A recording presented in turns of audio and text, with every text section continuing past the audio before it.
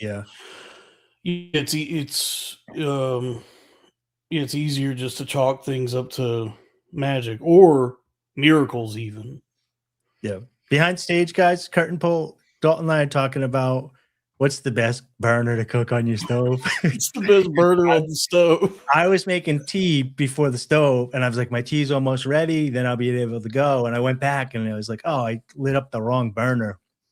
And so we were talking, what's the best burner to use on the stove? Yeah, I asked you what's your favorite burner, or no, Yeah. I asked you how many burners you have. Yeah, and I said I hear this on podcasts all the time. People say, "What's your favorite burner?" I have 4 burners, typical stove, and I use the front right. Yeah, And I use the one closest. I guess like if you're looking at it top down, yeah, it would be the bottom right. yeah, It's the one closest to me on the right because that's like the smaller one. It's good for like the pans and pots that I'm using. And then to the left of that is the big boy. Like I'll use sometimes for like bigger stuff, but more often than not, I'm hitting that bottom right burner. yeah. Like if I'm just gonna wake up and I'm gonna like cook some breakfast sausages, for example, and some eggs. Actually, here's the thing: if I'm gonna just wake up and I'm gonna be using one pan for some breakfast sausages, that's gonna be the top right. But if I start now, I'm like, I got to scramble some mung bean eggs. I'm going to move and I'm going to use the left. Unless I need the bigger size pan, then I'm going to use the back left because I have my big burners are rear left and front right, and my small burners are rear right and front left. And then on Thanksgiving or Christmas dinner or whatever, it's no holds bar. You got you get the stove lit, you get the broiler on, you got all 4 burners going, you got an air fryer. Yeah, because you're making a big meal, but yeah, more often than not, the stove, every stove I've ever used has always been the bottom right burner. So the one closest to me to the right is like a smaller size burner. No, so and then staggered. Yeah, and then the one to the left of that, the bottom left, is like a big one. And so for like a lot of the cooking I do, I just need that smaller one, and it's like even the heat is more evenly distributed. Yeah, this great content, but now my water. Hold on, I get my water. Okay, Dave. Yeah, he's going to get the tea off the burner. Well, folks, welcome. It's Cornfed Saturday edition. I think it's just me and Dave this week. He announced that there was a guest, but I guess that's for next week. I gotta be honest with y'all. I don't know what I'm gonna do the next couple weeks actually, because I am going to be in rural Georgia for like the next couple weeks because my brother's getting married, and I gotta figure out what's going on with the podcasts during that time. I guess if it comes down to it, I'll be doing them from my phone if I have to. Yeah, so I messed up. Not that anybody here knows, just you and me and a couple people on Twitter. But I got McRae. I don't know. I never know who wants to. CD McRae coming. I thought it was this week because I had scheduled everything in my mind, but I didn't book anybody for today. So she's actually booked for next week, and the ass slap fight girls from Skankfest are booked for the following Saturday, which so far I've got Elmo Backpack Girl. I think her name is Alcia. I have Pinky, Nikki Champagne's a 50-50. And then we're still working on Ashley and Madison. I wish. I met Ashley Madison. I think I talked about you signed up for Ashley Madison. No, so I don't know if are they related. So when I used to play poker with James Woods at Foxwoods, he was dating this blonde woman, half his age, very attractive, named Ashley Madison. And she was popular at the same time that the Ashley Madison website was going popular. And I often wondered if she was associated with it and had her own money. And like, obviously, a man ran the No, site. she And was all that cheating stuff. on her husband She with was the James face. Woods. If She was having an affair with James Woods. That's how that works. She's a cute lady. I played a lot of poker with her too, but she had she liked candy, and she would disappear to go to the bathroom and put it in her nose while she played poker, which was weird. I get sticky. Yeah.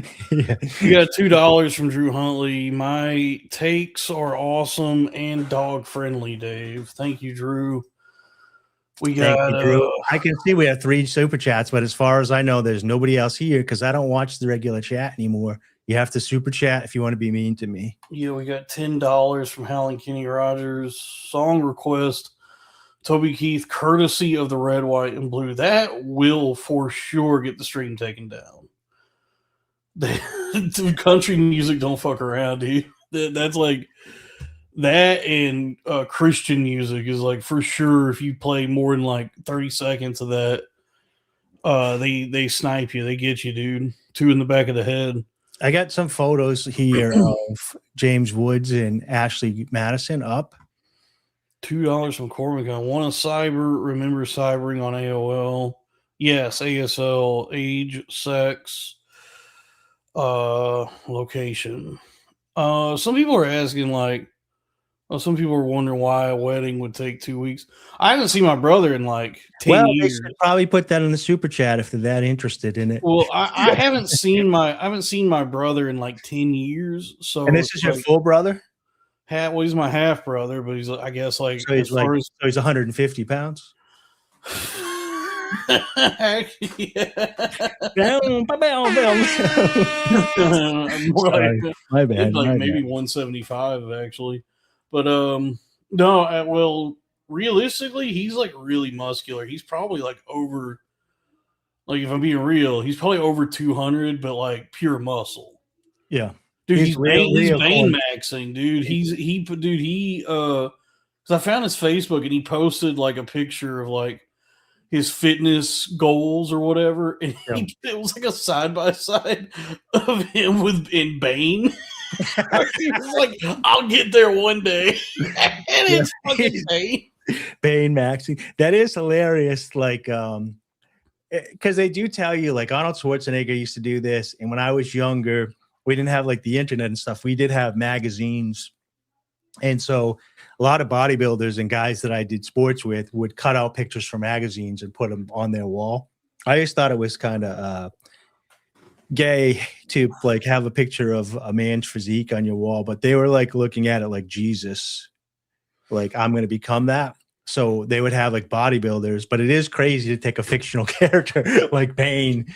And I guess it's like actually Tom Hardy. Like I don't know like how enhanced he was for the movie. It'd be funny if it was the one from Batman and Robin. It's the one they inject full of the stuff and then he blows up.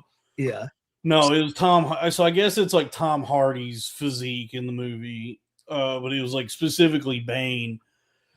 And so he's Bane-maxxing. So he's like really well built. Like he's an Adonis. Dude, when I was talking to him, he was trying to like pitch me TRT and like all these like things he's doing, and I'm like, dude, I can barely walk a mile. I don't think I'm ready for that yet.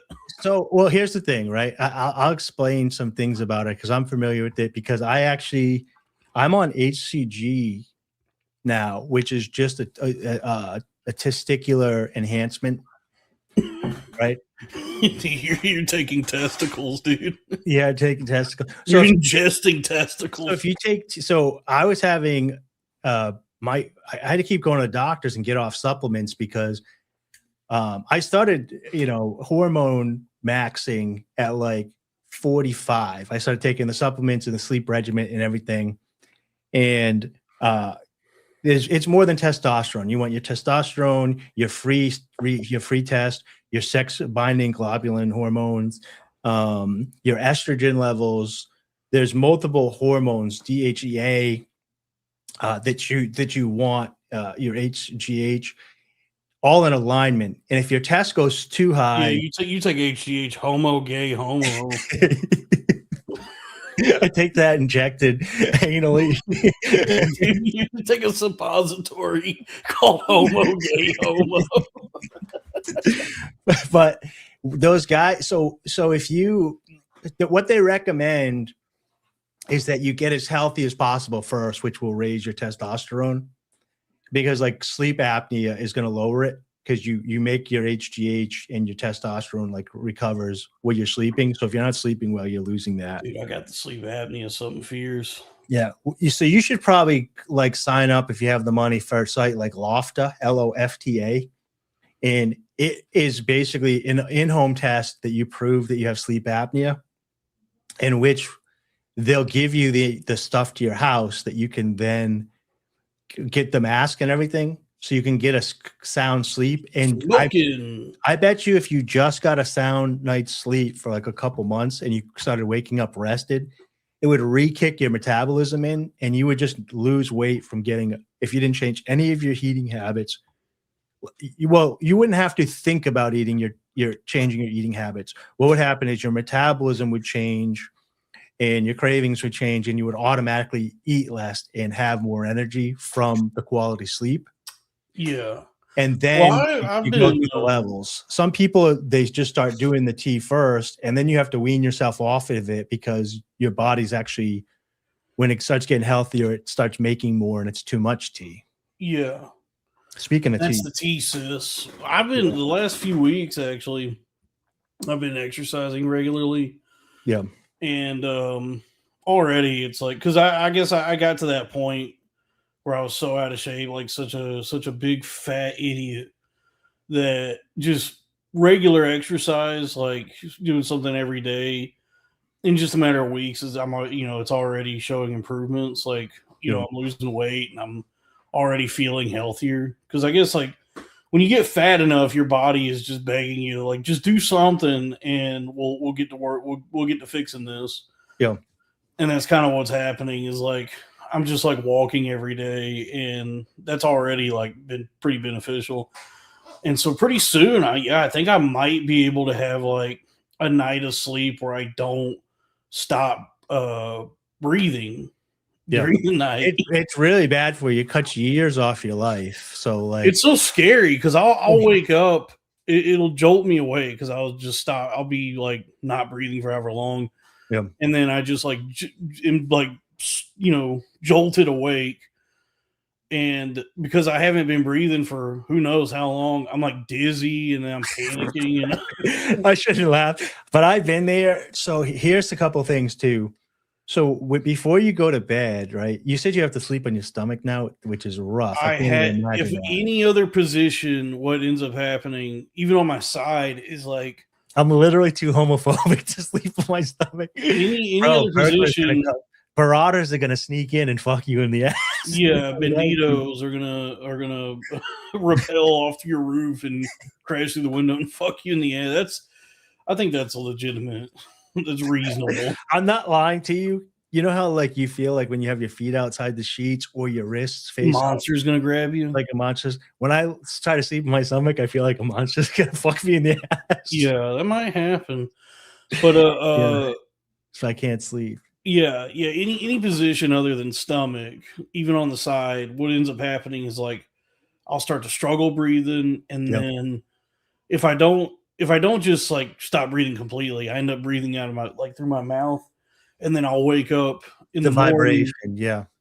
Well, I'll wake up in the morning just with my the back of my throat completely dried out, because I've been breathing through my mouth for several hours. And let's do this. Sorry. Is that your IUD?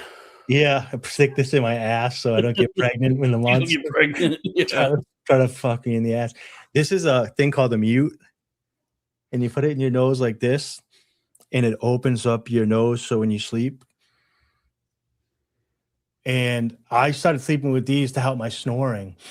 And so after about a month of wearing them, you start breathing. It makes it easy to breathe through your nose. Now, because of your size, what's probably happening is your tongue is slipping back into the back of your throat, closing your airwaves. Mm-hmm. And so what this will also help you do if you wear it when you breathe is you can just kind of breathe better through your nose so you can do what's called mewing during the day, which is pushing your tongue up against the top of your mouth. That's part of looks. That's looks maxing. Yeah. Yeah. Well, what it does, it'll re-strengthen your tongue a little bit. So when you're sleeping, it doesn't fall. Like you spend the whole beginning of your life through like growing in adolescence is strengthening. You know what I mean? Like you're trying to pick your head up so your neck's stronger and make your legs stronger so you can walk and all this stuff and pick stuff up. And then you get to a point where you peak and then you start getting weaker. And so you're trying to I hope I haven't peaked yet. You're trying to postpone that decline. But like my tongue was going, sliding back in my throat too and giving me that apnea where I was like, you wake up and you're like, you wake yourself up. This changed in about a month. And you get a real good breathe. It reopens, it retrains your muscles there to breathe. And now I'll sleep. I still snore a little bit, but from repositioning and stuff, I'll reposition so it's open and the nose is open. I highly recommend it for anybody who doesn't necessarily right on the brink of needing a sleep apnea mask, but wants to breathe. And then they're good for running and stuff, so you can breathe through your nose when you're exercising. I'm trying to get that sleep fat. I'm trying to get that sleep fatnea where I jack off on the sleep. just getting so horny that you whack off in sleep. It's not even external admissions. It's it's literally you grabbing your own penis. Yeah, I've kind of done that before. I've had dreams of like jacking off, like not even sex dreams. It's dreams where I'm like, just trying to jack off, and then I'll wake up with my penis in my hand. And it's like, wow, if you jack off in the dream, you jack off in real life. They say if you bust in the dream, you never bust again in real life. Oh, look at this. $5 from Drew Huntley. Chicken Head 3-6 Mafia Project Pat. Song request for Dice. Yeah. Well, I guess I'll cue that up. Guys, I'm really enjoying all the chats this week. 1, 2, 3, 4, 5, 6 chats. And you guys are much nicer. Here we go. $2. $2 from recording. I'm a low IQ medical provider. Dave is 100% right. Check mark. Thank you for that. Nice. $2 from Drew Huntley. Dave, I am that monster, and yes, I'm real. So Drew's gonna fuck you in the ass. Keep those chats coming, everybody. Those are the only chats I can see. What was it you were trying to share? We have something came across your desk. Oh, I can pull it back up, but that was just I was just showing. I'm looking at this because I used to play poker with them, and she doesn't look that pretty. I mean, she's a lady, so that might be the Ashley Madison. I don't know, but she looked more like when they played at Foxwoods. Oh, this is actually might be Foxwoods right there. She looked more like this. Here's what I was going to say about ladies. Like when you look at her here, people are like, "Oh, she's not." She kind of looked like this. And people are like, oh, she's not that attractive. Let me tell you, when you're like hanging out in real life and you can smell her perfume and she's like touching your arm and giggling and playing poker and running around, it's a different energy than it is when you're just like dissecting them online. I signed up for the years and years ago when I was still in college. I signed up for Ashley Madison to see if I could fuck some guy.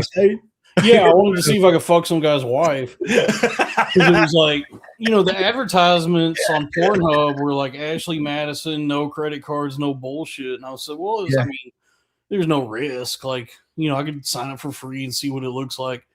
And I signed up and pretty quickly realized it's all bots. Like, oh, this isn't real. There's no like lonely wives in my area. They're trying to fuck me. I thought and that was the original Epstein list. Was the Ashley Madison list. Well, yeah, so like when that first came out, I remember being like, because I've always been like how I am now. And I said, do not sign up for that to my buddies. They're like, why?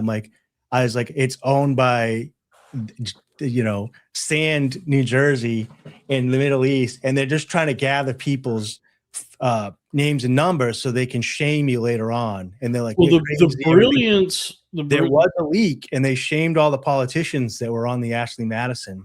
The brilliance of the website is that they entice you with like, You could sign up for free, no commitment, no credit card, nothing. Just enter your like name and email and all that. Yeah. And then what's really brilliant about their scheme is that it's $20 to cancel, to delete the profile. It's free to sign up, $20 to get out. Yeah, so when you realize the mistake you made and you're like, oh, I don't want this like paper trail. Yeah. They say, well, that's $20 to get rid of this. I don't know if it's the same, but when you used to go over the George Washington Bridge from New York into New Jersey, it was free. But then to get out of New Jersey charged you a fee. Oh, really? Yeah, very slick. Because they're like, oh, you want to leave any state, you get to get back to New York. I think nowadays they probably just charge you both ways. But yeah, it was like a really genius extortion to be like, oh, you don't want people finding out about this now? Well, that's $20. Yeah, and I mean, that just goes to my point of who owned it, right? Oh yeah, dude. So I also got Bane up here. This picture of Bane, this reminds me of you might not like it. By the way, this is not perfect even make physique or whatever, the Crowder quote. Yeah, this is not even like too crazy. Well, this is, I mean, he's obviously like, if he's not juicing, he's definitely got just all the hormones and new, whatever Hollywood is able to provide for a guy like this. He's got all the well, first of all, this is a crazy physique. He's just not pumped and not lit that well. But we're so used to seeing like The Rock pumped, dehydrated, on trend, and with the perfect lighting that we've like, we have a distortion of what it is. Sure. This is pretty good. Like women think this. I'm not saying it's not. It's incredible. It's an incredible. It's really body. difficult to get because if you met him in real life, this is kind of what he would look like. But if you met like The Rock and he wasn't pumped, he would look closer to this. No, that's a very imposing figure. That's a very list. muscular fellow there. I mean, that I would love to have that body in bed with me, but just protecting you. If that guy was in bed with me, I could sleep on my belly because I knew I would be safe. Yeah, you'd be safe from anybody fucking you. No, that's a really impressive body, sure, but it's not like some of these other guys who are like professional bodybuilders who look like disgusting. This is like a really that young kid, but he's on a ton of drugs. Sam Sulek. I don't know how to spell his name. Yeah, he's juicing. He's on gear. Yeah, he's on everything. He's even on trend. And actually, he might have cut way back. So they have a new drug. This is when he's getting ready. Is it one that won't make you sick? Yeah. It's called like retarditude or something like that, basically. But we mentioned it again. We mentioned it before on here. So Ozempic, it messes with your ghrelin, which is in your stomach, which is basically when your stomach growls because it's telling you you're hungry. That's your ghrelin receptors, or however it works. Basically, you're on a cycle, and that doesn't necessarily mean you have food or you need food or nutrients. It's your body makes it based on when it thinks you're going to eat. And if you're eating foods that aren't insatiated, you eat more often, and so you make more ghrelin, and it makes you more hungry. What Ozempic does is it stops that, so you don't eat as much, and you kind of you lose your appetite, and it makes you sick and everything to eat. What this new drug does is it actually kicks your metabolism back in, so that you can eat, but you're going to burn more calories. And so it gives you more energy, which makes you want to move, which makes you want to work out more. And it's a peptide. I think it's called Ritude weight loss drug. I return to you at the turn of the peptide. All right, when you read it, you'll see why I said it's like retarditude or something. Yeah, right here. Retatrutide. Retatrutide is an experimental. It's in phase 3 testing right now. It's not in phase 2 trials. It's in phase 3. By the way, dude, Eli Lilly I ignored it months and months ago. I saw a call to buy Eli Lilly stock. Yeah. I'd be rich right now if I'd listen to that. That company has like skyrocketed as of late. But this is actually in phase 3 testing right now, which means it should hit the market soon. And I can't see why I could get this. Somebody already sent me links where you can buy this with Bitcoin online. It's a peptide that you mix at home and you subcutaneous, which is in your skin. You would just take an insulin needle and put it in your belly. And then it speeds up your metabolism and stuff like that. People get worried with needles because they think you're going to, like from the movies, like where you get stabbed with a needle and they put air in your vein. Yeah. But it's actually very difficult. Picture you had a hose, like a garden hose, and it was wet. And then you had I got hose in different area codes. A steak knife, and you were trying to push it through the hose that was wet, but there was multiple hoses next to each other, but you were doing it very slowly. It's going to slide and go in between. That's kind of what happens with needles, but also in your stomach, in the fat, there's not many veins and stuff to hit. Yeah. But anyways, that's Dave's Science Corner with Dalton. I gotta take this. Does look like it does look like, dude, it looks like you got BPD now. Yeah, I was gonna say sometimes I forget that I have this in and I wear it out, and I have had like female cashiers be like, "Is that a septum piercing?" And I'm like, "No." And it gave me an idea. They don't sell it. They should make these in fashion colors so that you can wear temporary. They probably do. I couldn't find them when I started buying them. They probably do like clip-on septum piercings. These are called mutes. Go to Claire's. And I've been wearing them for probably 3 years now, and I really enjoy them. We got $2 from Howling Kenny Rogers. Can you do a dramatic reading of that Toby Keith song? And then $5 from Drew Huntley. Can Dalton do karaoke of Howling's request asking for Sumo Dog? I guess, yeah, I'll do that. What else is there? Oh, $5 from Kenny Trebet. I ordered a magnet and stickers yesterday. Mariska Hargitay. Oh, thank you, Kenny. Oh, so if you want to order the best merchandise in the internet, just like Kenny did, head on over to bpnmart.com. That's the website for the Billionaire Podcast Network. Also, I'm going to actually look in the chat right now. Don't be mean to me. Is Darren Blanco, or I forget his full name. Oh, yeah, Darren Bianco. Yeah, Darren Bianco. I have your code if you want to reach out to me on socials, either on Instagram or every 2 weeks. Lily is going to give me a code that you can use one time for 10% off the thing. And as it expands, as it grows, and the network has bigger margins, we're going to try to do it weekly. But we can't do it right now. We're getting bigger margins and we're getting bigger margarines. I just bought some Country Crock. Nice. In the tub? In the big tub. Yeah. That's actually bad. I don't eat that shit. I've been Jones, and I'm doing Orthodox Lent, which is really easy for me. I only have to take out olive oil, and I'm freaking out. Well, look at this, folks. It's but the folks, if you want to order the best merchandise in the internet, it's bpnmart.com. B as in billionaire, P as in podcast, N as in network, bpnmart.com. We got shirts, we got stickers, we got magnets, we got more stickers, we got mouse pads, we got some new items coming. I'm not going to spoil that, but we got some really great things coming to the website.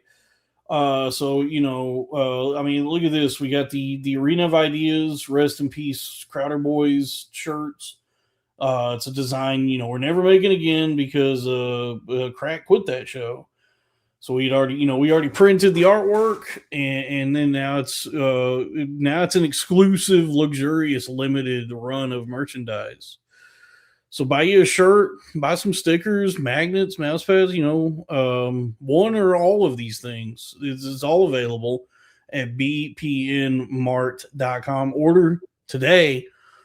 And I guess while I'm doing advertisements, folks, if you want to subscribe to the Patreon for Cornfed, the Patreon for this channel is Patreon.com/cornfed with Dalton Pruitt. For as little as $5 a month, you get access to all the premium episodes and bonus content. We got I do a solo thing there, and then I do Bamboo Fed with Pandatron. We have a great time over at the Patreon. So once again, that's patreon.com/cornfed with Dalton Pruitt. Help! Please help. So I got some plugs actually, because I can't just think about myself anymore because Brosif is out of work. And so I need to plug the show that we do. Every Saturday we've been going on at noontime. Sometimes we have guests, sometimes we don't. We just do an hour, depending on how busy we are. We're going through gigs, hustles, side works. He's doing eBay sales. I'm doing some other projects, Metal Curry. But one thing I did, if you guys are out of work, because first of all, thank you. I got over 5,000 followers now on TikTok. It's very inflated because you go from no posts and then you can get some pretty big booms on some posts.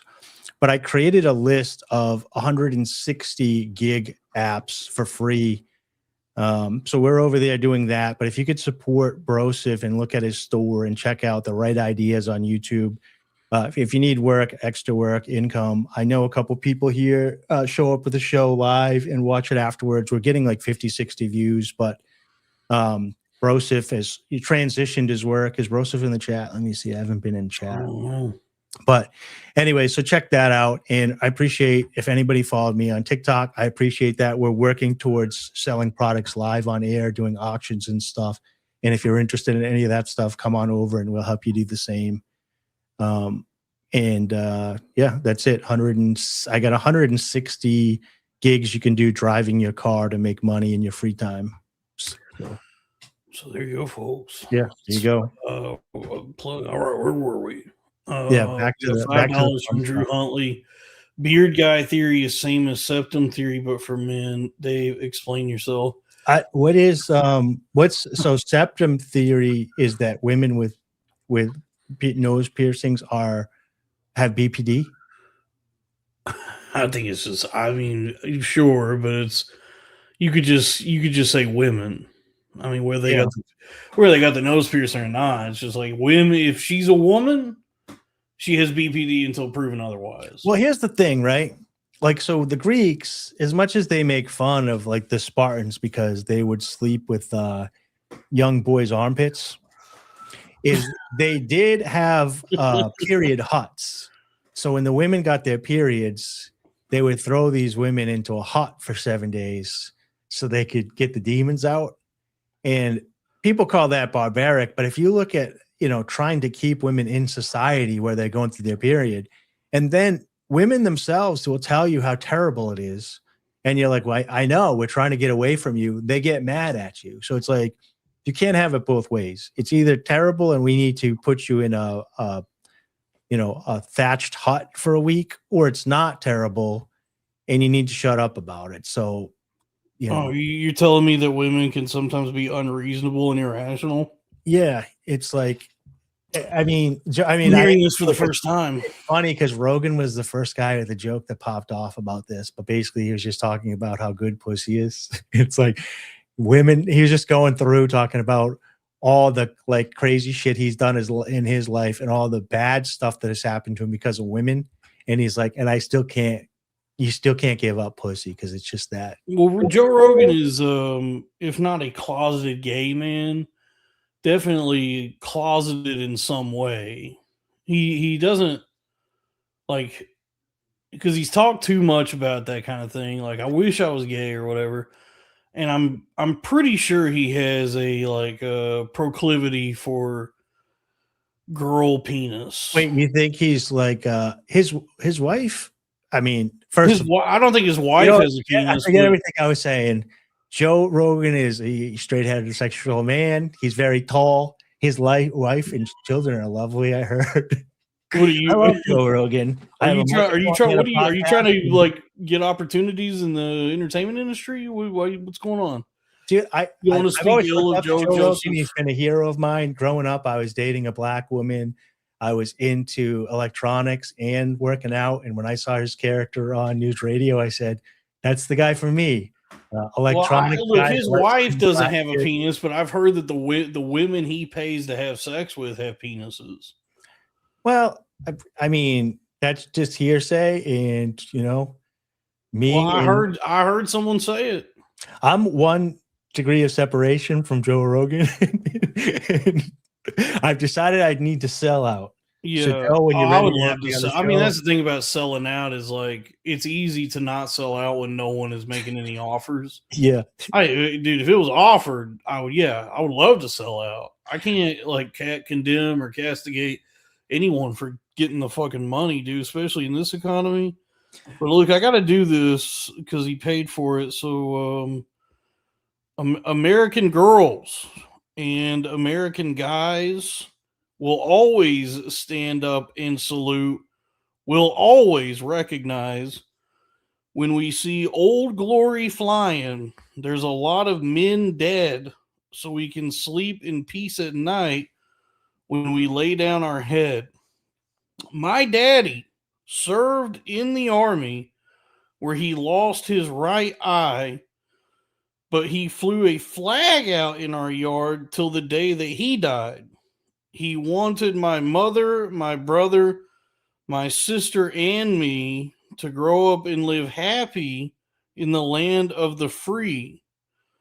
Now, this nation that I love has fallen under attack. A mighty sucker punch came flying in from somewhere in the back. Soon as we could see it clearly through our big black eye, man, we lit up your world like the 4th of July.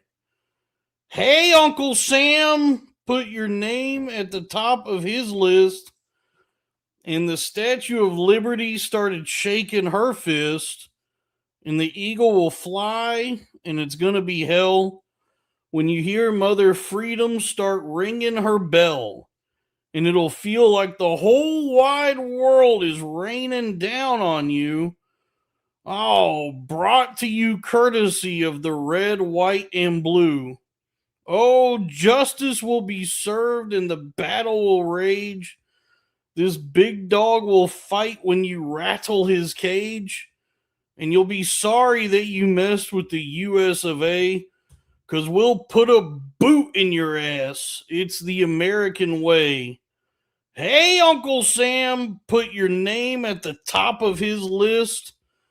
And the Statue of Liberty started shaking her fist.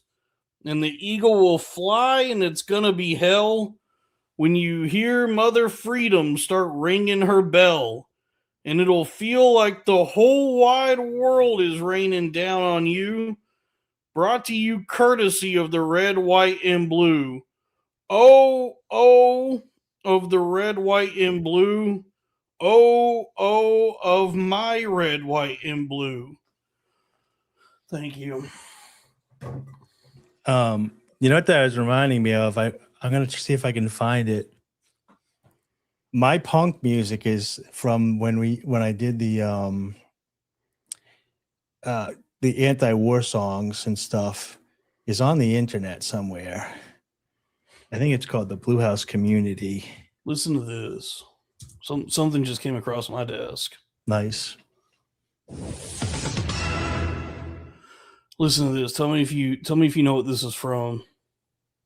I'm listening.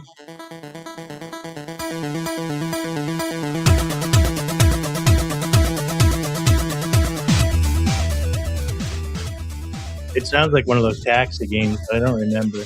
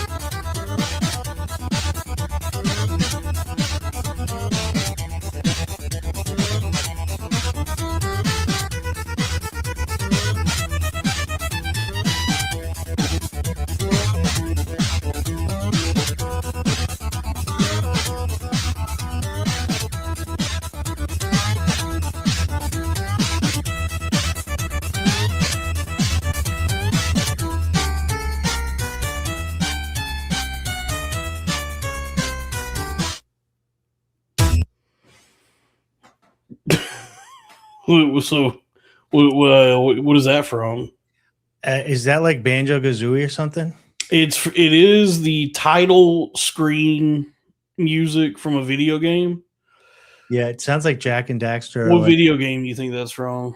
yeah, I can't remember. I don't remember that from anything. From a game that was on the Nintendo Entertainment System. So the first Nintendo. Sounds very 60. You're never gonna guess because it doesn't. It makes no Oh, is sense. that the ecosystems game that you liked with the dinosaurs? No, it truly does not make sense why that's the song for this game. That song's too good for what Is the that game Mike is. Tyson's Punch Out?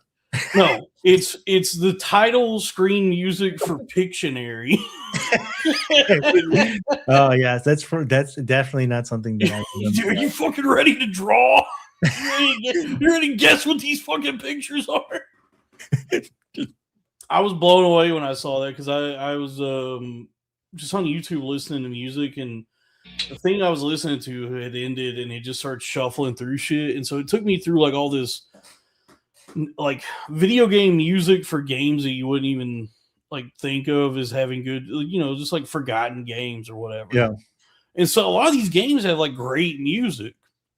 Like one of the ones, and this went viral on Twitter a few months ago, the soundtrack for it's a game called Looney Tunes Sheep Raiders, and it's a game where you play as Wile E. Coyote. It has like this incredible drum and bass music throughout the game. So it was playing a lot of that, and then it was playing tracks from like Sega Marine Fishing and just all these games like that. And then it hit that Pictionary one, and I go, "What the fuck is this?" And I said, "That's the music from It Pictionary." is fun. No, I listen to like on Sundays. I try to like decompress and not watch a lot of content or listen to, and I listen to like the Legend of Zelda, done by the Trans Orchestra, whatever it's called there, the Siberian Trans-Siberian Orchestra. They just do like the Legend of Zelda best of. Yeah. And I'm like, everything's dude, so this thing woke is now. Even the rocks, Siberian dude. Orchestra is trans. Yeah. Yes. Oh, that's crazy. Raphael knows what's up because I looked into it. Yeah, the guy's name was Tim Fallen. He did a bunch of like the video game music in those days, and the one for Solstice that he's talking about is really good. So Raphael knows what's up. So I found the page where they posted all the practices that I used to do punk music on. So I'm going to give this to you guys. And there you can find one of these songs on here. I do scream the N-word into the microphone so that you guys so nothing's changed. So you guys can go find that. But this was like the quality of the sound will be terrible, so we shouldn't play it here because this is all like in the basement, whatever. But classic basement. But I got so but somebody put these up here, and I wonder who has access. I wonder who do this. I thought maybe it was this lady Lisa that used to show up to all the shows because she recorded this Ed Mooney stuff here. One of my buddies has schizophrenia. And it's crazy because it's kind of like when Ozzy Osbourne, when you talk to him, he's constantly like, you think he's there, but he's not. You think he's there, but he's not. And then he gets the acoustic guitar and he goes on stage and he just locks in. And you wouldn't know, like he's the best songwriter, best musician or whatever, but he can't do anything because he lives in a halfway house because he's got schizophrenia. So drug induced, which was sad because I thought that I could get him out of it because I got out of it. You know what I mean? You remember where you were, Dalton, like, a couple of years back, and then you get out of it? Sure. So when you meet somebody like that, you kind of have a little bit of compassion for him, and you also feel like you can kind of do like the poltergeist thing where I'm like, oh, I'm going to go in with a rope into their schizophrenia with them, and I'm going to pull them back to reality. But it doesn't work. It doesn't like work. that. No, people try that with me. That didn't work. Yeah, I was able to kind of do what you're describing though. Like when I was like in the throes of psychosis, there were a couple times I did like go on stage to do stand up, and in that window, I was able to just like pull it together enough to to be the funniest guy as a comedian. Yeah. But then as soon as I got off stage, I was descending back into chaos. I was like out of my mind again. So there was something about like I don't know, the pressure to perform or the context that allowed me to like have a moment of like lucidity or clarity. But then I couldn't like maintain that. Like once I got back off stage, I was like, out of my mind and uncontrollable. This is the best way that I can explain it. So like maybe not everybody's experienced this, but like growing up when you like first are going through your changes or whatever, and you fall in love or puppy love or love with a woman, and that first thing that you're like, oh, this is the storybook. Nothing can ever go wrong. We talk, we communicate, we have fun. This is the one I'm going to marry. When you're like young, like when you're still innocent, when that person breaks your heart and your whole world, like whatever, and you're like, okay, I want to get over this, but like I feel sick to my stomach. I can't sleep. I can't stop thinking about them. Kind of like the movie Swingers with Mikey, when all he's talking about is this girl he broke up with, and you have buddies like this. And then you have these moments of clarity when you forget that you were even in a breakup, and it keeps happening until finally you forget that you were in a breakup. Sure. From my psychosis, that was kind of like I broke up with the world. I had this idea of the world that it was going to be like this, this, and this. And then once like reality hit, I got crushed, and like trying to match my like expectations with reality took forever. And then I finally got through like the breakup of reality, but it was just like 100 times worse than like the worst breakup you could ever think of. Cause you're like breaking up with like your expectations of life, I guess. Yeah. So Dave's dark corner, goth Dave. Well, I just was like, I guess I just did too many drugs, but I was also along with everyone else pursuing their dreams, living in a constant state of delusion and mild psychosis anyway. I guess I kind of just lost myself in all that, and then like just eventually snapped. Because it was like really startling. It was really stark. Like once I like went through it and then like had come back to reality, like realizing like, oh, the last like several years of my life have been fake. Have been like this bizarre pursuit for this unconventional life that I want to live, and I just have been like skirting, like avoiding trying to actually like live in reality the way everyone else does. That's the worst part about drugs is like once you get out of them, you feel like you missed however long you were on them out of life. Where like people were progressing and running past you, like you're running this race in life and you stopped and everybody else kept going. And then you get off drugs and you're like, oh, I'm never catching up to them. Right? They're way ahead of me. So I need a shortcut. It wasn't even it wasn't really the drugs. It was just like what I had chosen for life. Like everybody else, dude, like so many people I went to high school with and college with and all that. Yeah. They, progressed in life on a certain path of, where if they went to college, got their degrees, and then in their early 20s after college, like 22, 23, 24, got married, and now they have like, several children. Or even the guys who waited until later, even now, now are getting married. So it's like all these guys who still are on a pretty conventional path, who are like working decent jobs, paying their bills. They got wife, kids, house, all that. And I was always like trying to navigate around all that. I just wanted something different for myself. Yeah. I guess like a part of it was also this, like, so much of it is like delusion and grandiosity, being like, no, I'm special. Like I'm like one of God's chosen. I will say, I mean, I don't know if it's narcissistic and grandiose like that. I will say, like you sound like you are different. I'm different. I know people that are different. But also, like I often like talk to people and they're like, if you could go a different route, like would you've got married? Would you have kids? And there was a time when I was like, yeah, of course. And I still would like to have kids, get married, find somebody. But also like I look at my buddies, right? And like one of my best friends like older brother. He married his high school sweetheart. They got together when they're 16. They like didn't end up going to college. They ended up going to like community college together, getting married after community college, have multiple kids. They're still together, like love of their life. They just figured it out. Everything went well. His brother is like me, 50. He just has a girlfriend, never getting married, never had kids. Then I had a bunch of other buddies that I thought figured it out.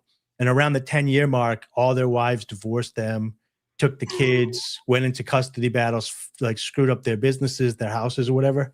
So I know very few people that I thought were on the right track, especially like very smart people that like were very rich, that I know that I was like, oh, that person like had it all figured out. I wish my life and my parents would have been better like their parents. And then I'm like, oh no, like they didn't ever have a sense of reality. So when it hit them, it hit me at 19. It hit them at like 45. You know what I mean? So I'm seeing that happen with a type thing, you know. I'm seeing that happen with like a few people that I know who like, got married years ago and were doing all the right things, and now their lives are kind of falling apart. Yeah, I had a group of friends, and I watched them as we grew up kind of separate. I have some really good friends. Probably my oldest two friends are brothers. They're married with kids, and they're both like doing well in their marriages. And sometimes like they're envious of the freedom that I have, because everybody has that idea of like, the grass is always greener. But then the other group of friends that they kind of separated themselves from, their wives were like kind of like still partying, like, oh, I have the cool wife, but we can still have the kids and party. Literally I'm thinking of these three couples whose wives used to hang out together. They all divorced their husbands in the same month, asked for separation, took the kids, and moved out. So it was like planned, like marital attack by three women on three separate husbands. So they were probably all getting together, drinking, talking shit, and to the point where they believed their own stories. And I don't know about two of them because I didn't know them that well, but one of the ladies I knew very well. And a year after the divorce, she was crying that it was the biggest mistake that she made. She thought the grass was greener being single. She thought that getting on the apps was going to be fun, and she missed her husband and all this stuff. And by that time, her husband had already like, he was like, I can't ever trust you again. And I've moved on. So, anyways, what I was going to say is, you gotta walk your own path and your own story, Dalton. Sure. I tried, and then when I snapped, but I guess I'm doing something now. That was always like a constant struggle growing up, was grass in my family. My dad was always trying to figure out, how do I get grass to stay healthy? The grass was always greener everywhere else, because it was like every in the cold months he was always trying to figure out what is that grass, what's that, like it's a short-term grass that you plant. I think it's like rye. I don't know. There's like a seed you can plant when it gets cold. The only thing I know is like every now and again I'll be at Home Depot getting like soil, and some dude will be like, I'm getting that Kentucky bluegrass, you too? And I think that's the one. Like, yeah, of course, yeah. Like I was thinking about getting the Virginia one time, but I think I'm like, shoot, I don't know why he's got a Southern accent in New England, but some guys know about grass, and I wish I had that type of mind where my grass was my passion. But it wasn't even like it was just my dad didn't want to have like a dead yard. It wasn't even like he was trying to have a perfect lawn, but he was tired of having no grass. And so during the cold months, when grass normally would die anyway or turn brown, there's like a special type of grass that you keep planted so that it stays rooted and keeps the soil good. And I think it's like that Kentucky bluegrass or like some kind of ryegrass. Yeah. And then for like spring and summer, you want that St. Augustine sod. And I just remember like every year he was burning through so much money trying to figure out grass. Yeah. And he could never get it to work. It was like we were always out there throwing down new sod, and it was dead come like August. And then like September onward, it was like we were throwing seed down for that ryegrass, and just he was always just like so pained, so despondent about it, and so in my experience, looking at other lawns, the grass is greener in a lot of other places. I remember like my mother would flip out every now and again and like start trying to fix the lawn because there was like one side of the house could never grow grass, would die, and then clover would take it over. And I was like, the clover is so much better. It feels better on your feet. It's better. And she's like, yeah, but if we ever try to resell the house, no one wants clover and still a set of grass. Sure. And I was like, we had this brick patio on the side of the house that was like not attached, and then it kept getting surrounded by clover. But I would sit on that brick patio and like do work sometimes, and then I would walk in the clover barefoot, and I was like, this is so much better than the grass. Well, in Texas, the part of Texas I grew up in, at least, there is no walking barefoot because we always had those. I don't know if they grow everywhere. Can you even say this? What?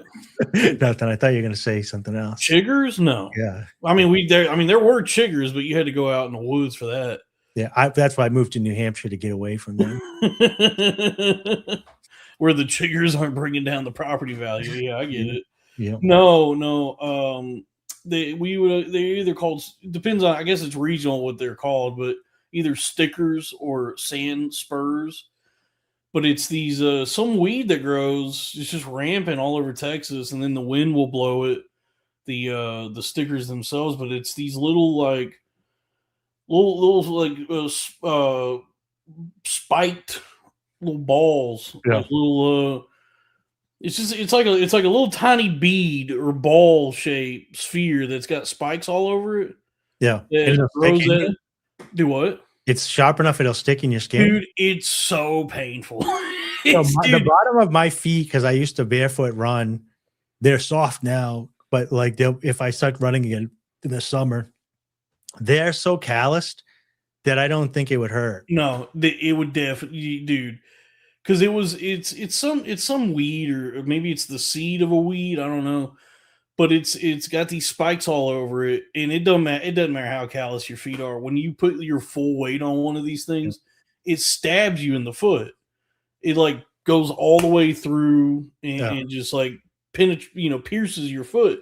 Yeah. And there were so many times that like eventually you learn to just never go barefoot out in the yard. But there were plenty of times I would like just step out barefoot and take a few steps, and then just hit one where I went, So and then I'd have to like hop on one leg back to the back porch and sit down. Remember Crouching Dragon, Hidden Tiger, or whatever? Crouching Tiger, Hidden Dragon. Yeah, and how they could run on like the tops of the trees and stuff. Yeah. When you can do that? When you were a smaller stature man, right? You ever like go to step on something like that that's pointy, and you shift your weight, but somehow for a split second you're able to like not put the full force of your weight and like kind of like walk around the top of it so you don't go full force and stop yourself? Sure. You know what I'm talking about? Like you're walking, you're about to hit a sharp rock, and you recognize it, and you're able to like shift how much pressure you're putting onto it so that it doesn't do the thing. Yeah. That's what I was thinking. So you're not allowed to, you can't do that with those spiky things. Like if you don't feel one, see you can't, like, no, as soon as you start to feel it piercing though, you don't have a reaction time that you can like. No, you don't. It's not like you feel it. No, it's just like you press your foot down and then you've been stabbed.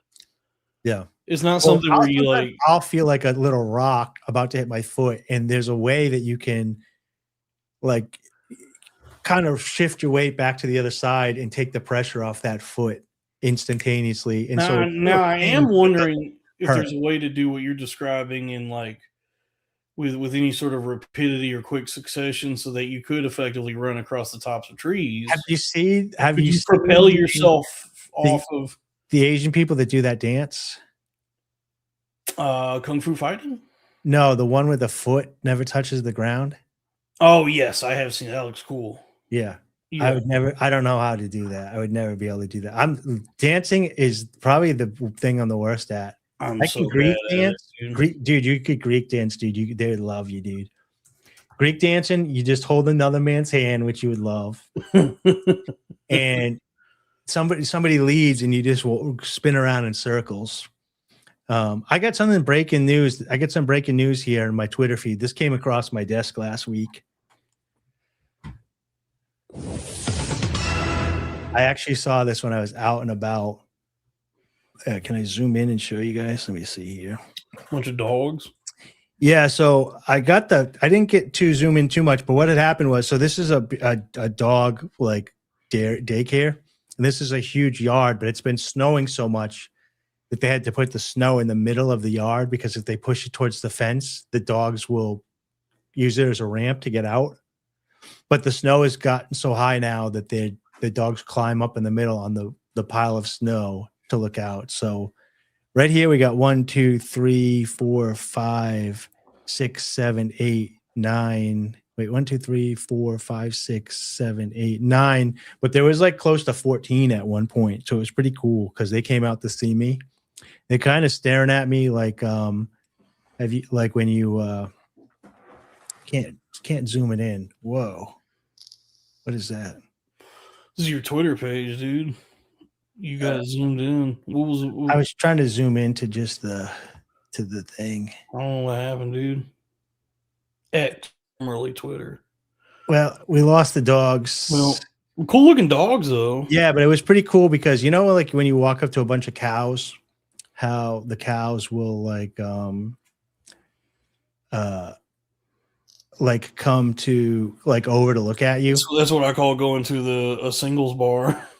Yeah, I went over to the What it's like for me when I the girls I talk to. the you know, do you have line dance in there?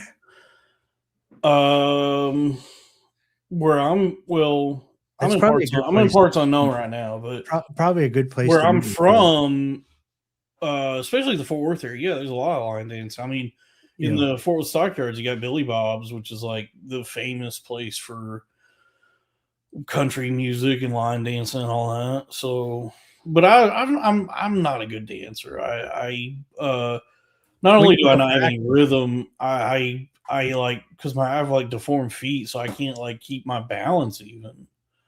Yeah. So it's like that's one of the things, like, you know, obviously if a gal wants me to dance with her, I'll dance, but it's not something that I seek out because I'm just so clumsy. All right, I got the dogs back. I downloaded the photo. Now I can zoom in, so we can zoom into the dogs, because this is the #1 dog streaming podcast. Yeah. But they were pretty cool. They had some of them had jackets on, which was funny, but it was cold. It was probably like 14 degrees out. That white one looks like he's pretty cozy. Yeah, he's living the dream. This is a very floofy dog. Probably hates the summer. He's like, this is the best. I get so fucking mad growing up. You would see people in Texas have dogs like that, and it would always piss me off because it's like, this is like for your own selfishness. That dog is so miserable, right? It's 114 degrees, and you want to have one of these like cold weather dogs, you know, a husky or one of them dogs with a barrel of brandy around its neck. The St. Bernards. Yeah. I'd be like, that brandy's not good for this weather. What's crazy is people will get cold weather dogs like huskies up here or the Alaskan Malamute because it's so cold, and they'll take them hiking and on the trails and stuff. And then they'll get home and the dog won't want to come inside because they like the cold. So yeah, they're built for it. So they want to like lay out in the snow after a snowstorm, and people will call the cops, even though it's New Hampshire, and be like, "This dog and a black guy." Yeah, they're leaving their dog outside. And I mean, I don't know what the temperature is, but like people here, like if it's cold for you, then it's cold for them. And it'll be like, 8 degrees here, and the dog will want to be outside in the snow for some reason. Sure. Well, there's a lot of dogs, yeah, that you can't leave in the cold, but the dogs that are, genetically engineered or whatever, who are that kind of breed, they have to be in the cold. Like not only is that like, you know, what their genetics are, they like it. And I would always, it would always really bother me when I would see those breeds of dogs, people walking them in Texas, because it's like that dog is just suffering. That dog fucking hates it here, but because you know, you had to have that particular breed, in spite of the fact that you live in Texas, it's like you're just gonna force this creature, this beautiful innocent creature, to suffer for your own personal enjoyment. That's one reason that I don't have a dog, because I've wanted a dog, and I was like, it would be good. Right now, I end up getting so busy that I'm glad I don't have a dog. But when I was like running trails and hiking the mountains all the time, I was like, it would be pretty cool to have a dog with me right now. It's a lot. It's a lot of responsibility. Most people that have dogs should not have dogs. No, but then again, I've had buddies that were borderline homeless, like sleeping on couches or whatever, and they would have a pet dog. Yeah, they probably should. And it was like but it was like the only thing that kept them from not killing themselves, because like they would like get drunk, like barely have a job, sleep on like the basement of their like brother-in-law's like unfinished basement, sleep on a couch with their dog. But then in the morning, they're like, I got to get up because I got to take the dog out, feed it, and get the dog water. So like if they didn't have that responsibility, they might have just been dead. You know, yeah, but the dog probably wants to kill itself. This dog was pretty cool. He used to bring it to the bar and nobody fucked with him because everybody knew the owner was an alcoholic. And so we'd all hang out with the dog at the bar. And they thought, you know, but I could have had a better life either. I would never have a dog for myself, like, unless I was, you know, going to be the kind of person who just wants to be home all the time.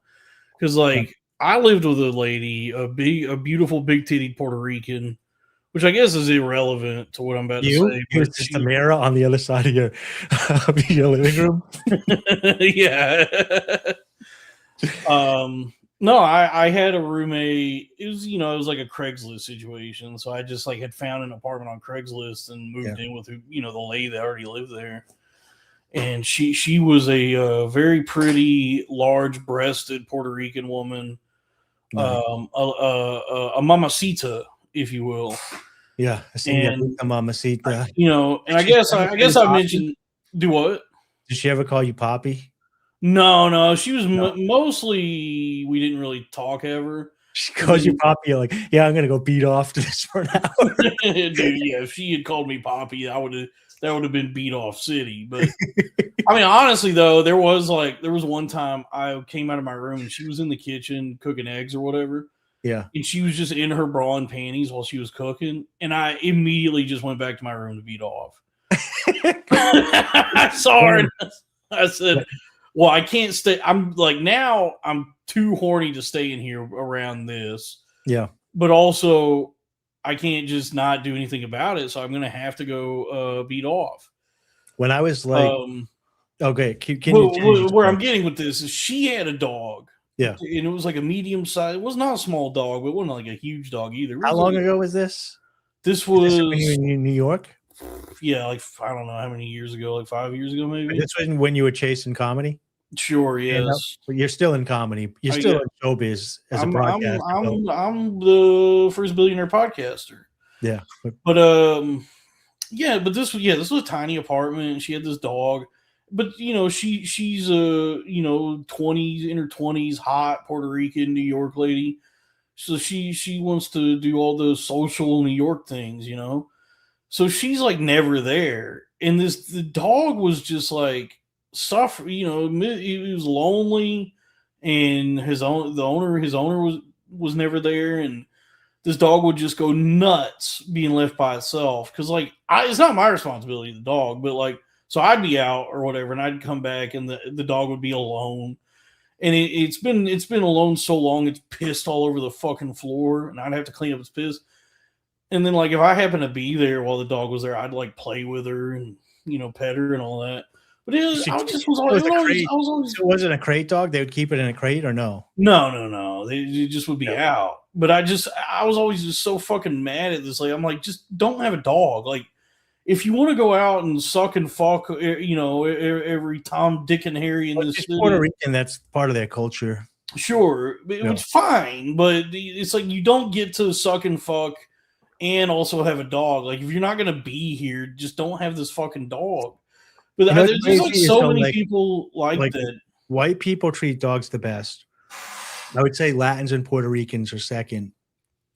Blacks and Asians are the worst to dogs. I mean, sure. I don't know, man. I feel like getting slaughtered and cooked and eaten is more respectful than like the shit that I heard Michael Vick was doing. It's like so. Yeah, well, they're right above, but those dogs are like bred to fight. I mean, I guess those other dogs are bred to eat. Dude, I read when that happened, when that Michael Vick shit happened, I read one of the things they did was called trunking, which I don't even know who this is like. Like, if you enjoy dog fighting, like if you're the guy who want to watch it, yeah. Yeah, but trunking was just you throw two pit bulls. It's Schrodinger's dog. Do what? It's Schrodinger's dog. It's Schrodinger's dog fight. Yeah, that's how black people do science. Because they just would throw two pit bulls in the back of a car in the trunk and then drive around and then open the trunk, and whichever dog was still alive wins. Yeah. I was like, how is this? If you bought the ticket to go see a Michael Vick dog fight, it's like you want to see the dogs fight, I imagine. So I don't really understand like what trunking, like what the entertainment value of it is. Here's what I was thinking. I thought it was a logistics thing, right? Because they need to be able to get out of there if the cops show up, so they can take off if they have to. So the getaway car is also the arena. Yeah, and then if there's blood and stuff, they can move the blood from the car too and clean it up, so they can go to different locations. Where if you have like a arena, but also a lot of people that are gambling, they just want the money and the excitement. So UFC, there's a lot of gambling. Some people are there just to watch the fight, but some people are there like they just want the excitement and the money. Sure. So I can see some business aspects of it, but yeah, like if you're gonna go watch a cockfight, in Mexico, Tijuana, you want to actually see them pecking at each other or whatever. Yeah, you don't want to take their word for it. Yeah, I don't want to just read about it in the paper. Yeah. I don't want to just read like which cocks won. I want to get it. I want to see the action, dude. I'm Exhibit, and we're gonna pimp you a ride tonight. We're making a pit bull trunking car. You got your dog in here. We put an octagon in your trunk. Pit bull fights. Yeah, that'd be pretty sick. $5 from Show Me the 1099s. I still very much dislike Dave. Well, hey, if you want to keep giving me money, folks. Thanks for the money. Very nice for the money. I forgot. I got to do this. Where was it? Oh, yeah. $5 from William Allman. Frogs theme Chrono Trigger. Thank you for the show. Hey, thank you for tuning in. Let's go ahead and Cornfed Radio. I think I can play these fine because this is like Chrono Trigger. Esoteric ass music.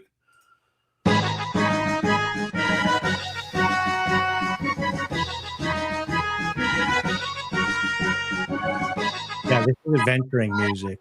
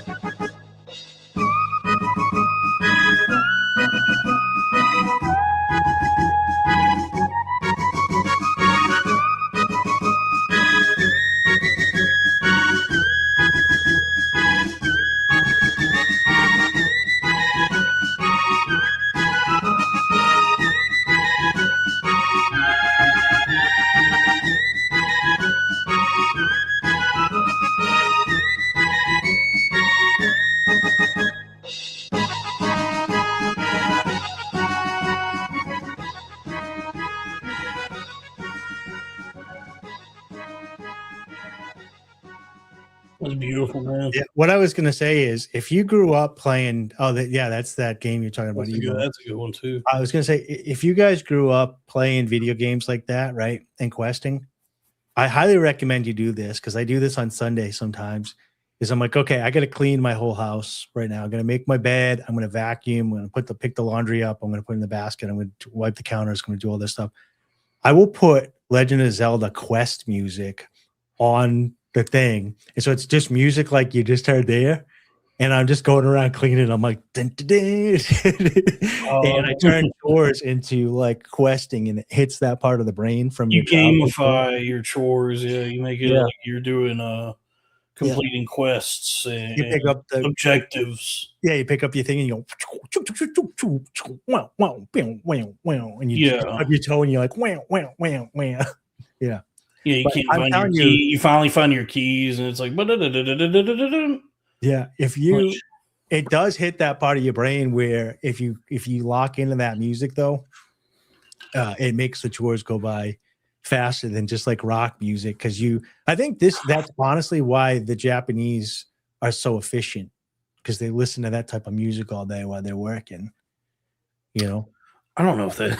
You think Japanese people are just listening to video game music all the time? Yeah, I've never been there. I think they're probably efficient because we spanked their bottoms into being that way. Like we punished them into being efficient. We said, build PlayStations. Yeah, can I say something? And this is not to be. Unless you want us to, use our nukes again. I was gonna say, yeah, like. It's Black History Month, but it's almost over, and so and I don't want to get too. Our long national nightmare is almost over. Yeah, today's the last day at midnight, so maybe I'll save it to midnight. But, like the Jews had a Holocaust, right? And the Japanese were bombed to death, and they both sprung back pretty quick. And both those events happened recently. Black people haven't been slaves for like 200 years. They got to get it together. Like Japan got bombed and they're like kicking ass. And they do seem to run everything. On that. The Jews got in trouble in 1945 and they figured it all out. Like slavery happened a long time ago. So like, unless you guys think we should I'll say this. Atlanta, maybe if we drop a nuke on Atlanta,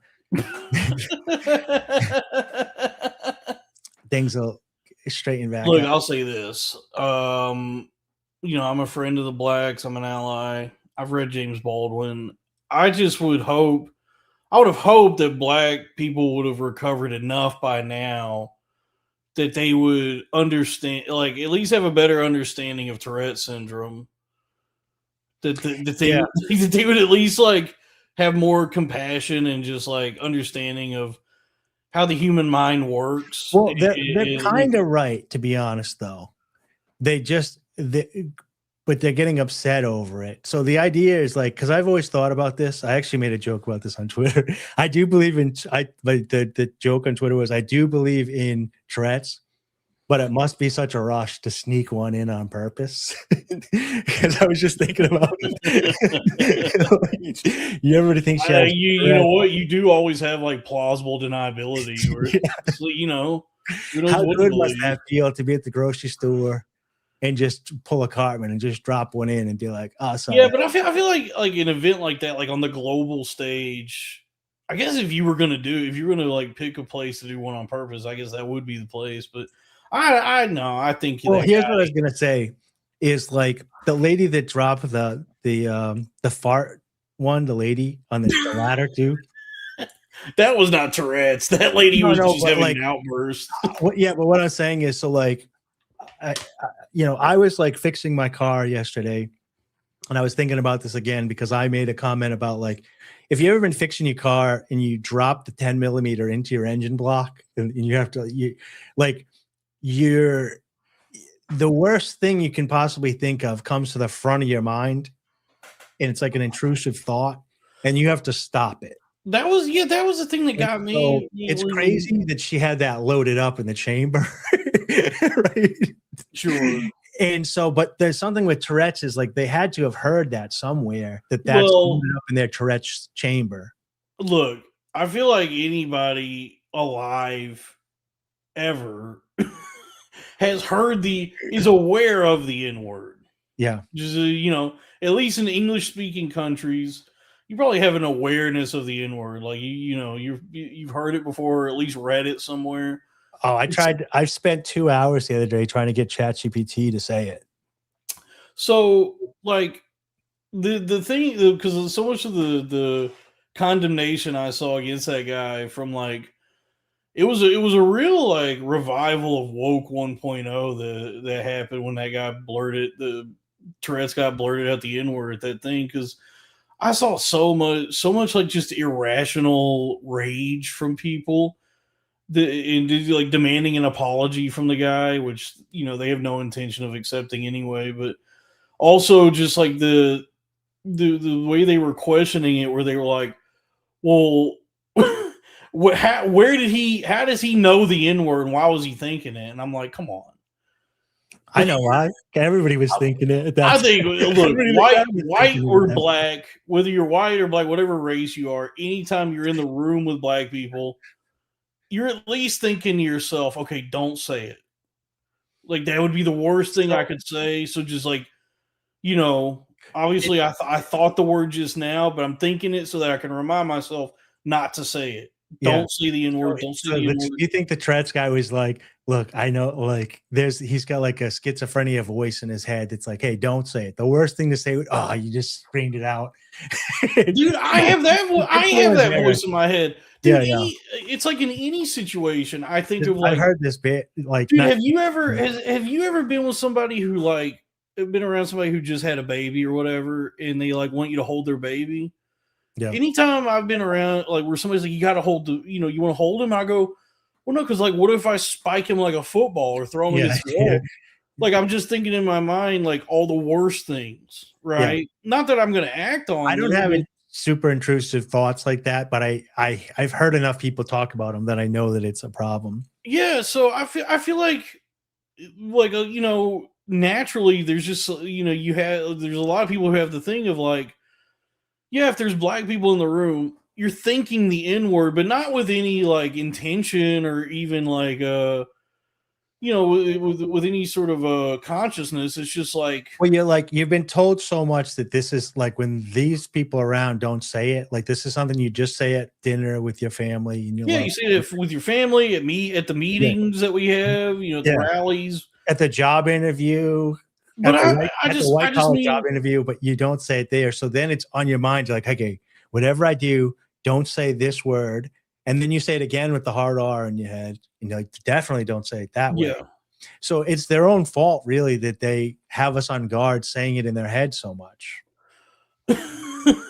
I really blame them. I guess I don't know what it is about. Maybe I'm different. Maybe I'm an outlier. Maybe this is an exception. Like, I'm projecting my own fucked upness on everyone else. But I just feel like any situation I'm in, I have the thoughts of like, what's the worst thing I could do in this situation? And then I say, all right, well, just don't do that, and you're fine. So I've heard Zach Amico talk about this. I bring up comedians because we all know them, but also because they share a lot of stuff that normal people don't share. But Zach Amico has talked about his intrusive thoughts a lot. Jordan Jensen has numerous bits about it, and we don't always talk about them. My is different. So like when I sleep nude, and many mornings I'll wake up naked, I go into my kitchen to make my coffee or my tea for the morning. And sometimes I will, from cooking the night before, there'll be a giant knife on the cutting board where I'll have like the scissors that you cut the kitchen scissors out on like a cutting board. And I'll walk in to make coffee, and I'll look down at the big knife or the scissors, and I'll be like, what if you just cut your penis off with that right now? And I'm like, oh, this is how trans people happen, is that intrusive thought gets in their head, and then a psychiatrist talks to them and convinces them that they're trans. So I do have intrusive thoughts like that. They're just always self-harm. So like I'll see a big and I'll like, what if I just took that knife and stabbed me and myself in the stomach with it? The thing that really struck me with the Tourette's guy, this whole story, is that like, this is all occurring. It happened at the BAFTAs, and then all this discussion is happening online, and it's very like culture level. Yeah. But then it's like really what you're getting at, and it's a conversation that just you can't effectively have this conversation online. But you're getting into this like realm of like, well, what is the nature of human thought? Because Tourette's is this neurological condition where you lose control over your like I don't even know how it works. Like I don't really understand. Like I know that it's real. From what I understand, is like you have impulse control in your prefrontal cortex. We all have it. So some people it's weaker, and some people act physically, and some that are verbal act verbally. So other people have what's called blurting, which is saying stuff out loud that they probably shouldn't say, but they don't recognize it till afterwards. And then the next stage after that, I think, is Tourette's, where I it's have like, blarding, where I gotta watch Paul Blart. Paul Blart. Yeah. As we have to stop what we're doing, I gotta watch Paul Blart for the next 2 hours. It's but then like I guess the intrusive thoughts build up kind of like schizophrenia for these people with Tourette's, and then they just got to keep saying them. And then when you hold them back is when you get the tics. I don't have Tourette's, but have you ever like I do this? I'll be driving. You're just racist. Yeah, I'll be driving and I'll just be like I'll get for no reason. I'll do like this. Every once in a while, I get a tick every now and again. Every once in a while, I have like a random tick. Sure. Yeah. Have you ever hyper focused on it and then you can't stop focusing on it, so you keep having that tick for like a couple of minutes? I think all Tourette's is like when you give in to that, like OCD. Well, I guess because it seems like they have the ticks and the. This is Dalton's and Dave's Science Corner, guys. Yeah, this is medical advice if you're listening. Without possessing any knowledge or having done no research on this, I guess I'll talk about it. But it's like the best, funniest fun. But I guess like when you get into like the neurology of it, they have these outbursts, these uncontrollable, outbursts or acting on. I want to say, even when you just said that, I wanted to say niggerology. All right, hope the audio was clear on that.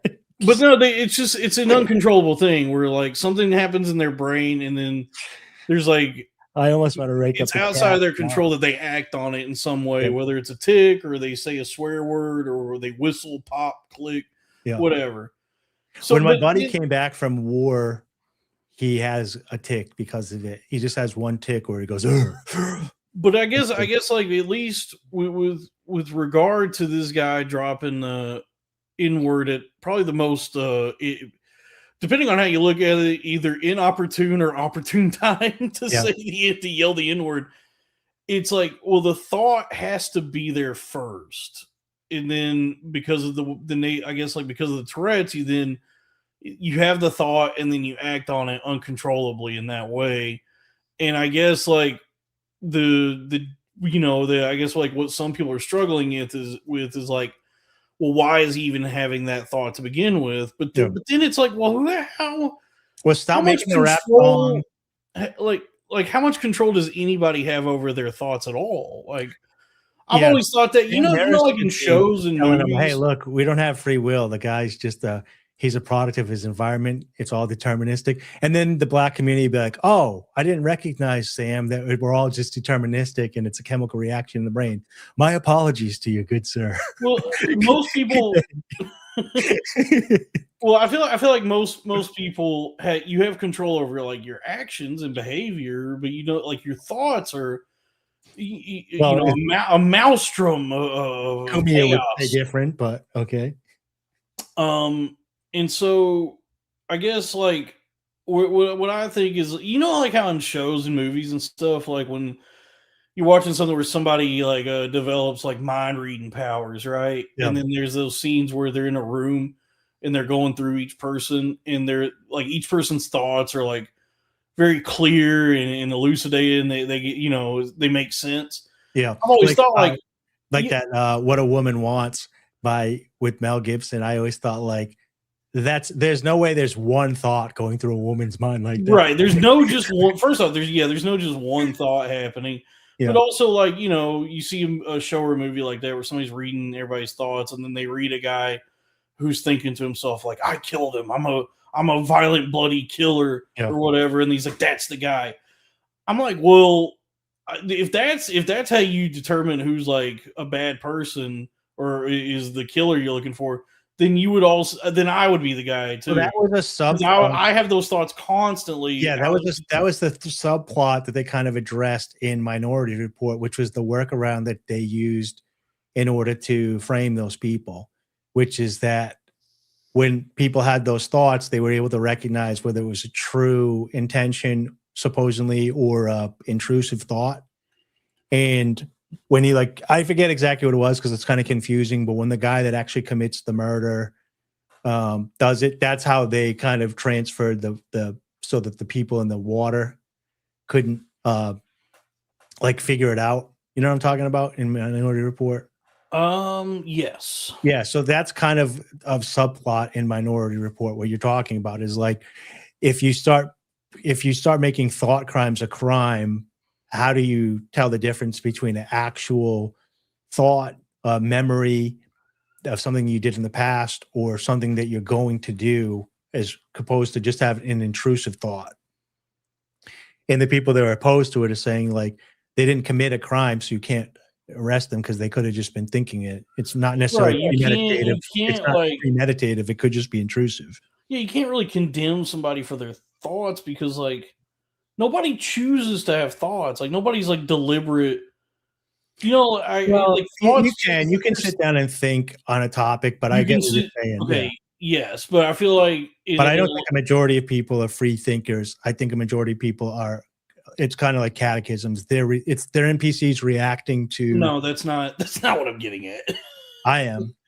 I'm not getting they okay, fine, Dave. You're better than everyone. I get it. No. I'm saying there's different levels to it. So, like, you can sit down and control some of your thoughts, and then, but if you like relax, yes, random thoughts. If you're just chilling at, like, you know, you're sitting in the audience at the BAFTAs, or just like if you're not in a moment where you're like trying to like actively think or be deliberate, well, then thoughts just happen to you. So you're saying that Tourette's guy he's just really cool and chill.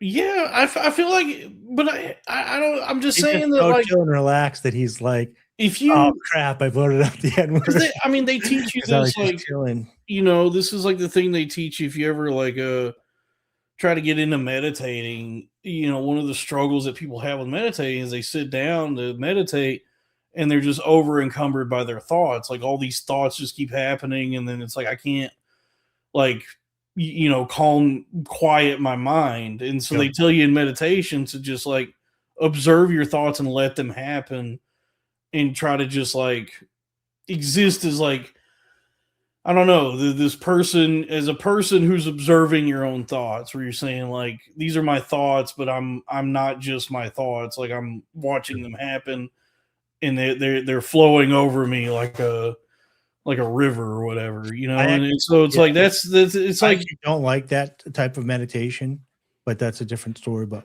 I don't like when Sam Harris tells people to do that, because if you're meditating, for instance, and a thought keeps coming up over and over again, I think that's a thought that should be recognized and dealt with, and figure out solutions to deal with it. So, like, when I remember coaching people, and when I first started meditating, I was sitting Indian style trying to meditate, and all I could think about was how my knee was hurting and my back was hurting from sitting Indian style. So I'm like, I can't meditate. But then when I got applesauce, when I got further into it, I'm like, okay, this is actually the universe, my body, or whatever you want to call it, telling me, like, I need to get in better shape. I need to become more flexible. You know, if my back's getting sore, I need to stretch more or hydrate more. If my knee's sore, I have to get stronger. And every time I went to meditate, whatever was at the forefront was a problem or an obstacle that I had to find a solution for, rather than ignoring it. So like if you don't have a job and you don't have any money coming in, you can't pay rent, and you sit down and meditate, and you're like, man, all I can think about is how I don't have a job, I don't have money, and I can't pay rent. It's like, yes, you have to go address those things in the real world right now. Do not let them flow through you. Like, that's I think you're like not really that, but that's not you're kind of missing what meditation is. No. I've done thousands of hours meditation. I have videos on it. I'm saying that's one type of meditation where they tell you, like Buddhists are like, oh, well, if you don't sit there and it's perfectly quiet, then you will never become one in the universe. But they never explain to you how to go in and like clean up those voices through actions that you can take in your life. Right. Yeah, Well, that's not what meditation is. That's a different thing. Yeah, That's like active. No, meditation is taking just action. That's like No. different than meditation. no, because the meditation is the act of sitting there with your thoughts, right? Right. But you can still recognize your thoughts and put together a list and sit there for an hour and with your thoughts.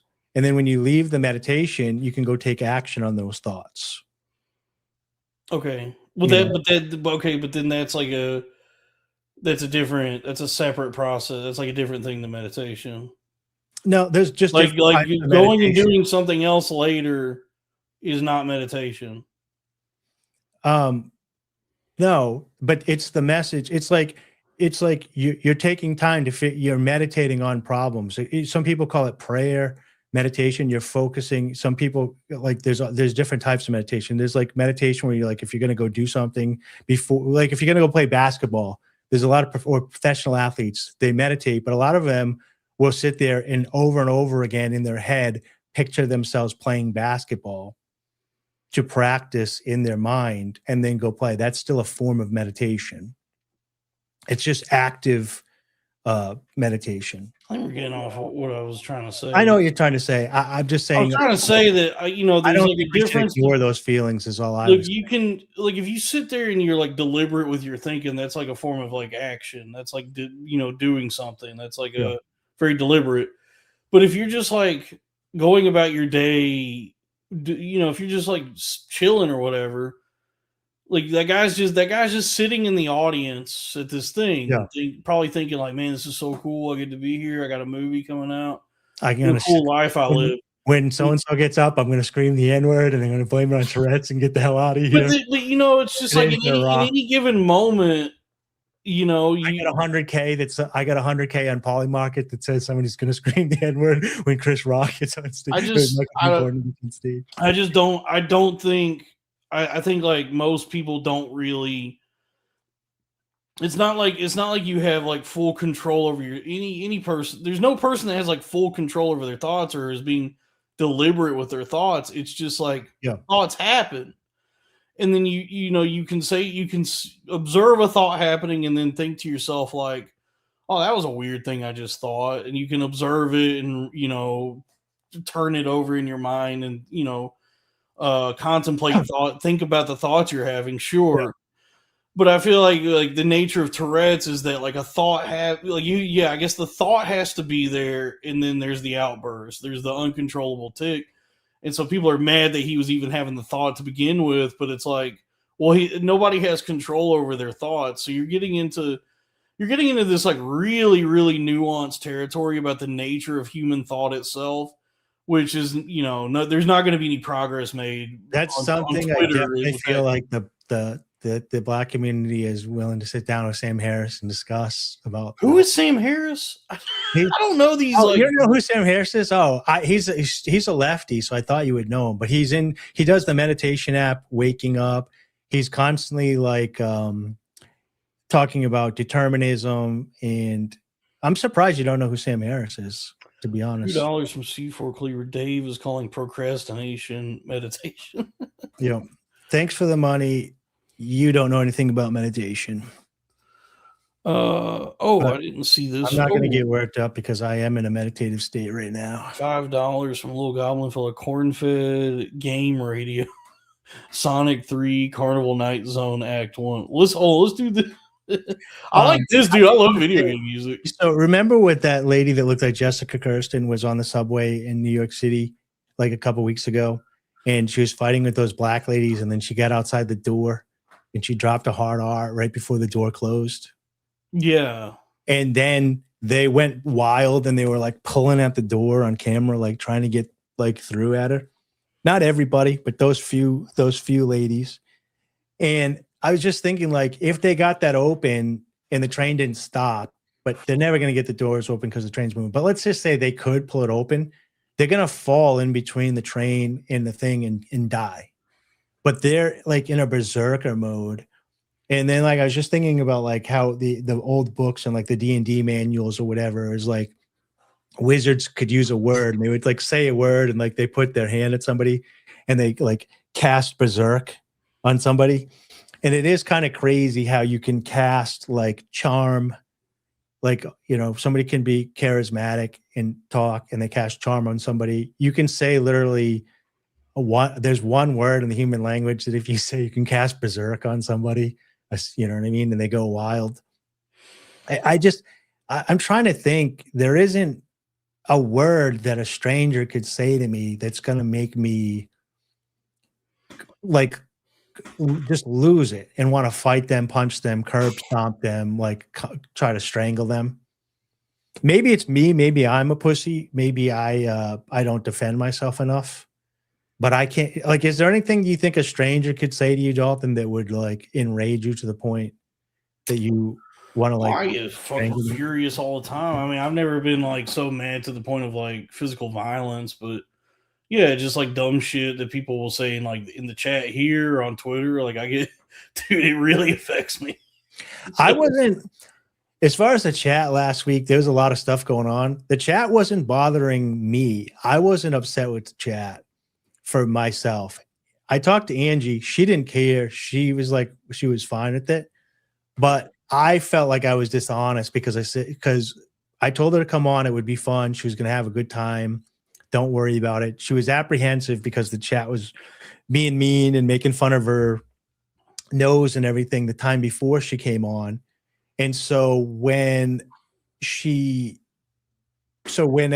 that chaos was happening last week and you were like giving us the Saddam Hussein, like you were playing like the country music through like those like horns or whatever to for terrorist attack us all.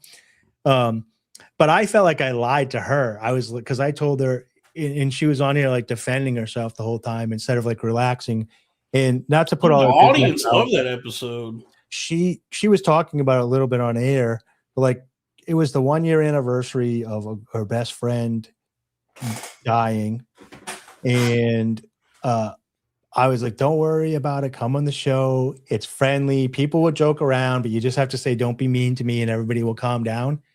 And it was absolute chaos. I mean, people like that show. I mean, I could be wrong. Maybe they liked it in the way that they liked Jerry Springer. I didn't care for the show, but a part of that could have been like because I felt like I lied and betrayed a friend of mine and got her under false pretenses. So I have since talked to like other people that were invited and kind of explained to them like, I can't promise that the show is going to be fun and friendly anymore. So you can come on, you're welcome to come on, but there's some bad apples in the chat that are probably going to be mean and all that stuff. And if you want to do it, you can. And some people are just going to say no, thank you, and other people will still come. So we're going to lose some people that we can have as guests on the show. But I'm not gonna put nice ladies. I guess Sasha Gray's not coming on now. Yeah, I'm just not gonna put. Yeah, but I'm saying I'm just not gonna put people who aren't like if we have Josie on and she's like a Philly stand-up comedian, she knows how to handle rejection and she knows how to like handle hecklers and all that stuff. But I'm not just gonna have a normal BPD lady on and like so the chat can like this is a different world than what most people that like go to that are working in a cubicle and stuff are used to. You think there's still cubicles? You know what I mean? Like the modern day equivalent. Open floor plans, dude. Modern day equivalents of like a normie. Like I got a buddy that me and Broseph had on the right ideas, and he's just he likes to wake up, iron a polo shirt and put a polo shirt on, and he likes to put his woven belt on and go out about his day or whatever. And like I could never have him on the show. I wouldn't even bother asking him because I just know he's kind of got like a normie attitude. It's not wrong. It's just some people live in that world. Chivalry is not gone, sir. Says Howling Kenny Rogers $2. That reminds me. Well, we got here. Let me do this first. Yeah, let's listen to this Sonic 3.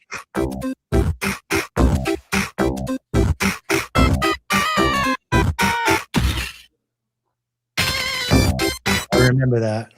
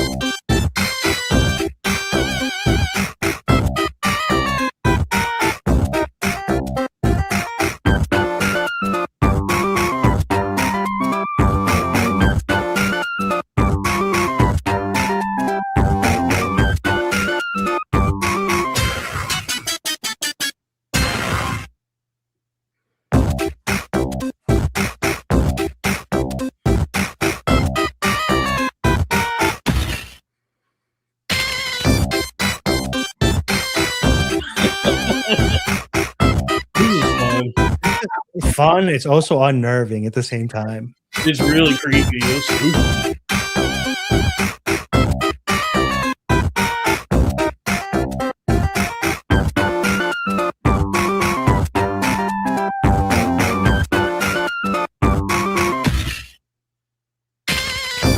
Yeah, the way they fucked with the time.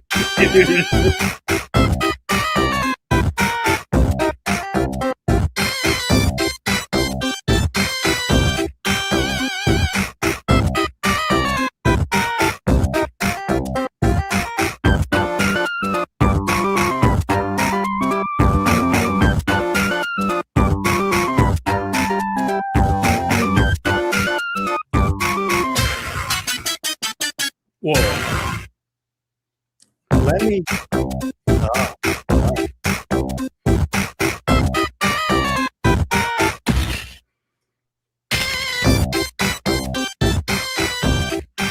Hell yeah.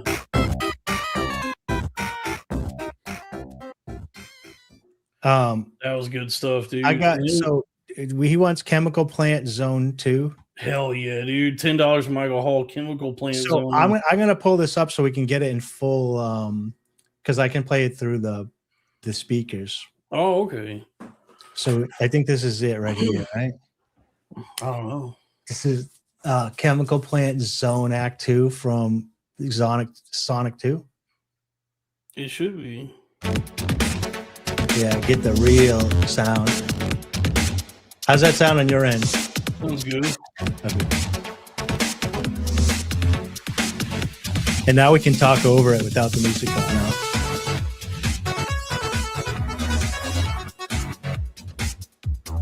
This makes me want to drive. I think this is the wrong one. I can't see. Let me open the chat. Here, I'll send you the right one.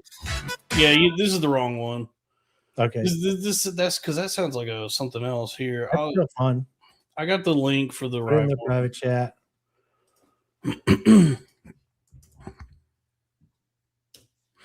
That should be the right one. Lots of chats tonight. I like to see all 16 of the chats. Yeah, keep the super chats coming, folks. Big things coming to the network. Okay. Sorry. Oh, yeah, this is it. That's okay, it. Good. This is good too. All right, everybody. Sorry, we're spinning the record back. Yeah, run it back. Run it back. 1738. Hold on. I got something. Hold on. This is going to be great. Let me just find it here. Lord have mercy on hold on. Here we go. Run it back. All right. Edit that in and post for me and go.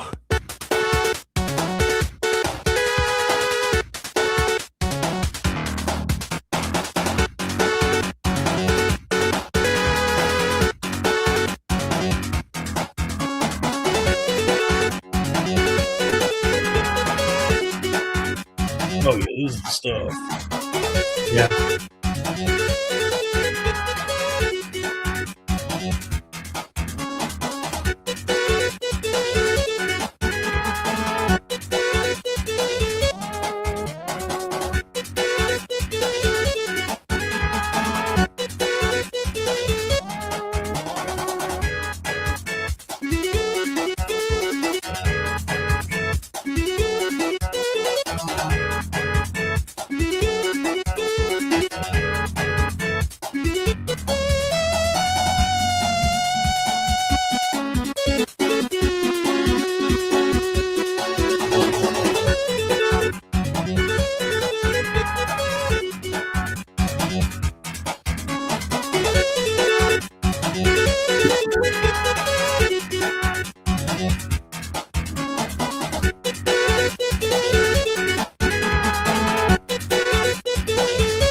This will get you a speeding ticket on the highway. Oh yeah, I want to go fast.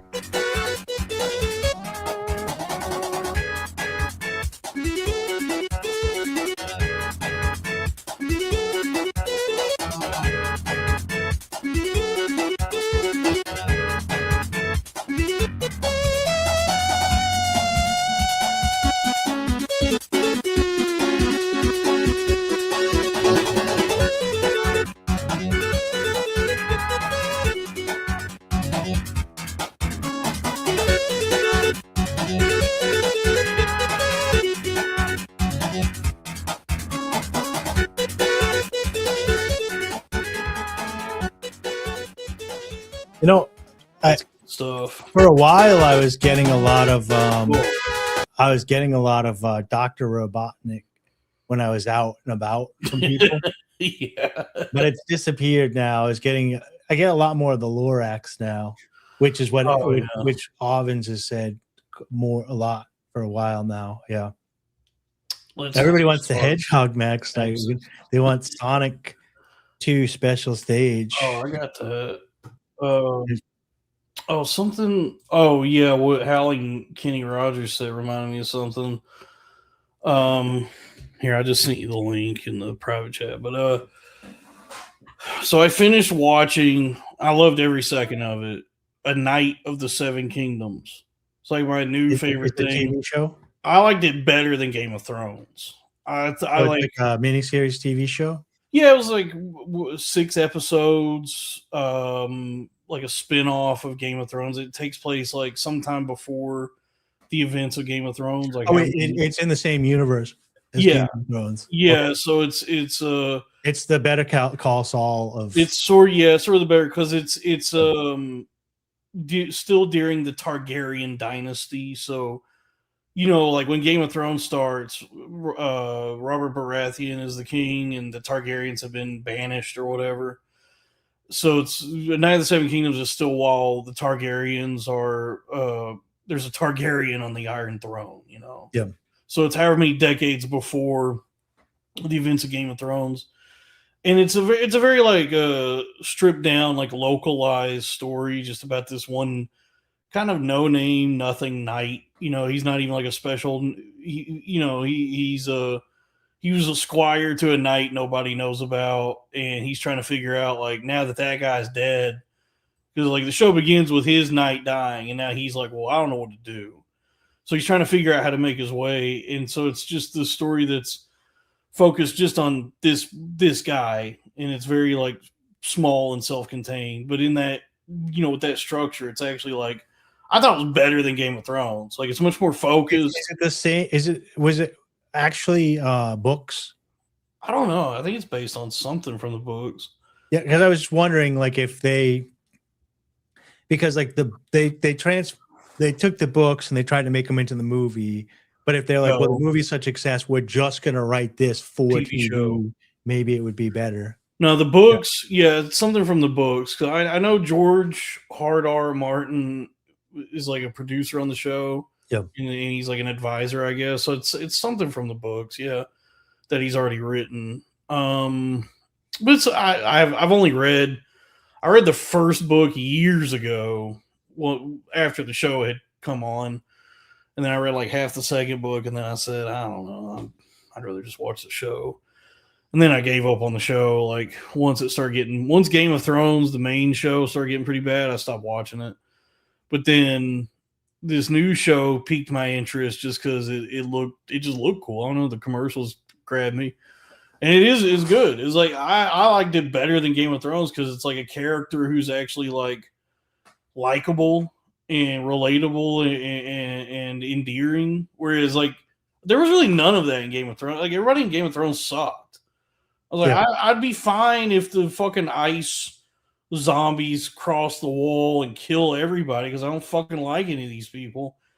Whereas in this show, the main guy, his name is Dunk, Sir Duncan the Tall. He's actually like an endearing character. I was like, okay, I'm rooting for this guy. And even if they never do another season, I'm very happy with the 6 episodes we got. It's good. And so I watched this, and so I said to myself, I said, "Well, there's that other show I've never watched it. Let me check that out, the House of the Dragon." And folks, House of the Dragon sucks. I'm looking at the Night of the Seven Kingdoms cast in the trailer here. I don't know any of this cast, so they got a bunch of new people to play. There's a bunch of fucking British and Irish people. I don't know who they are, but it was a good show. I do know who George R. Martin is, though. Yeah. Double R. I do know this guy, Yosef Kirkor or something. I didn't recognize anybody. He looks familiar. Yeah, it's another show, just a bunch of like British and Irish looking people that I don't know who they are.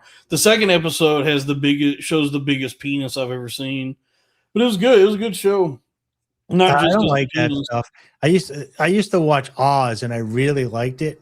And then I don't know why they ruined the show, because towards the end they would just have like full frontal nudity and gay sex for no reason. It didn't add to the storyline. And that was such a good show. I think they wanted to like try to get it off the air because The Sopranos was coming on, and they wanted to put money into that. That's what it felt like. Well, I think Amy Falco left Oz. She was one of the security guards and went over to play, Miss Soprano, whatever.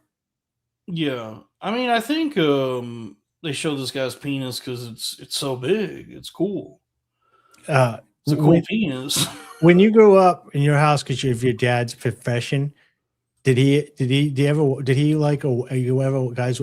Oz on HBO? It was basically like the first show I can remember. We didn't have HBO. A lot of people say Sopranos is like the first like show written like The Sopranos, but Oz was actually there, and then HBO went on to do Sopranos, and Sopranos really took off, but it is well known. But Oz was very good and very similar, and a lot of the same writers and actors, small role actors. Robbie's asking to come on. Robbie, I just sent you the link in your Twitter DMs. Yeah. So if you want to hop on. Do we want to watch the trailer of the Knights of the Seven Kingdoms? Sure. Let me read these super chats first. Okay. $2 from Pandatron. Where the Red Fern Grows. Y'all read that one. I actually never read that one. That was a book that a lot of other kids I would see reading, but I didn't read that. I read very few books from back then. I hated reading until probably about 15 years ago. And I don't read fiction. Fundamental. Oh, you don't read. Oh, you're. I'm one of those dorks. You're interesting. Honestly, one of those guys who doesn't read fiction. I don't really bring it up, but like when Kai Cenat was reading like Atomic Habits, I've read that book. It's another sociopathic psycho self-help book. Yeah. No, I think for me, that type of stuff like that, the 4-hour work week, and a lot of the Stephen Preston books, 48 Laws of Power. No, that's different. Those are different. I haven't read. Oh, nice. Robbie's here. Hey, Robbie. With the Kanye merch.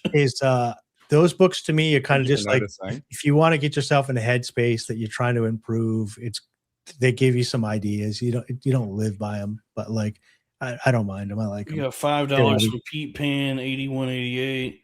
Have y'all tried Lee's Market jerky? Best jerky ever. I'm not kidding. You buy it online, it's so good. They make turkey jerky for the vegans. Yeah. There you go, Dave. They got vegan turkey. They got turkey jerky for if you're vegan. So what's funny is when I was doing my cross country trip, I was down south. And,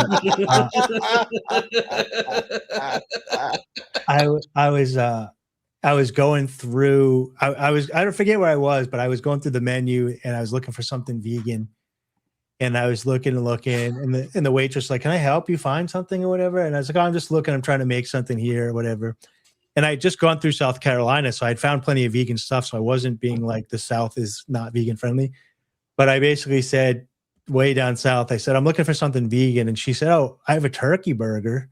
So like in her mind, she was just like, anything that's not red meat is vegan. Yeah, pretty much. Yeah. What's up with Handsome Robbie, dude? Why did we get Handsome Robbie? Did you go get a haircut? I did this haircut saga. Yeah. Do you like it? Yeah, it looks good. Robbie, what would Peta Davidson sound like? My dad died in 9/11. Or Or the other way, you could go, Lois, I hate Meg so fucking much. Oh, I like that. remember when Rob Cruz, Excuse me, Pete. I'm Peter. when Rob Cruz went through his transformation on No. Durag? No. He I also think got I all have been skinny losing a and little cut his weight. hair or whatever. Yeah. That looks like Robbie's going through that stage right now. I think also I lost a little weight, and that can really just help. I also think this color is good on me. This royal. No homo. Yeah, you got good lighting going on tonight. Robbie, we already know you lost weight because Stuart left you 2 years ago.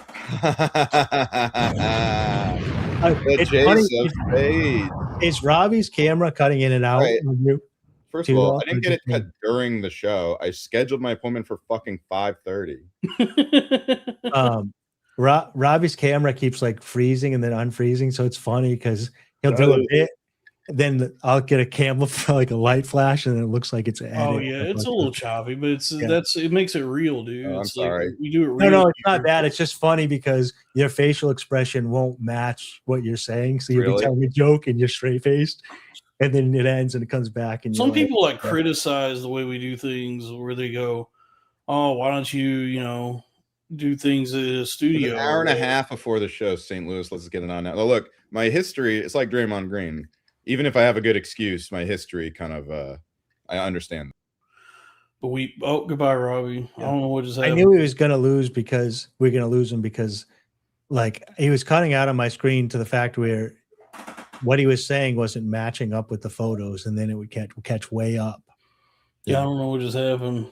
But we do it real here. We do things where it's like, it's real. All these other shows are fake. You probably didn't watch it, but Will Arnett was on B&E with Jordan this week because she's in that movie about stand-up with him and Bradley Cooper. Oh, she's in the movie? Yeah, she's in it, so she made friends with those people. I saw the scene that she did. It's pretty good.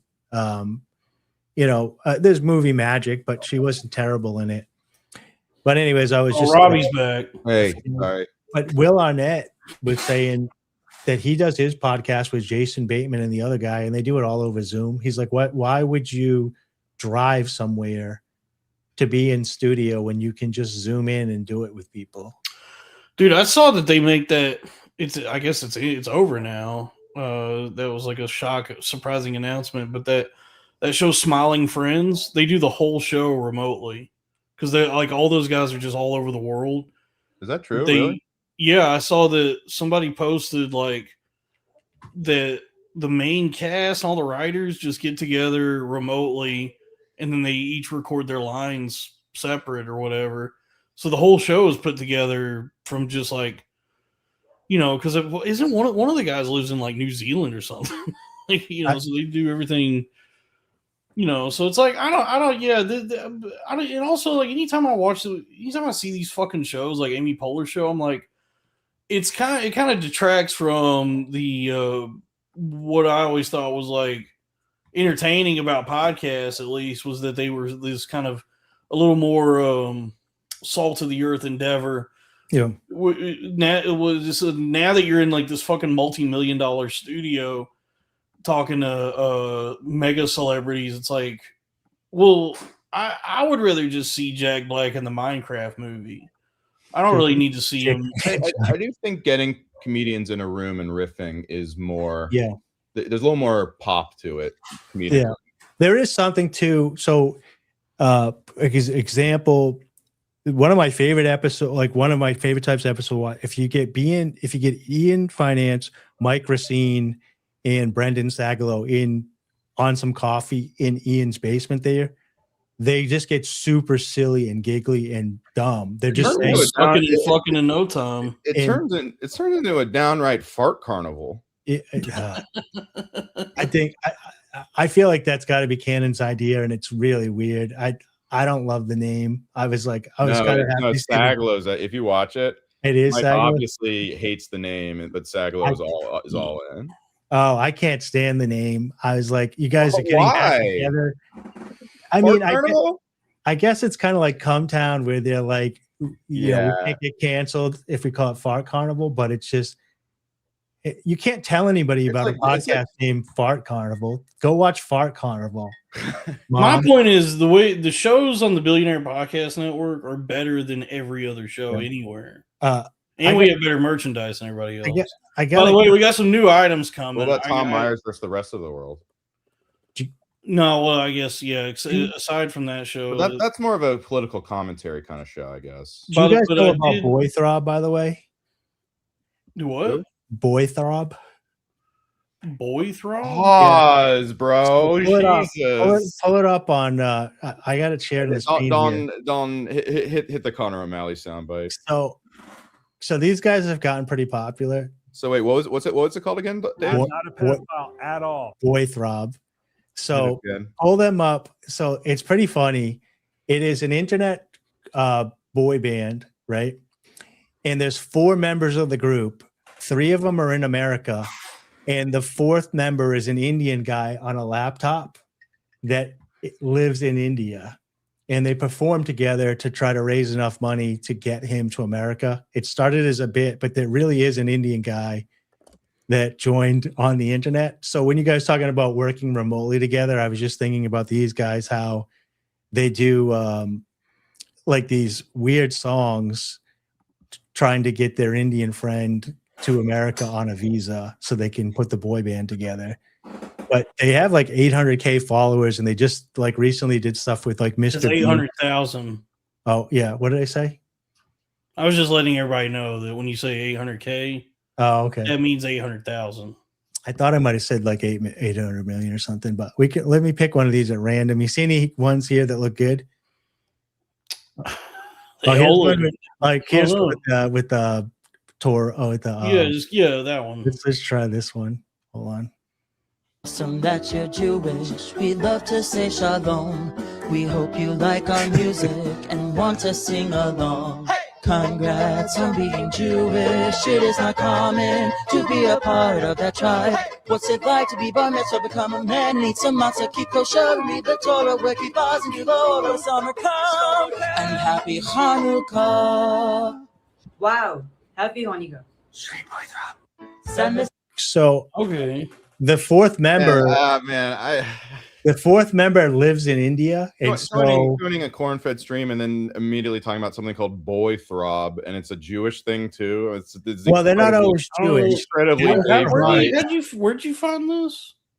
because they have this like weird popularity because it's like they went viral because there's like a fake boy band, but their 4th member literally does live in India. That's the gag. So they always work him into the thing. I don't know. I just found them because they're like it's satire, obviously, but it's also What is it What is it satirizing? My new boy bands get and Are there still boy bands? I don't know if it's I guess in, like, satire, Korea. but it's a spoof. They're more of a What about goy bands? Yeah. So sometimes, like they'll be when they did some live performances, I don't know which ones it would be. They were dancing and they had the Indian guy on his laptop with like a real crowd on the laptop, and he's doing the moves, but he's in India and they're performing live. And to me, that's funny. I'm sorry. Well, something just came across my desk. Oh, Okay. Check out Boy Throb, everybody, since people aren't interested in Boy Throb. Something just came across my desk. Diving into Boy Throb. What is this? and once again, Dave is not a pedophile at all. Who is this? Why? Oh,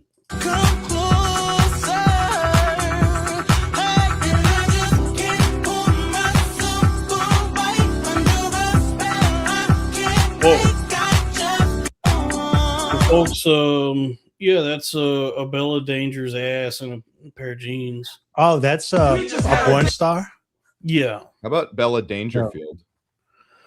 I didn't even know. How who about that this, Robbie? A Bella Danger Powers. Okay, I like. Yeah, the Bella- baby. Fuck me in the ass, baby. I mean, the problem is Austin Powers is already would talk like a porn star would talk.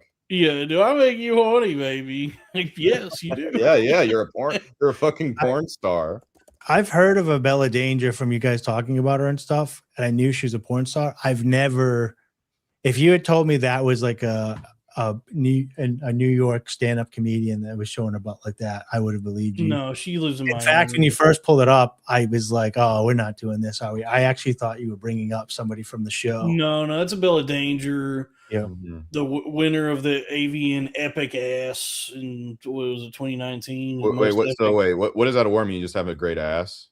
Yeah, she has the most epic ass. She has an epic. Okay. That Yeah, was pretty Operation Epic Ass. It was, she did have a shelf on her. Is Like she a white lady? A soy millennial seeing an ass and being like, okay, this is epic. She's ass maxing. She is. Making my She do quarter be dollar ass eyes. maxing. Hey, my ass is so big. Fucking huge turds come out of it. I'm a Bella Dangerfield. I'm a Bella Dangerfield. Is she a white lady?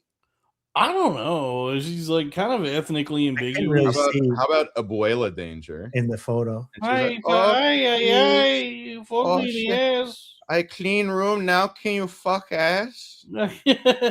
I made desayuno, now fuck me ass. Oh, I love Baboni.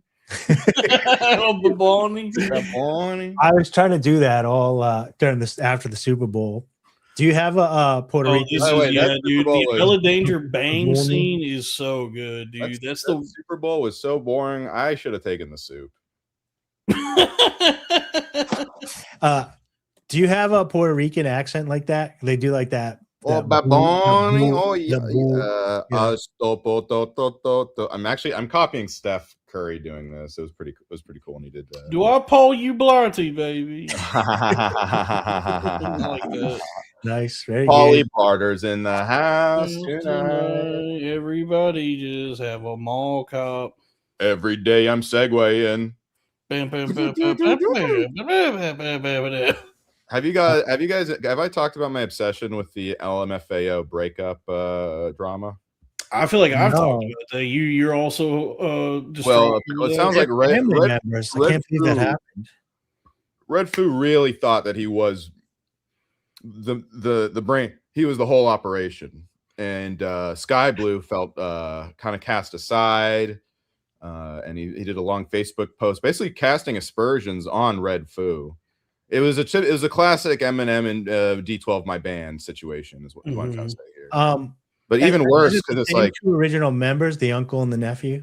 yep. Yeah, there is no LMFAO without both Red Foo and Sky Blue. Red Foo just got too big for his britches, it sounds like. Is he the tall one? It's like, Simon and Garfunkel. I get that's not even like that. Well, now Paul Simon did fine. Paul Simon without- is amazing on his own. You're Yeah, right. he did fine without Garfunkel. I Well, will I think say, that's what's funny is it's like no one could tell the difference between the two in the songs. No, So it's No, I don't even know who's I who. think to be the honest tall- with I you. do think the tall one just naturally gets more, just from human nature, it gets more attention. Well, if you watch the videos, especially Party Rockin', fucking Red Foo is very much like, look at me. I'm the. Well, you don't have to ask me. You can tell that he's not dancing. He's like Sky Blue might not as well even be there. Red Foo's like, fucking look at me. I'm the best. Yeah, Party Rockin' Anthem. It's kind of fascinating because it's I like don't. no one ever could tell the fucking difference between those two guys. I And don't. I one of think them Red still Foo got is the the, one with the afro. yeah. But in that, yeah, because he did have he tried to have a solo career. And so Well, he- they're not like a. I mean, That's I guess also they're what's real. funny is you'd think that his solo career would be fine because no one can tell the difference between them. So be like, okay, he gets more of this stuff, I guess. Yeah. But the public was like, we do not fuck with LMFAU without Sky Blue. We demand Sky Blue. The people demand Sky Blue. Yeah. Like for what?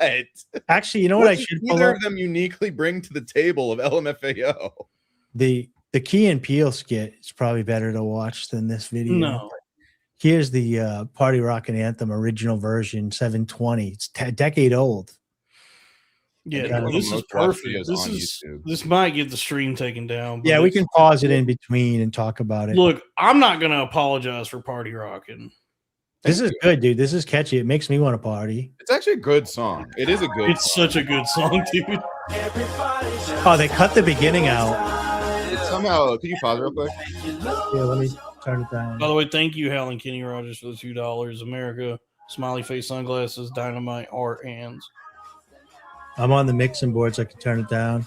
No, wait. But can you isn't pause- the beginning we like need, they're telling him we it's need to meant to pause be- it and comment for it to be fair. Oh yeah, pause it. Pause it. Yeah. So Well- here's two things about this song. Here's why this video is kind of, in my opinion, very interesting. Is it's full of shit that's only 2011, 2012, like the fashion and the dubsteppiness of it. So it's somehow both the most dated thing, but also somehow like I think it's timeless. Like it still kind of holds up as a like a wedding song, or if you're at a party and you want everyone to start party rocking. Yeah, you pull out the. It's a certified jam, dude. And they got a few good ones. They got Yes. That's an underrated one. I'm in Miami, bitch. I'm sexy and I know it. And I know it is the one. And it's also like their success is such a feel good story. They're Barry Gordy's grandsons, I guess. Yeah, and then there's also the sort of It's like companion it's nice to song. see those kinds of guys make it. There's also the like companion song to this. Sorry for party rocking. There's also I'm Sexy and I Know It. Yeah. These two remind me of JJ and Che, though. I think they're gonna goon themselves out of existence. That's what happened. Those two. It might just be that they were both like, because I mean, so much of their ethos is like drinking and getting drunk. They might just have to succumb to alcoholism. No, dude, Red Foo is still out there party rocking, dude. He's still party rocking? He's still party rocking. He DJs a lot. I think Sky Blue be DJing. I think that people just did not fuck with them apart for whatever reason. Yeah, well, because it's funny is Red Foo is an older guy that looks young, and Sky Blue is a young guy that looks old. Yeah, it's their uncle and nephew, aren't they? Yeah. And Sky Blue is like, I think he was like almost 40 when these came out. You can tell that Sky Blue is actually like middle aged in this. I think they're half tribal too. No, Sky Blue is on the right. Oh yeah, they are. I think they are like Jewish because there was half that Jewish, half black. Yeah, because wasn't there some controversy? Like Red Foo was one of the people that signed one of the IDF missiles. Not Red Foo. Yeah, there's like a picture of Red Foo in Tel Aviv signing an IDF I believe munition. Well, you know what? Party rocking was also about the rocks of Gaza.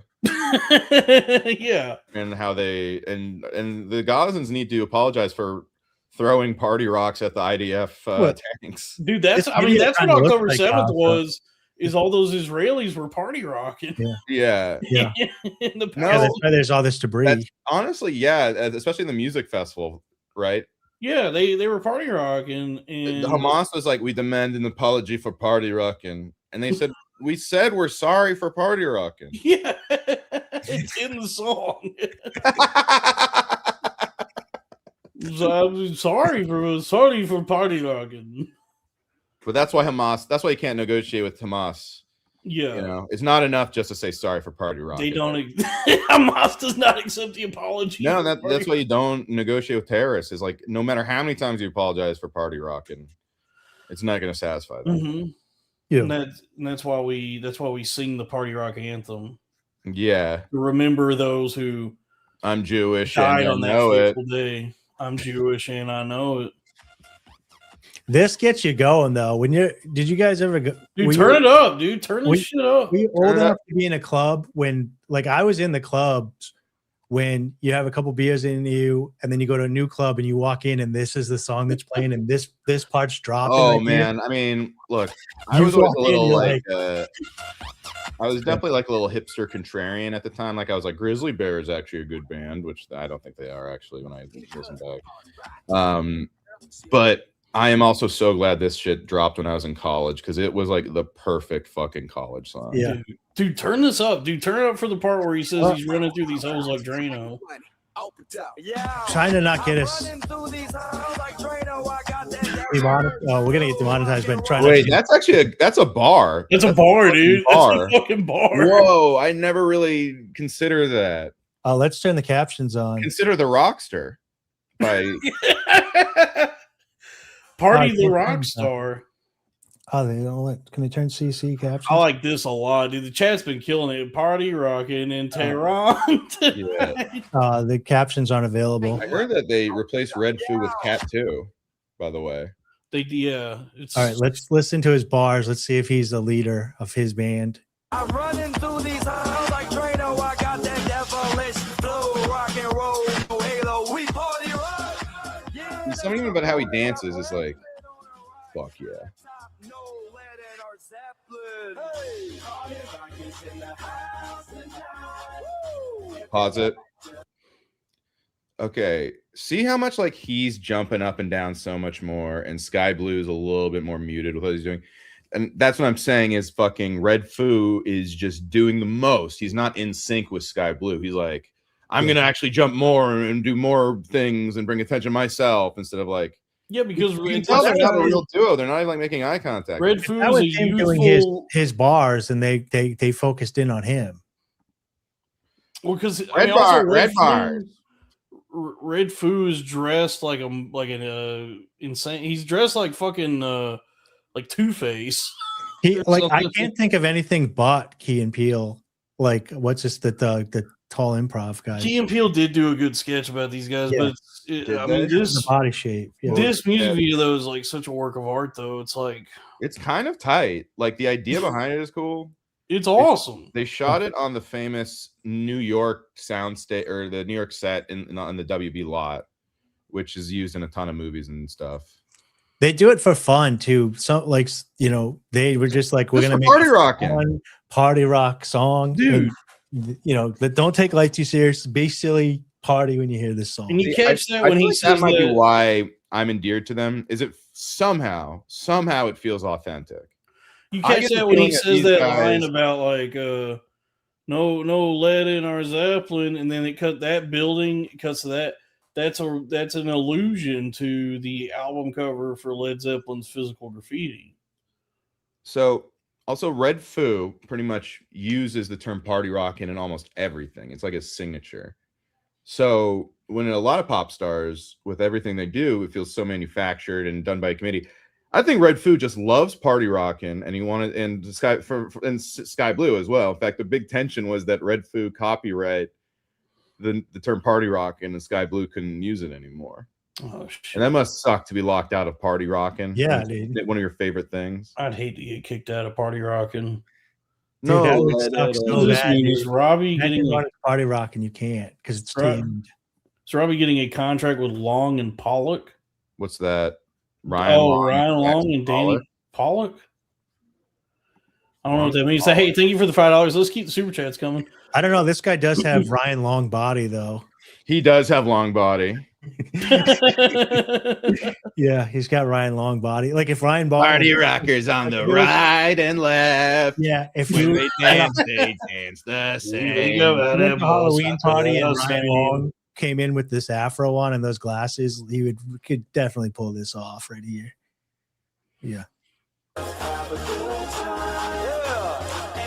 Sorry for polish shucking. They kind of look the same right here, like on equal footing. But that's Sky Blue trying to keep up with Red Foo. I'm just saying I'm just reading the cues. That Red Foo's high energy. Red Foo cannot give a fuck about Sky Blue. He wants to be, he's like, it's the D12 of my band. It's like, this is my fucking show. Now, I feel like he's hypnotized because he's just party rocking, dude. You know, he's hypnotized by the I music. want to hear the drop. I want to hear the I bam, bam, wanna bam, bam, say bam, bam. that. But Sky Blue's Facebook expose on Red Foo really paints a portrait of a guy who, you know, he loved party rocking, but he would not party rock his friends. Yeah. Dude, crank this. I want to crank the shit because I want to hear the beat, the bam, bam, bam, bam, bam. Let's go. Party rock is in the house. So many, you know? Everybody just have a good time. Feel it, baby. Don't make you lose your mind. We just want to see you. Shake that. Every day I'm shuffling. Yeah. Walking into the club with this hits.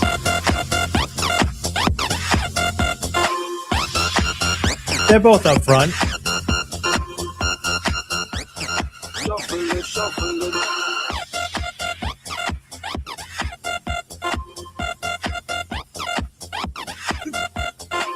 Dude, if I ever get married, dude, I'm playing this at my wedding. Dude, the shuffling is the best part. Tom. Dude, that dance was it took over. Dude, That's such a fun dance. get Also, her all that I will say this about this video. It's called Party Rockers in the House Tonight, and yet they're outside during No, the Party day. Rock is in the house tonight. But they're neither in a house nor at night. Yeah, It's none of outside. the Party buildings Rock. are houses. These are apartments. Is the unknown comic person over here Party Rock? I don't know if that's Shufflebot. Oh, that's Shufflebot. That's Shufflebot. Is that- Oh, I is do that- remember that. Tom, Yeah. is that true? Is that Shufflebot? That is, yeah, that's Wait, Shufflebot. is this the one like at the beginning? Is this the one with like cut out the beginning, but they have earplugs in? Yeah, to, they do like a listen? 28 days, weeks Yeah, later okay. thing. Yeah. So Yeah. the premise of the video is that Party Rock is like an infection. It's like a viral. Or is that every day we're something. shuffling is the infection? Well, no, I guess like Party Rockin' has like taken over people, and they have become infected with like the virus that No, is but Party this is Rock. just I don't how- know. I think that's every day I'm shuffling is. This Isn't is there how- a different one with the hamsters? No, This is how Mhm. Kanye, all of his shit for some Right. reason goes to the very high neck. Is that a good look or no? I don't know. it's a cool shirt. It's very striking. It's a deep Yeah. blue color. This is actually my favorite color to wear on myself. It's a cool color. It's very good for like autism Yeah. Why? because it's like that kind of blue is like very calming and like what was the word? Pensive. I think it's flattering on my skin tone too. They claim that it's the color of trust. Why Like, go when you're really? doing business coloring? That's the color you want to make your logo when you want people to trust your business. It's We also, did say Polly Blarton, I think. I think that was like the first thing we said. the Also, yeah, it's also Warriors colors and Cal colors, which is so that's a tribute to my home. It is the color of royalty. Or no, that's purple. I rolled it back. We got to listen to that one more time. Dude. Yeah, the Yeah. every damn shuffling part. Let's just watch that, It's and then so we cool. can, then we can, then that can be a wrap on Party Rock in the House we tonight. got to watch this again. I just love that there's a bunch of dudes by themselves on their computer on Saturday night going Party Rockers in the house tonight. Dude. Party Rock never left in my house. But you know what? This song could help cure alcoholism in a way because you do feel like you're party rocking. No, this song is for alcohol. Dude, the whole song is about like drinking and having a good time. Actually, yeah, that's a good point. This song is enabling my alcoholism. Yeah, that's all. These guys' whole deal was like bar. It's like bar music. It's music for like drinking liquor and cocktails and Red stuff. Bar music. Red Bar is actually great taste in music. Oh hell yeah!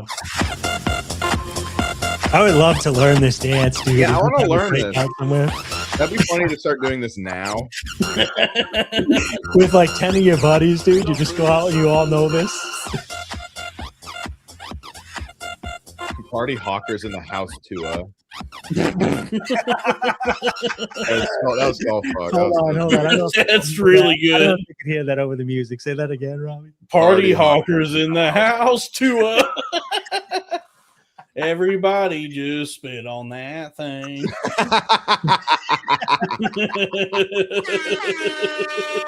Very good. Every day I watch Talk to her.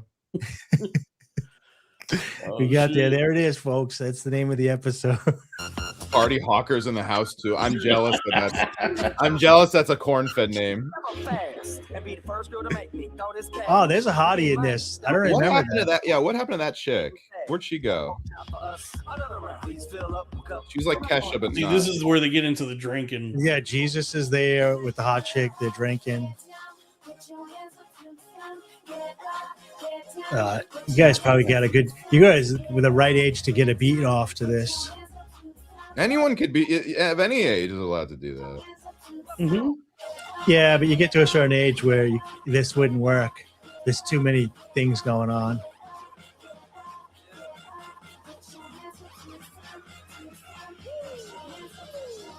Oh yeah. Dude. This destroys you. This type of stuff, and then Dr. Dre videos. Ooh, Dr. Dre videos are. His Super Bowl halftime show, no one brings it up, but that was a great halftime show. Yeah, it kind of destroys your like idea. Like you go out into the real world to go to a party and you're waiting for the breakdance stuff to come out or like everybody to be dancing like this. And it very rarely, if ever, happens. That's such a cool. That's a what a moment in time, dude. That was my first year in college was when that came out, and it was like that song was inescapable. It was played every dude. I remember at my college bookstore, they sold the shirt that Sky Blue was wearing in that video. They were selling that shirt at my like the college bookstore even. So it was like it's weird how massive that song was, just how ubiquitous it was, and then they just like disappeared. They just said, "All right, we're done," and now it's just faded into the annals of history.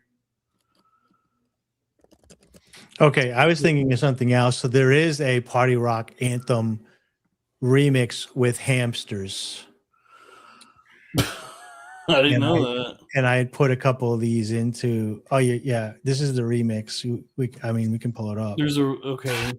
But this is what I was picturing in my head when the internet combined these. Oh two. yeah, the Kia Soul. Well, yeah, Yeah. I remember the Kia Soul commercials were top tier advertising, dude. This is a Don Draper 2000. This is the shit he was coming up with in the 21st century. Let me see if I can get it here. Did we lose Robbie? What happened to Robbie? I'm still here. Oh, yeah, his frozen. camera's frozen. Yeah. Am I frozen, really? Yeah. Oh, it's back. What is it? It's gonna pay off. It's a Kia commercial. Oh, okay. Let's go. Here we go. Okay. All right. It was a better time.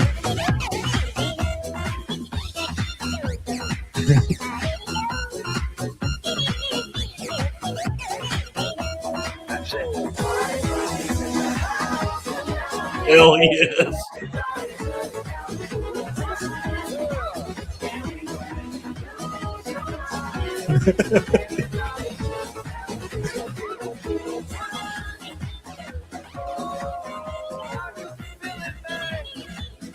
This one, it was like, it was kind of cool. That's the kind of thing that nowadays, back in the day, yeah. that's the kind of thing that nowadays, like, Wait. Some Silicon Valley guy would post on Twitter and be like, Hollywood is done for. This video is a total fucking ripoff of a fucking an innovative moment from either Chipwrecked or the Road Chip. I'm sharing my screen. Let's just pull this up real quick. All right, this is for. Oh shit! This was 14 years ago. How deep does the hamster hole go? When does this video put out? Let's go! Party rock is in the house tonight. Everybody just have a good time. And we gon' make you lose your mind. Everybody just have a good time. Party rock is in the house tonight. Everybody just have a good time. I love this. And we gon' make you lose your mind. Yeah. We just wanna see ya. Shake that. Yeah, Robbie's right. I'm looking up. This movie was 14 years ago, and that Kia commercial was 14 years ago. This is fan made. So they got No, the. but it's from the official soundtrack. Is it Yeah. really? Yes, dude. This official soundtrack. This came Yeah. across my desk. Someone texted it to me last night. Just all the soundtracks for the Chipwrecked series are just like covers of like Club Can't Handle Me Right Now by like. I mean, they figured out how to animate rodent, and they just ran with it.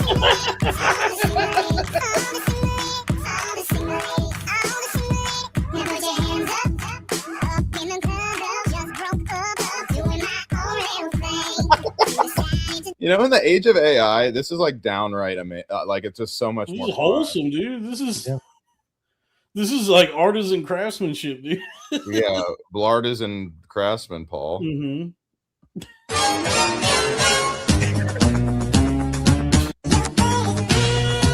All right, wait. I want to see.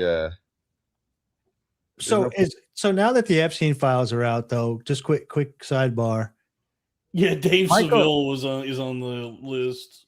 yeah. But Michael Jackson is innocent, right? Yeah, why not?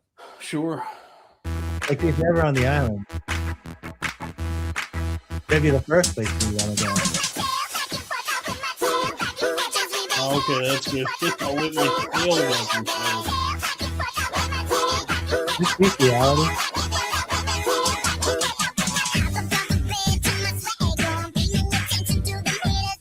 Who is making these videos? 13 million views, by the way.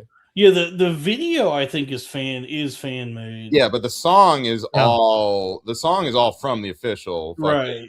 This is AI slop before AI slop. That's what I'm saying. Like, there's something much more endearing to this than AI slop because it was actually voiced by real people and mixed, and there's like ideas thrown around for like who should fucking.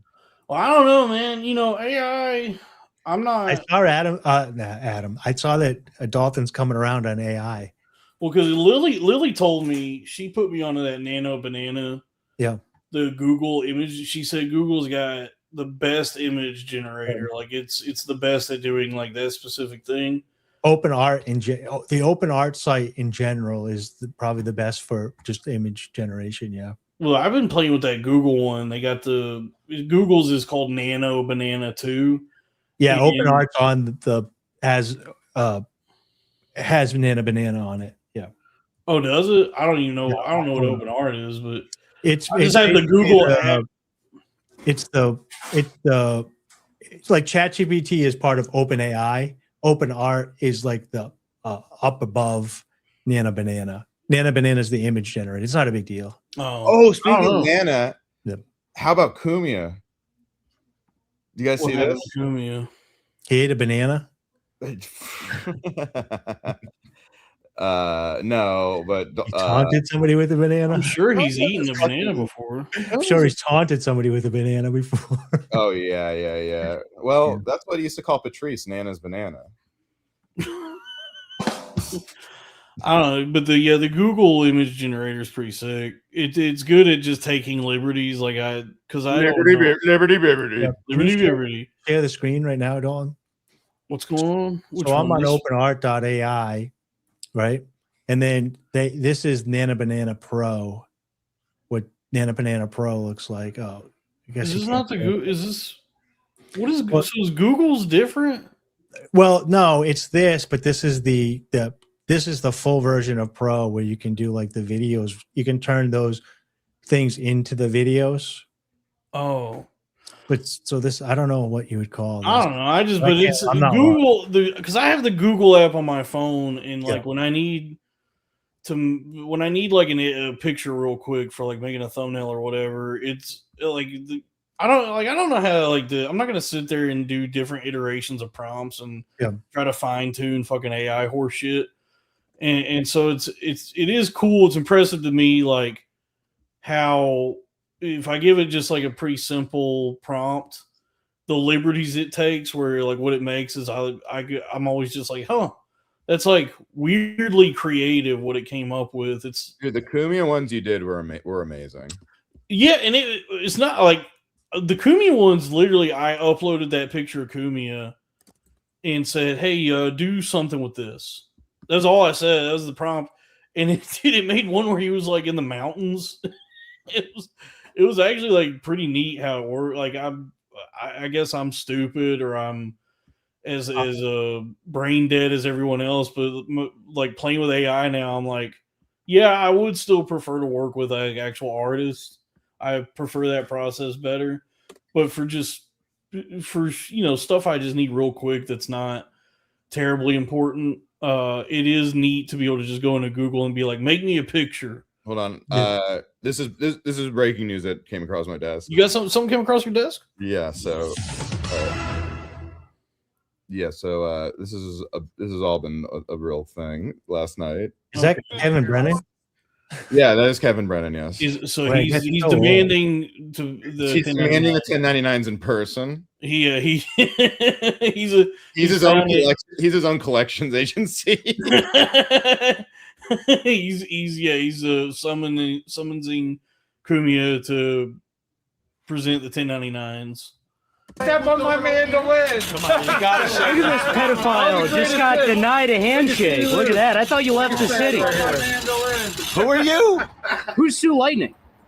A transgender woman. Did you have Who sex are with you? Who are you? Who are you? I thought you you? left New York, you racist piece of shit. Who are you? Most Whoa. people aren't pedophiles and racist. Who are you? I'm asking. Okay, that's incredible. You know, most- Actually, I think most pedophiles are racist and vice versa, aren't they? Maybe not all racists. no, are I think pedophiles. that, No, that's it's just not- you. That's a But good. if you're gonna go into pedophilia, it's like, well, Epstein didn't have they didn't have any black kids on the island. It's true. This guy wastes no time getting into the meat of Oh, this. Gino's over his shoulder. You with remember his that little Target thing. N-word thing? That video that we watched, the Target N-word guy? Same guy. Okay. This is great with Gino over. Who his are shoulder. you? I'm asking who you are. I am a person that recognizes a scumbag on the streets of New York. Get the fuck out of my face. Wow, look at that. Walk, scumbag. Oh my god, what a Wait, cool group of guys. Wait, are they? Is it shaky because of the way it's filmed, or is it shaky because of Robbie's connection? Maybe probably both. Not a big deal. I'm trying to I like figure out this what's going guy's on. Did he cool. get shaky? There's a guy wearing a Ween shirt. I like that guy. That is cool. Look at Gino in the back. Look, Gino actually Did kind he of get punched, or did he punch somebody? No, I think Kumia took his glasses and just threw him on the ground. All right, okay.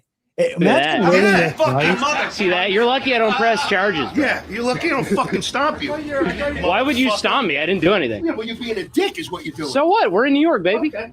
All right. Yeah, we are. This guy's a Alright. fucking. I don't like this guy. Thank The guy behind the camera sucks. I don't know why anybody would want to live their life in a manner they have this much confrontation going on. Hold on, look at this. Look at. Yeah, KV's looking very scholarly here. He's got a handful of 1099s right there. That's what happens. when What? You get hit in the I feel like I just should probably laughing the whole document time. this. Look at that. I got a bloody lip. Anthony Cumia punched me in the face, that pedophile sack of shit. Yeah, the problem with that is like it's a funny moment for sure, but that kid sucks. He's clearly like doing this just to generate So- like. I'm friendly with CJ. I like CJ, but I understand what you're saying. Oh, you know this guy? Yeah, he used to book me in Boston, and we kind of kept in touch. All right. He's I'll at a shut red up. bar. He turned from a comedian to a red bar spy. So Yeah, it just seems like Cumia does not seem like the coolest guy in the world. He's I think he's the coolest guy in the world. Cumia can be a little unsavory at times, but is he really a pedophile? yes. Wait, Dalton, could you hit the sound out? Let me pull this up. I knew he got caught being racist. Wait, one more time. I'm not a pedophile at all. Yeah, well, I mean, someone catfished him, basically pretending to be a 14-year-old. That sounds tasty. It does sound delicious. But some basically, what was kind of dead to rights for Cumia was Google self-cutting girl Cumia. They were basically posing as a 14-year-old, and Cumia was like flirtatious with her and sent her gifts and stuff. But it was a guy just pretending to be a girl. Yeah, Cumia I'm can going be to- unsavory, but what that kid is doing is obviously I'm not friends with him. I just know who he is. I'd say I'm friendly with him. it's definitely just like he's trying to be like sensational. Like he's not. Oh You know, yeah, that's and on Vine, they went through Cumia's likes, and it was all like little girls with braces. Yeah, so I'm here. It says he admitted on air that he would fuck a 13-year-old if it was legal. That could be on air being a goof. But this next thing, so he dated a 17-year-old when he was in his late 40s. Talked to a 17-year-old on her prom when he took a 17-year-old to a prom when he was 55. Sending inappropriate messages to minor, including 13-year-old girls, as noted in the shit. 2024 Reddit post. Is this true? So this kid shouted me out. All right, well, I'll take back. He's cool. Yeah, he's a friend of ours. He's a friend of the show. Okay, whatever. Thank you for confronting Cumia for us. So Now, Cumia is hopefully actually he'll- more. I'll say this, Dalton. You confronted Cumia the way you did it had some true mastery to it. Because I was just having fun. That Like, was some of the greatest. Yeah, Allie Mae's sister. That's great. That's why Naeem kind of partially doesn't fuck with him too. Yeah. So, he was Allie Mae's younger sister? yeah, that was the girl who Kumia. Yeah, What's she getting into tonight? Can I? I hope she's happy. Everyone's planning on Stuttering John, but apparently what he did was, so it was a Stuttering John comedy show night. So then I guess all of these guys, I mean, the clips are crazy. That wasn't even the craziest thing. It was just full of Kumia fans and who are these podcast fans, I guess. And John just went up there and read Kumia's criminal record. And everyone's like, "There's not a joke. There's no." It's like, I actually think that's the best bit he's probably ever done. That's These pretty. guys are so invested in like the world of minor celebrities. Not even minor, dude. Not like it's so obscure. Well, Kumi is invested in minors for sure. That's a good point. Yeah. I gotta go piss. I'm reading this. I'm reading the Google right up here, and it's just funny because at the end of all that stuff about Kumi, it says, just a side note, the term pedophilia refers to sexual attraction to prepubescent children. The term euphobophobia refers to attraction to adolescents, typically 15 to 19-year-olds. Kumi's baby aligns more closely to ephebophilia than pedophilia. Right on the no, it's just funny that look, I gotta go piss. Even AI has been. You guys vamp for a couple minutes.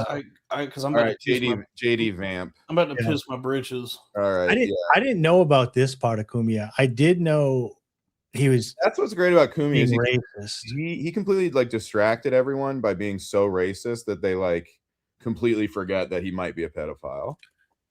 Allegedly, this is all alleged by the journalists at the Opie and Anthony subreddit. It's so crazy because like, so if you were like, okay, when he was like 24, he was dating a 17-year-old. Yeah. And it's like, then I'm like, okay, maybe even if he was like 32, I'm like, well, when he was 32, that was like the late 80s. Also in New York, every time, Dave, I'm on here, it's all about the age of consent. But yeah, in New York, it is 17. So that's now I'm thinking, but also like, but he's 55 and he's like, he's going all the way to the bottom line. Oh yeah, 17. So it's like at that point, it's like not even that. I'm 50 and I'll start talking to like a 26-year-old, right? And I'm like, when I'm hanging out with her, there's certain parts of me like, wow, she looks really young. Like it hits you at that thing. So when you're going like, well, that young, mentally you have to be thinking, this is a child. The self-cutting girl saga. The self-cutting girl saga. She was 14. Well, he said that she was 14.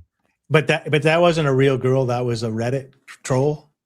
No, it was a fake. It was a Twitter account. They weren't trolling Kumia. The person became like a part of Opie and Anthony. Like, oh, we have this like cute little girl fan who says all that stuff.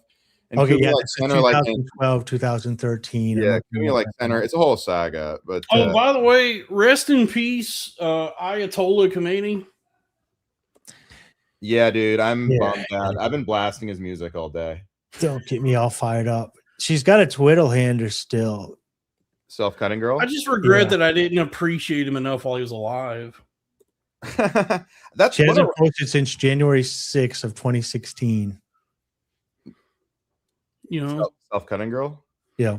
Someone Google the self. I mean, it's the Opie and Anthony subreddit compiled all the evidence. Yeah, I did. I got it here, and there was a link to her Twitter, which is not. It still exists, but it's not active.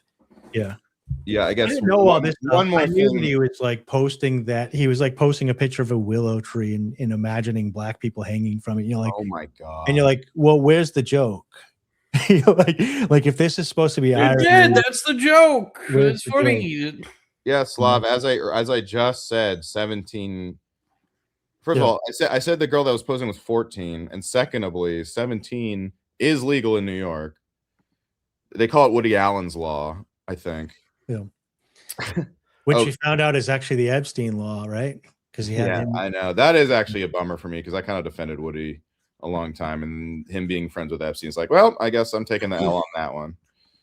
That's okay, whatever. His movies are still very good. I mean, this is exactly where my mind went to. Oh, but other wow. people are Thank you, saying Howling whatever. Kenny Rogers. $20. Dalton, you took a stand-up position regarding randos dressing down women for their supplemental income recently. Here's some respect. What did I do? Was this something I said on Twitter? Something about OnlyFans, maybe. You were owning the chuds. I'm sorry. I have one more clip here from this show that happened. This is Stuttering John like reading the criminal record thing on stage, and Kumi is there. Was it when I said that I let every woman I jerk off to know that I'm jerking off to her? Yeah. It's just I try to be respectful like that. What is this? Is it So this was the show. So it was just advertised as like the Stuttering John comedy show. And hold on, I'll play at least a little bit of this. Where he referred to an African American woman as a savage. A blow club, and you're throwing away. Show people how funny you are, dummy. Spoke about role, alcohol played in the incident, stating alcohol. So is this a work? And I had a very long. So my thing, which is I've been really tickled by thinking that like, because this was just the Stuttering John show at Rodney Dangerfield's, and I'm just thinking like, imagine some tourists just buying tickets to go just see a show at the Rodney Dangerfield. They get barked in because they're told that Peter from Family Guy is going to be there. Or we're just like, oh, the guy from Howard Stern, sure. Oh, let's go. We're foreigners. We're in New York. Let's go see Rodney Dangerfield. And this is what they're. Yeah. Oh, Howard Stern, the guy I really like his stance on COVID. Let's go check him out.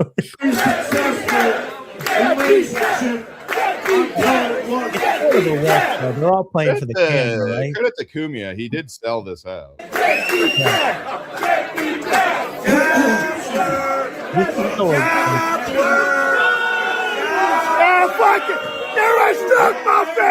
Like they're like, I don't think this is what Rodney envisioned when he made this club.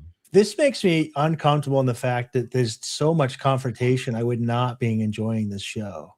No, it's not a show. It's a fucking January 6th rally. Wait, this is not a oh yeah. This is not a yeah. Okay. In what way is this a comedy show? You're a strong muffin! Get off the stage!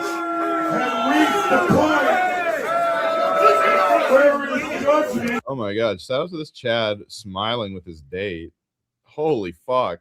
If I had a date, I'd be smiling. She's enjoying this. What's she getting into tonight?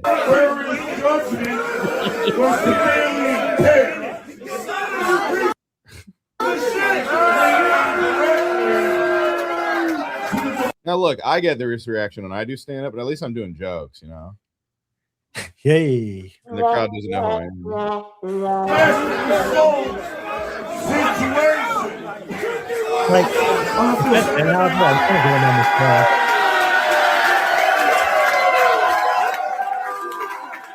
He said yes a while ago, and then he stopped.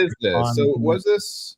I guess I'm not. Look, I'm sorry, I'm not super caught up on the dabbleverse. Yeah, we're a little behind on like. the So what did fucking did Stuttering John have a show booked at Rodney's, or was this like the dabbleverse throwdown event, or like what's going on here? I don't understand. I don't know. Shout out to friend of the show, Kevin Brennan, Dalton, and me, Will, and Robbie. We'll always do appearances on your show. Just give us money. Oh yeah, no, and I love to do this show. I'll show you all of my 1099. I legit have no idea what's going on here. I seriously don't. It's just like what I'm saying is, this a work? Like, it's not that I guess that I wish that I had been following the dabbleverse, but I'm fascinating that whatever has happened has gotten to this point. Like whatever this is just so bizarre. Yeah, it's got a pro wrestling. Thank you. Get off the stage. You suck. Get the fuck out of Get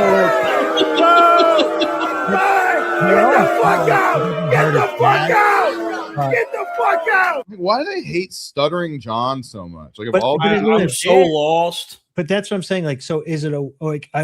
why would you, if this is real, why would you put that much confrontation and why would nobody start it? But even if it's fake, unless they go have like beers afterwards, I would like, you know, I wouldn't want this much confrontation. It would make me on edge while I was there. Pussy boy! Pussy boy! Pussy boy! Pussy boy! Pussy boy! Like it's funny, but not why funny. They just become Jamaican? What do they do? Pussy boy! Pussy clot! It's funny, but not why they think it's funny. Exactly. I mean, you know what? Shout out to them. I talked a lot of shit about the dabbleverse. That is very entertaining. Whatever the it's like, I guess like making your whole deal like this sort of augmented reality, interactive thing, whatever is going on. Like, you know, the comedy show now becomes like this whole interactive thing of bullying Stuttering John, I guess. but even Stuttering John's of kind of a villain, so they've all just decided to be villains. They're growing the bins. I think that with the growing the bands, first of all, I don't know why they hate Stuttering John so much. Like, he's so irrelevant. And I guess all right, come on, this is just plumb rude. One's in a hog I can't even. Anytime somebody says irrelevant now, all I can think about is Crack's line about Lamar, calling it the irrelevant Lamar. Whatever, Lemare. By the way, I want to clear this up. Dalton's not in an ARG. He is in an ATE. You know, that's what happened with the food on his plate. I had some ribs before this. Yeah, so that's before you got so fat. Yeah. I've actually I've been exercising. No, I exercised today. Actually, it's good. You actually do look. You do look good, and I can tell that you've been doing something. I think was the turning point, and don't get mad. Was the turning point that photo that Kevin took you when you guys went to the Chinese restaurant? That did devastate me. I was like, dude, like that will kick my ass. I'm like, Jesus fuck. No, honestly, obviously the angle, but at the same time, I was like, oh boy, dude, this is a Kevin did your boy dirty. Yeah, I look fucking terrible in that picture. I guess that, but no, it's mostly just like, yeah, I physically, I just say I'm tired. I feel like shit. So I was like, I gotta fix this, dude. And also, I will I will say this, like, it is the year of the fire horse. Mm-hmm. Yeah, and it's true. It's the year of the fire horse, and it's Mercury's in retrograde right now. Saturn's in Aries. It's just a time of change. Hey, what if Mercury was in Fredtrograde? In what? Freddie Mercury. I guess I'm gay. If it was that, but because I'm trying to play along. I don't even stupid things I could say, but they're all like so too stupid for me to even say. Anyway, but yeah, you know, I want to be healthy. I'd like to be able to get some pussy again one day. That was what I was gonna say. Is like, you could probably get pussy right now, but can you can you fuck it? Like, I know you can masturbate, but like, wouldn't you get? When I was like 235, I was wearing an oversized shirt on the bathhouse. When I was 235, I would lose my erection. Like, just from being out I can both achieve and maintain an erection. I've never gotten that out of shape. I've never gotten too fat for boners. Like, I can. Yeah, that's what I would be worried about. Is you get to a point where you're breathing so heavy that you lose oxygen. There have been times like in my fatness that like I've tugged one off, and when after I bust, I'm worried that I'm gonna I'm like out of breath, and I'm like scared that I've done something that's gonna kill me. Yeah. Oh, this came across my desk as well. Someone came across your desk. Around there's ladies that really like you, Dolphin. You just you must have chicks in your DMs already. No, nobody talks to me, dude. And anyone that was talking to me just like doesn't talk to me anymore. So I'm like, I think it really was just the shirt I was wearing. I'm not. Yeah, but I'm just extremely lonely these days for sure. I was trying to pull off. It was Kanye's Yeezy Balenciaga shirt, which is like this dramatic fit, which I thought I could pull off. but I think that's only for like skinny models. Everyone else just looks fat in those shirts. I have so many of them though, and I do like them. I think they're cool, but I think they're not flattering. This is a sexy picture of you, Dalton. Wait, ladies, Dalton. remember this, ladies. If you want to have a little sex party with Dalton, his DMs are open. He's single. He's freaky. He'll do a little eyes wide shut with you. Little ass wide open. With our ass wide open. I want to say, because I've been trying to hunt down Ashley and Sammy from the Ash Slap competition at Skankfest. So far, we have Pinky. I think her name's Alessa. Alessa, who's the Elmo backpack girl. Pinky, Nikki Champagne. Signed up, and I'm trying to figure out where Ashley and Sammy is. But I've been in people's DMs trying to figure out what they are, and there's a lot of skanks in the Skankverse. Let's just say that way. Yeah, well, nobody's in my DMs, and nobody really talks to me anymore. I just find that surprising because everybody tells me that you're charming, and they think they find you funny, and everybody tells me that I'm creepy and unlikable and an incel, and so I'm what you just put a little effort into like trying to talk to people, like even on the internet, people respond back to the point where I thought like, oh, this is for sure Runaway Slav trolling me right now. This Slav character is quite rude. We got to get you back out there, Dalton. Dasha is hot. I just want to say that. Wait, can I present this thing that came across my desk real quick? I gotta go. Came across your desk? Yeah. Oh yeah. They're not Lemaire, fucking David Lucas and Jonathan Majors. Yeah, it's funny how for David Lucas, this is probably like his high point is getting to be a part of this, and for Jonathan Majors, this is rock fucking bottom. It's lower than he possibly thought it would get. It's exactly when Shane had to do the Real Ass podcast with Mark Random right after getting fired from SNL. Yeah. I don't know who that is. Unfortunately, I only know who David Lucas is. David Lucas's t-shirt, Enhance. Yeah. Oh yeah. He's got a roll shirt. He's got a beautifully broken roll shirt. He's rocking the roll. Well, they're all playing that game, right? Monopoly? No, so there's a game where comedians, like calling a comedian like not funny is basically the comedian N-word. So they all say that the other one's funny. But then some people take it to another level where, okay, Jelly Roll's popular. He's in the scene. I'm going to wear the Jelly Roll shirt so that I get that clout. True. Jelly Roll is in the #1 movie in America right now, by the way. I'm being completely serious. Goat, the Steph Curry movie, which I've actually heard is very good. I don't know what movie this is. No. What, Goat? But yeah, I mean, it was like pretty recent that Jonathan Majors was going to be like the next big thing in Hollywood. Dude, Goat has a great fucking cast, actually. I don't know. It's about Steph Curry, but if he was good, it's got they got the Spider-Verse animators. Apparently, it looks really good. Has great reviews. I'm a Curry stan, which is the gay. Shoes movie. No, it's basically about Steph, but if he was an actual goat, it's called. The Goat. Yeah. Hold on. Yeah, could you pull this up real quick? Yeah, this movie. The cast is like crazy though. Yeah, all these big animated movies don't hire voice actors anymore. David Harbour, is that Doctor Who?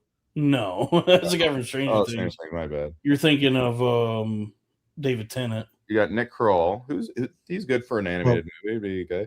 Jelly Roll got his acting start in working with one of the greatest actors in history when he was on Tulsa King. Right? It's true, yeah. But look, right in between, like right above Hudson and in between Patton, we got Roll, and we got the bad friends themselves. Santino. Oh wow! What animals do you think they are in the movie? And then underneath all of them, I know where they are. They play the announcers. How selfless Steph Curry? He's underneath Roll, like way below Roll. I actually do know about this movie because I watch Bad Friends. I know you guys hate Santino and Bobby. but I think they're probably the best improvers. Wayne Knight is in Wayne this. Knight is wow. Adam Pally. I love Hello, Adam Pally, actually. This is actually a great cast. You got Andre Iguodala. But yeah, I actually don't mind. Santino was really funny when he opened up for Shane. I got to give him props. And Bobby Lee's just kind of fascinating. I kind of just don't know what to make. They're both funny. They're good improvs. I think the issue is they're both pompous assholes. And so they stay in LA. Like Bobby ruined Story Wars and walked out when he was there. He canceled shows. He's a prima donna. Santino, like he agreed to do Skankfest and then never showed up. Like not Santino, but Bobby did. So I just think they're complete assholes. And like if their reputation is going to get like hurt at all within the business, they say no. But I can still find them funny, even though they seem like. I also found this funny. Kevin Love is a white guy, very good player.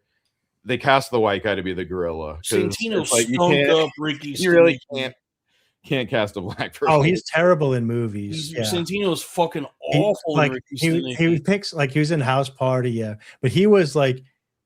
I don't even care for a stand-up that much, but they in Bad Friends, they have good improv chemistry where if he's like, you know, you're my mom and you're sick. They didn't even think about it. They go right into back and forth with one another doing that. I can do that. Oh, son, I'm sick. Also, shout out to Steph Curry casting Wayne Knight in GOAT when LeBron did not cast Wayne Knight in Space Jam 2.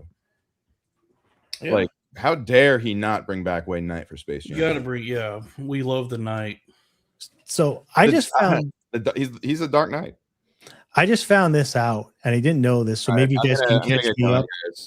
Jelly Roll was in a band prior to Jelly Roll. He was in a mafia band.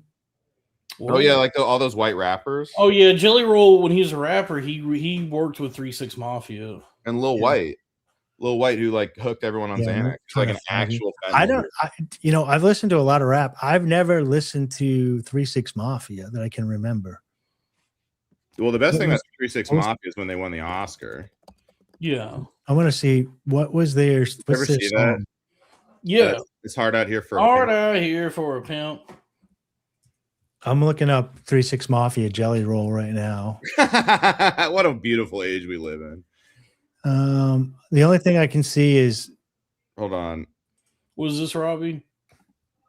This is they're not even in fucking suits. They're dressed like fucking John Fetterman. Get played off. So I have. It's I hard want to see John Stewart's reaction was very funny after that. I remember. We want to thank Keith Young, our choreographer. Yes. Shit. Maybe this was later, but it was after I think Scorsese lost that year or something. He just goes. I have the Bonnaroo. He goes, and Scorsese had never won an Oscar. He just goes, Scorsese 0, 3-6 Mafia 1. Or something like that. And Jelly Roll is bigger than I've seen him before. Dude, did you say Bonnaroo? Hey, yo, shout out. Call him that. Yo, shout out George Clooney, man. He showed me love when I met him. It's only a minute 20. I've never heard this before at all. I'm not a pedophile at all.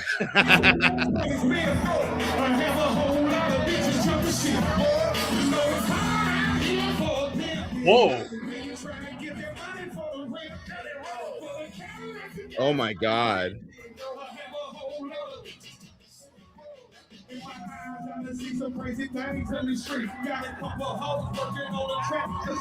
Oh my God, that's awesome. I like this version of him. That's what I'm saying. This is such a likable role. He's not bad.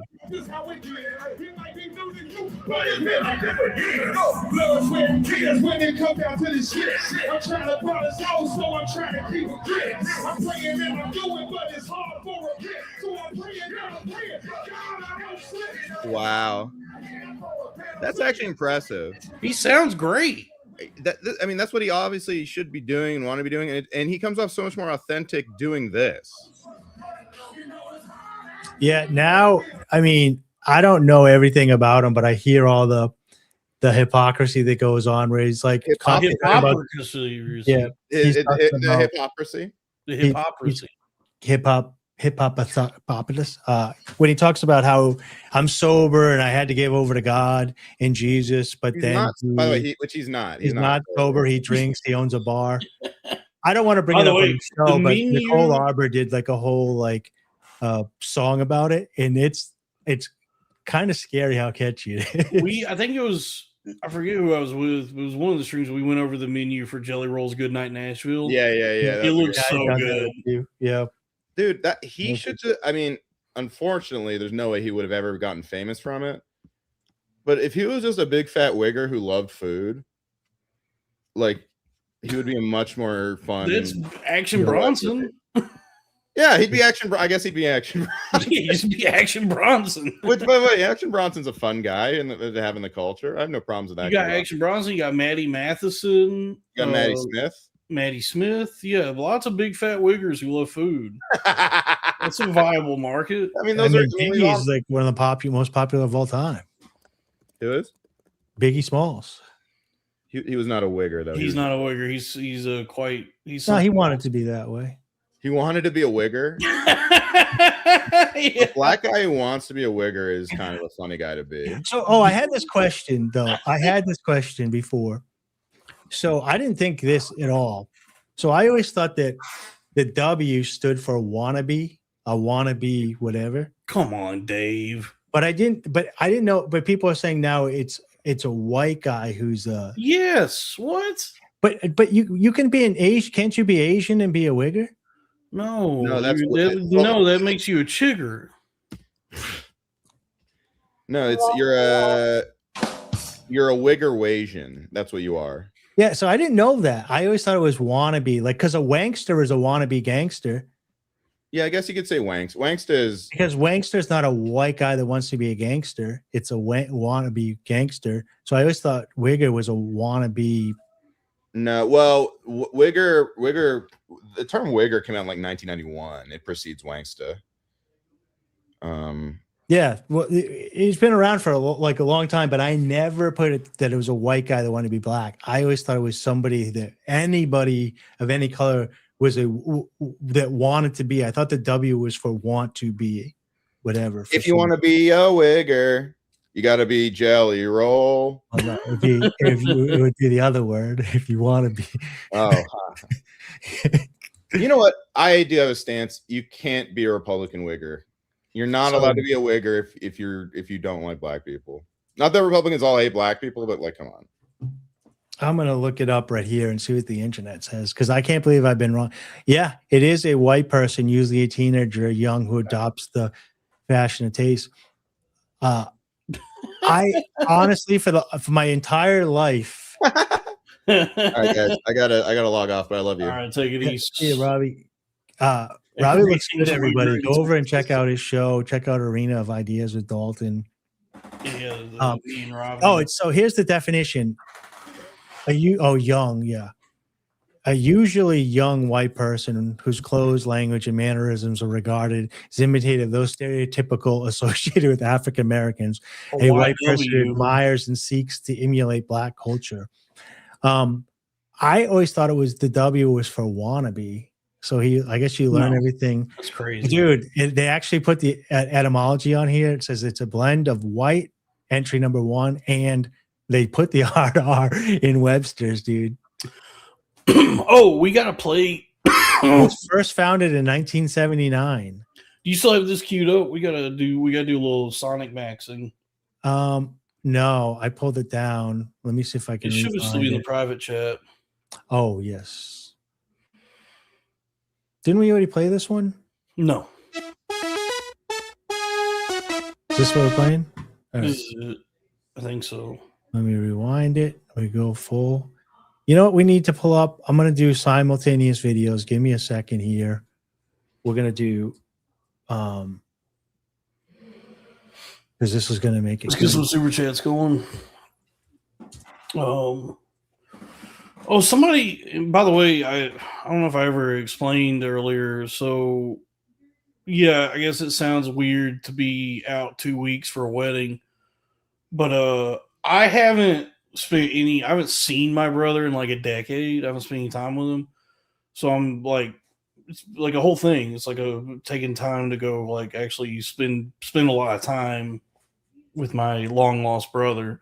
So I'm gonna be like out and about, you know, away from my workstation and all that.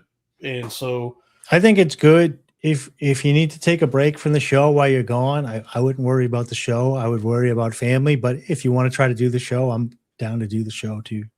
Yeah, I mean, there's definitely a way to do it. I'm just debating, like, do I want to do it like from a phone or a laptop, or just like take off a couple weeks so I can just be in the moment. I don't know.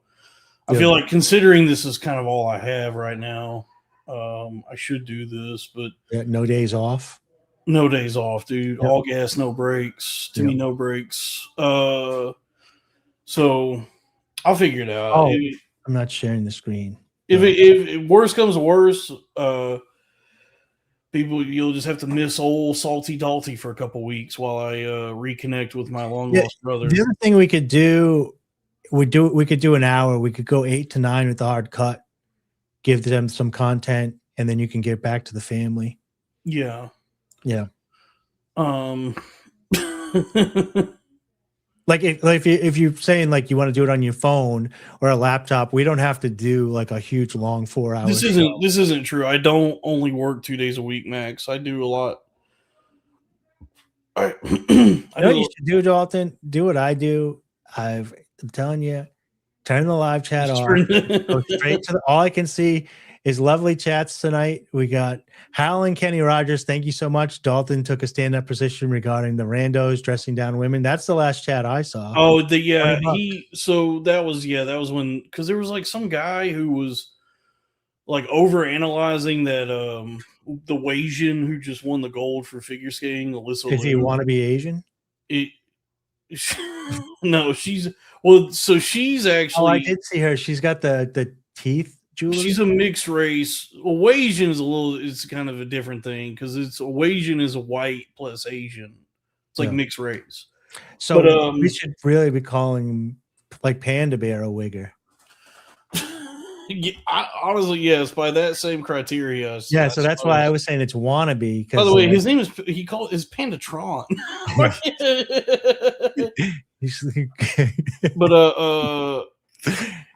yeah, there was some guy who was like Token Tonys, Panda Bears, dude. Don't worry about it. There was some guy was just like dressing her down, but not like undressing her, which is what I would prefer to do. Yeah, but just like doing that very catty, like, you know, this and this is why she actually is not attractive.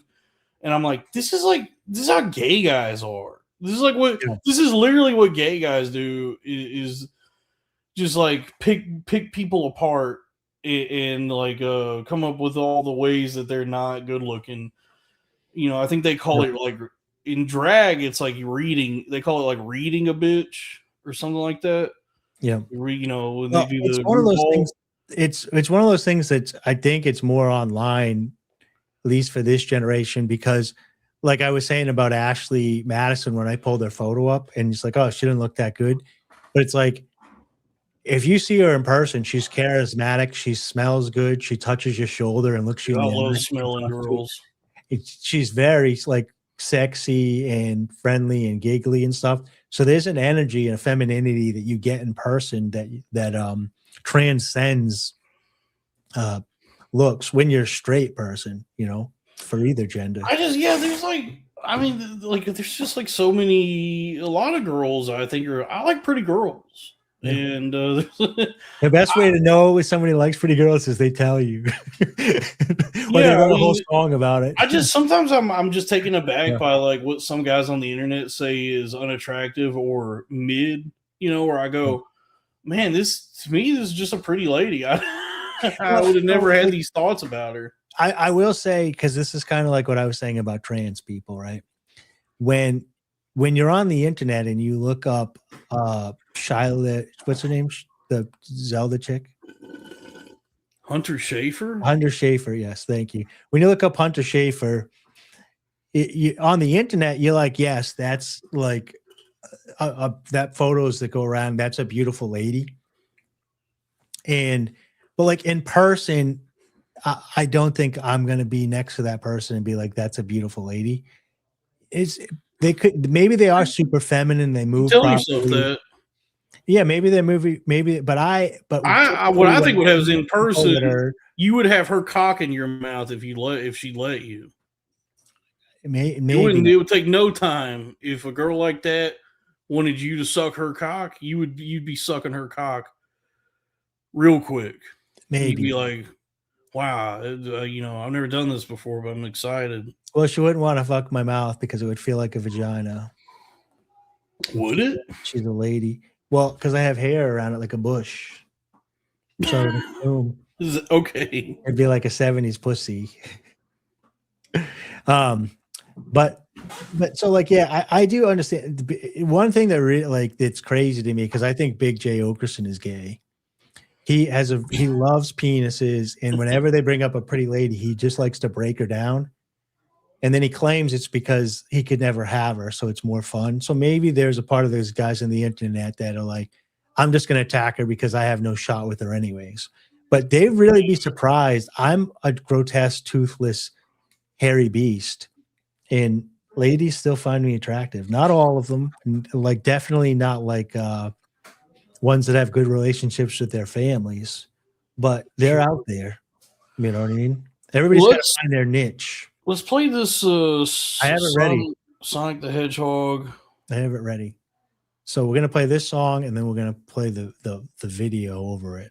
Everybody ready in the chat, folks? Sonic.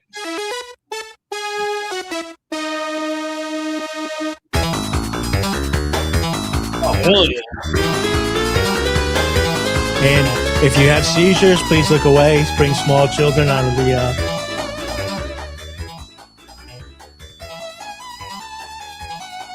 Crank that shit.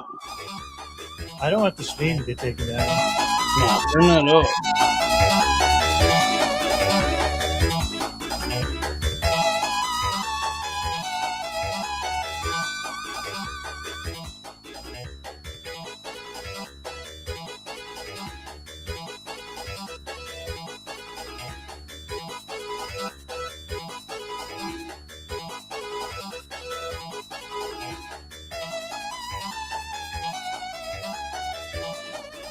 This reminds me of 3D Roadrunner. You ever played that for NES? No.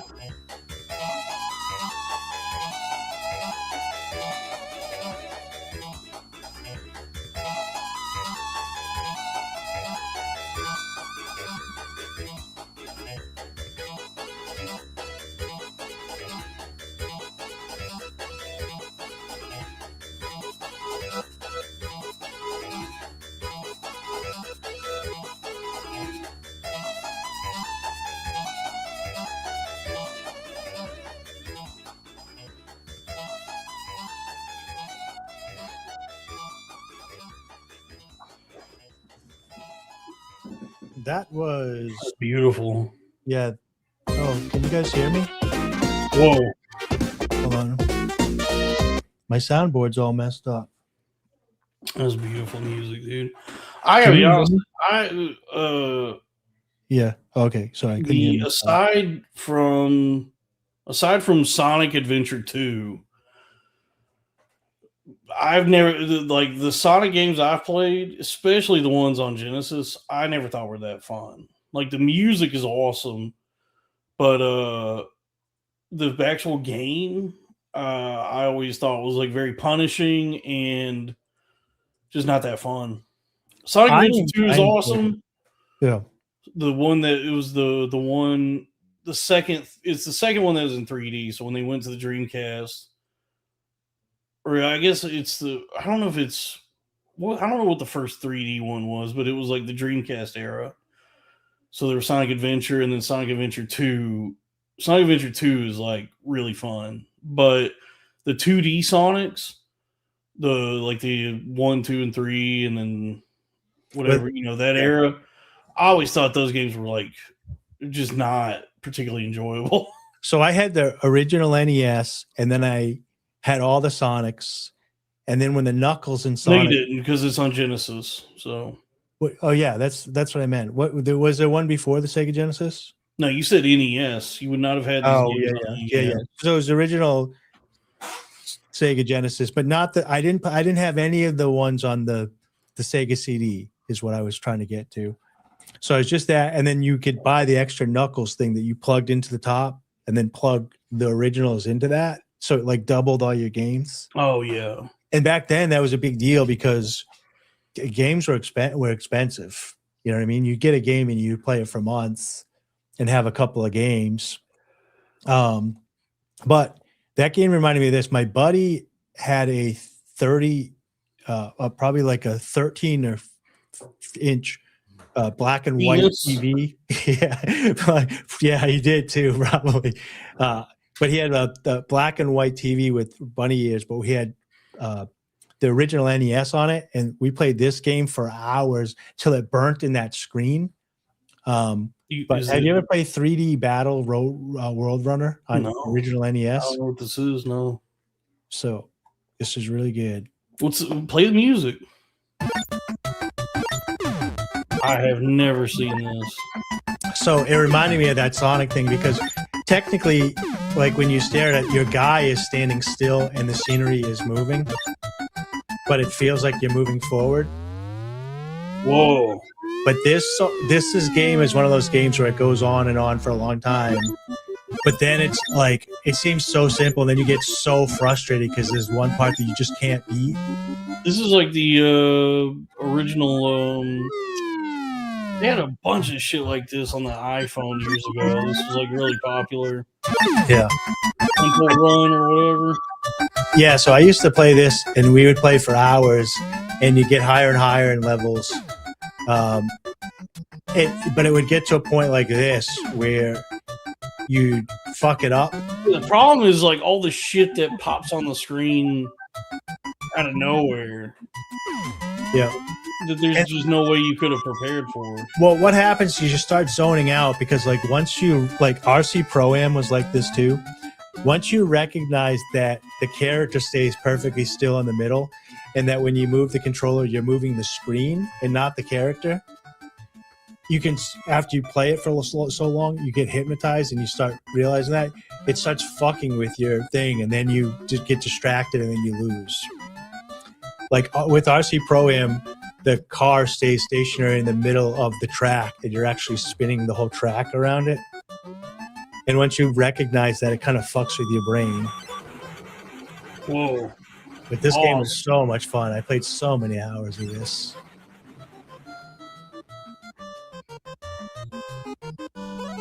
I mean, this was early 90s. This came out. This is like top tier. This is cool. And you get points. So even when you beat the level, you're trying to get the high score. Okay. Yeah. Yeah, that's That cutting edge. That reminded me of like what that with the Sonic, you know what I mean? Like the next gen of what it was where they rounded the edges. Oh. I'm still blown away. I just found out that Wigger is white and not wannabe. Yeah. No, yeah, it's white. The amount of times I've used that word wrong. Oh, this is a good one. $5. Donkey Kong Country Aquatic Ambience. That is a good one. Give me the link in the private chat, dude. Yeah, this is like the song people point to is like this is when video game music transcends its medium, and becomes like something greater. I played the original Donkey Kong with Mario in the barrels, and then I played 64. Oh, where you had to get the extra expansion pack? Yeah, but I gotta say, between Donkey Kong 64 and Mario World 64, I just really enjoyed the Mario World. Now, and then they gave you had Donkey Kong Racer, but even that and Diddy Kong Racing. Come on, dude. I like the. I just rather play Mario Kart. come on, it's not Donkey Kong Racer. It was called Diddy Kong Racing, and what would distinguish it from Mario Kart was the different vehicles. You had the Is that car, for black people? you had there was that, but then you had the actual cart, then you had the like the boats, the like bumper boats, and then you had airplanes. It was actually it was really good. Never played it. The one thing that I did like, I forget now. Oh, Rampage, but it was Donkey Kong Mario people. That was fun because I used to play the original Rampage in the arcade, but when they had, was it called Smash Brothers? I think That's a completely different thing. Donkey Smash Kong Brothers is a fighting game. What's the one where you're like Rampage, you're beating up, breaking things in the city, and one of the characters was Donkey Kong, one was Mario. That's not There was Rampage. There was a character that's like a big gorilla, but it's not Donkey Kong. Yeah, but this is like a later on thing. Maybe it was Super Smash Brothers, and there was a Donkey Kong character you could fight with. But you don't fight flat. You fight all over like scenery and move around, right? Yeah. But it's a fighting game, so it's not like Rampage. It's like more like You went like on buildings and stuff though. Street Fighter or whatever. Yeah, Rampage was when you break the buildings. Yeah, Rampage is the one where you try to grab destroy in, as much as people. possible. You're the lizard and you eat people, or you're the gorilla and you eat people. Yeah. No, Super Smash Brothers was a game that I never could figure out how to get good at because there was always so much happening on screen that I just couldn't. I could never figure out how to like actually play it with any other people because I'd always get my ass stomped in that game because I just couldn't. I don't know. I couldn't figure it out. It was always tough for me, but I mean, it was fun. I had fun losing, I guess. All games are kind of like that though. Like I bought Madden a couple of times because I got sick of losing, but I was never that into it. And all my buddies would buy the new version every year, and they just play it nonstop at home. And then you'd get there and like, oh, we're all throwing $5 in to play a Madden tournament. And I just get my ass kicked. And it's like, this isn't even fun for me. You guys all own this game. Yeah, sports games I never even thought were fun. I was like, guys would want to play Madden, and I'd be like, well, there's nothing. This isn't even like a fun game for me. Yeah, it's fun for them when they're kicking your ass. Because I will tell you, I have that one year that I did own it. I got really good at it. And like you're just kicking somebody's ass and they go to tackle you and you hit the triangle and do the high step and they're like ready to throw the controller and like, oh, you high step and you showboating. You're like, it's just the triangle button. And they get so furious. So that element of it is hilarious. But let's I wouldn't go out of my way to buy it. I'd rather buy an RPG like Dark Souls or something if I'm going to play a game. Yeah, Dark Souls is cool. All right, here we go. Let's check this out. Oh,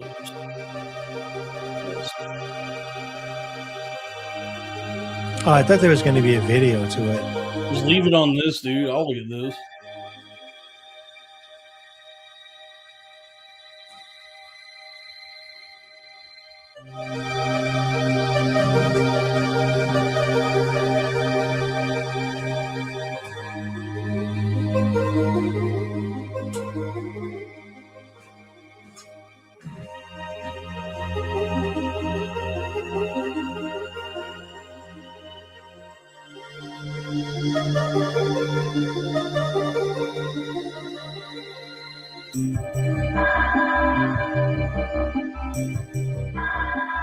This is good for the soul.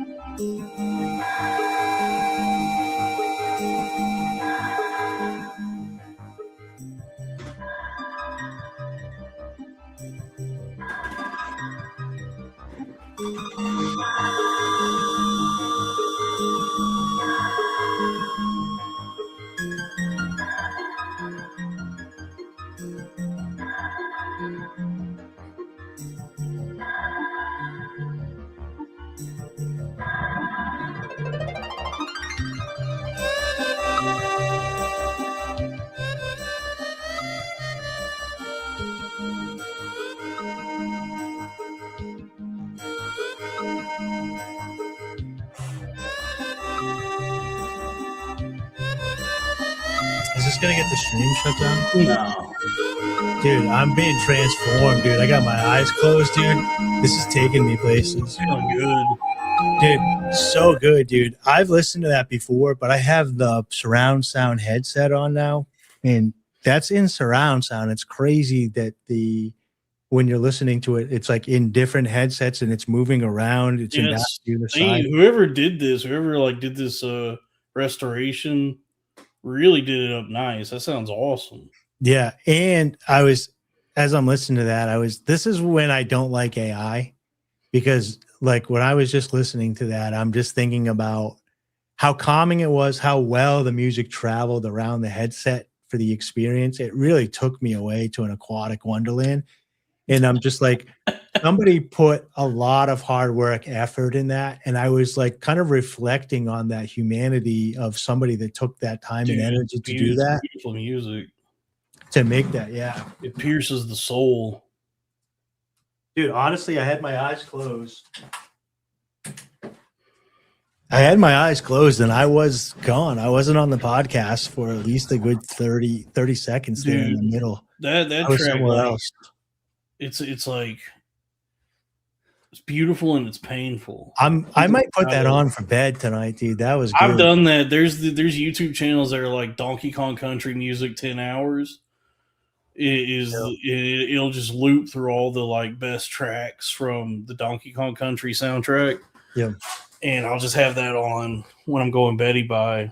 Sometimes I'll put something on like that when I go to bed, and it'll be just the right amount of noise that I can still get into a good REM sleep and have good, amazing dreams with the soundtrack. But other nights, it doesn't let me get into REM, and it kind of like it keeps me in this weird awake / relaxation all night, and then I wake up and I feel like shit. So, but I'm gonna try doing this. The best is like I'll put on like ambient stuff, like soundscapes or whatever to go to sleep.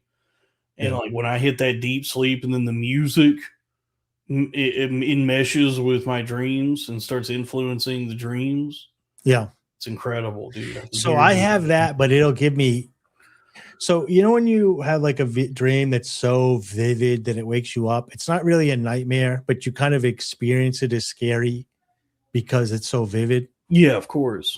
Yeah, I can't stand that because I'll wake up and I was like, that was such a vivid dream, but like, why did it make me panic awake when it wasn't nothing bad was happening?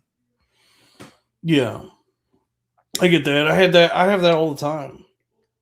The ones that do that for me is like the dreams where my life is so much better than it is right now.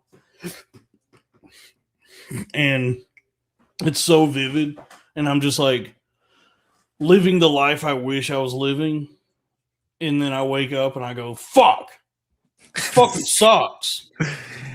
It does suck when I don't have a beautiful girlfriend. I have had dreams that were so kick ass that like I would say maybe a month ago now, I was having like Matrix style dreams where they weren't lucid completely, but I would dream, I would have these really awesome, vivid dreams. And then I was recognizing that they were dreams in the middle of them and taking control. but not where it was like ruining the experience. But I was like, oh, I can fly. And I was like flying. And I just remember one of the dreams I was flying out over a beach, over the ocean in a dark sky, literally spinning around in the sky, flying on my back, looking up into the stars over the ocean with a breeze on me and everything, like flying, like, you know, like a bird, like the Matrix or whatever. And then I woke up and I was like, ugh, like, and then you can't close your eyes and be like, I want to go back to that feeling that it was just like every weight was gone. I was living the dream. And yeah, there's certain dreams that you cannot, there's nothing in life, even an orgasm, that comes better than a good, happy dream, like a good. I don't know. I feel like dream. busting inside of a woman would be better than even busting inside of a woman in a dream. You can do that in real life. You ever bust inside a woman and in your mind you can see like a lightning bolt getting shot inside of her? Yeah, I guess, sure. No, have you ever busted and you can kind of like in your mind's eye you can see like a lightning bolt, like a Zeus bolt coming out of your penis? Yeah, I guess like what goes through my mind is like the creation of the universe and all of history up until that moment that I'm busting is what I see. It's crazy because I had this experience a couple times in my life, and I often wondered if that was like the universe's way of telling you that shot is going to impregnate them. That's the actual life being shot out your penis. Lord, I hope not. And I kind of just thought it was like an electrocution in my brain or something, like a fire or whatever, because it was like a very vivid, like lightning bolt. And I was like, this must be my own personal experience that, you know, no one told me she had an IUD, so yeah. Have you had that experience though? Because I actually heard Matt. I mean, I guess like busting inside is certainly a much more visceral experience than busting elsewhere. No, but in your mind's eye, you see a lightning bolt, like not necessarily a lightning bolt, but I guess I see like something like some sort of profound imagery crosses my mind. Yeah, we got to the chat is demanding pussy be good. Now the chat said, the last thing I saw from the chat is Little Goblin fella said Donkey Kong Country aquatic ambience water levels have the best. Well, there's something that Drew sent a super chat for earlier. They're demanding this, so I got to play this. Okay. Chicken heads, chicken heads, chicken heads, chicken heads,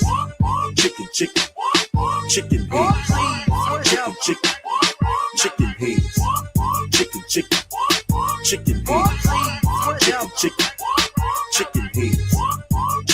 Gucci Man, chicken heads, bald head, scallywag, ain't got no hair in bag, jailed up, beat up, your hair is messed up, need to get out, a submission, get up on loop, run to beautician, run game until the game is gravy, that don't mean skin, cheap for the baby, on the stall for a bootleg, pretty walk, giving out head, ain't a thing, eat a chicken wing, got some gold teeth at the club, try to shake that thing, try to get a piece of chicken, always, into some duns, should've paid your light bill, you bought an outfit, stay at your mammy house, and keep a smart mouth, it's Project Bad, Memphis 10 represents the South, so pass the Joe, and we gon' stay kicking, pull up that mo, holla at a chicken heads, chicken heads, chicken heads, chicken heads, chicken heads,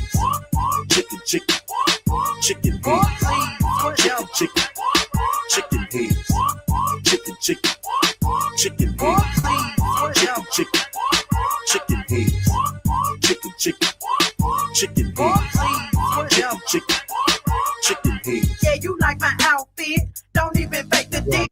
I thought you said you my chain. Always in my face, talking this and that. Girl, I had to buy some rims for the Cadillac. You ride clean, but your gas tank is on me. Be stepping out, ain't got no decent shoes on your feet. That's just the meter, bro. You don't know what you're talking about. Anyway, the new Jordans finna come out. Hate to see you in the club. You're mobbing with a mug. No way that you ran with your boy. You're nothing but a scrub. But he was getting me. That's when you hated. sure did in our face, drinking on the yak. Not full of goals, but your ass need some Tic Tacs. What you need some gum, rep like some thunder. What you looking at? I don't want your phone Oh, number. please, whatever. Chicken, chicken heads, chicken, chicken heads, chicken Oh, heads, please, whatever. chicken. Now these chicken head hoes see this platinum think it's white gold. See them 20-inch Pirellis roll, man, think they hoes. Dodging all my foes, riding caddy trucks with DVDs. A block of bras follow me from the club to break their knees. Knowing it's all I want straight out the club, the rest they smelling right. The last thing on their man is freshen up, it's going down tonight. Weave in their head, weed in their purse, still cross. Baby seats all across the back with clothes in the trunk. I've been known to hold my own, I've been known to ride on chrome, I've been known to pimp a platinum watch with the diamond stones. I'm the fool supplying the dope, I'm the fool supplying the blow. I'm the player who got you chicken heads knocking at my door, telling me that you digging me, telling me I'm your man to be. Girlfriend, it's gonna cost a fee. Get your rags and work the streets, pay your boy and make me rich, so we keep the switches lit. Give me fees, we count them G's, cashing in from all you chicks. Chicken, chicken, chicken heads, chicken, chicken, chicken heads, chicken, chicken, chicken heads, chicken, chicken, chicken heads, chicken, chicken, chicken heads, chicken, chicken, chicken heads, chicken, chicken, chicken heads, chicken, chicken, Boy, please, chicken whatever. heads.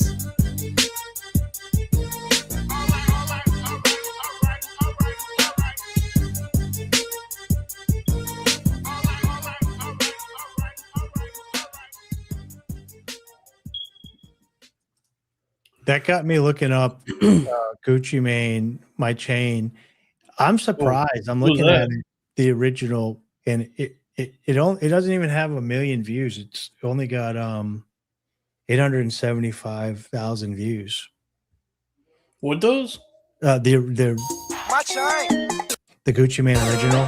Oh. Well, folks, My chain.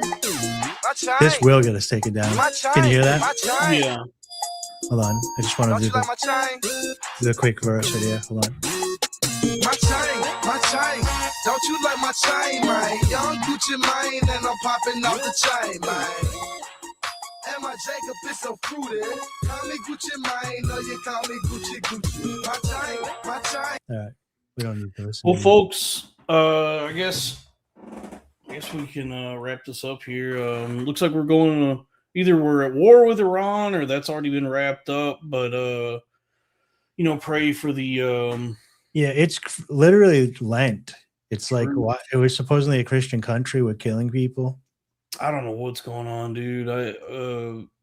I mean, we aren't. I mean, the tyrants, the elitists. I still don't understand for the life of me why. Like, who signs up to be in the military to do that stuff? Poor That's people. what I can't get. Like, Poor people, dude. They got so a poor person pushes the button to blow up 115 girls in a school. no, but it's like poor people enlist in the military don't because they believe that. don't know what else to do, and then they just are given orders. I don't know. That's what my dad did. My dad enlisted and then was sent to Saudi Arabia. Hey, if you're poor and you're looking to kill people, start a podcast.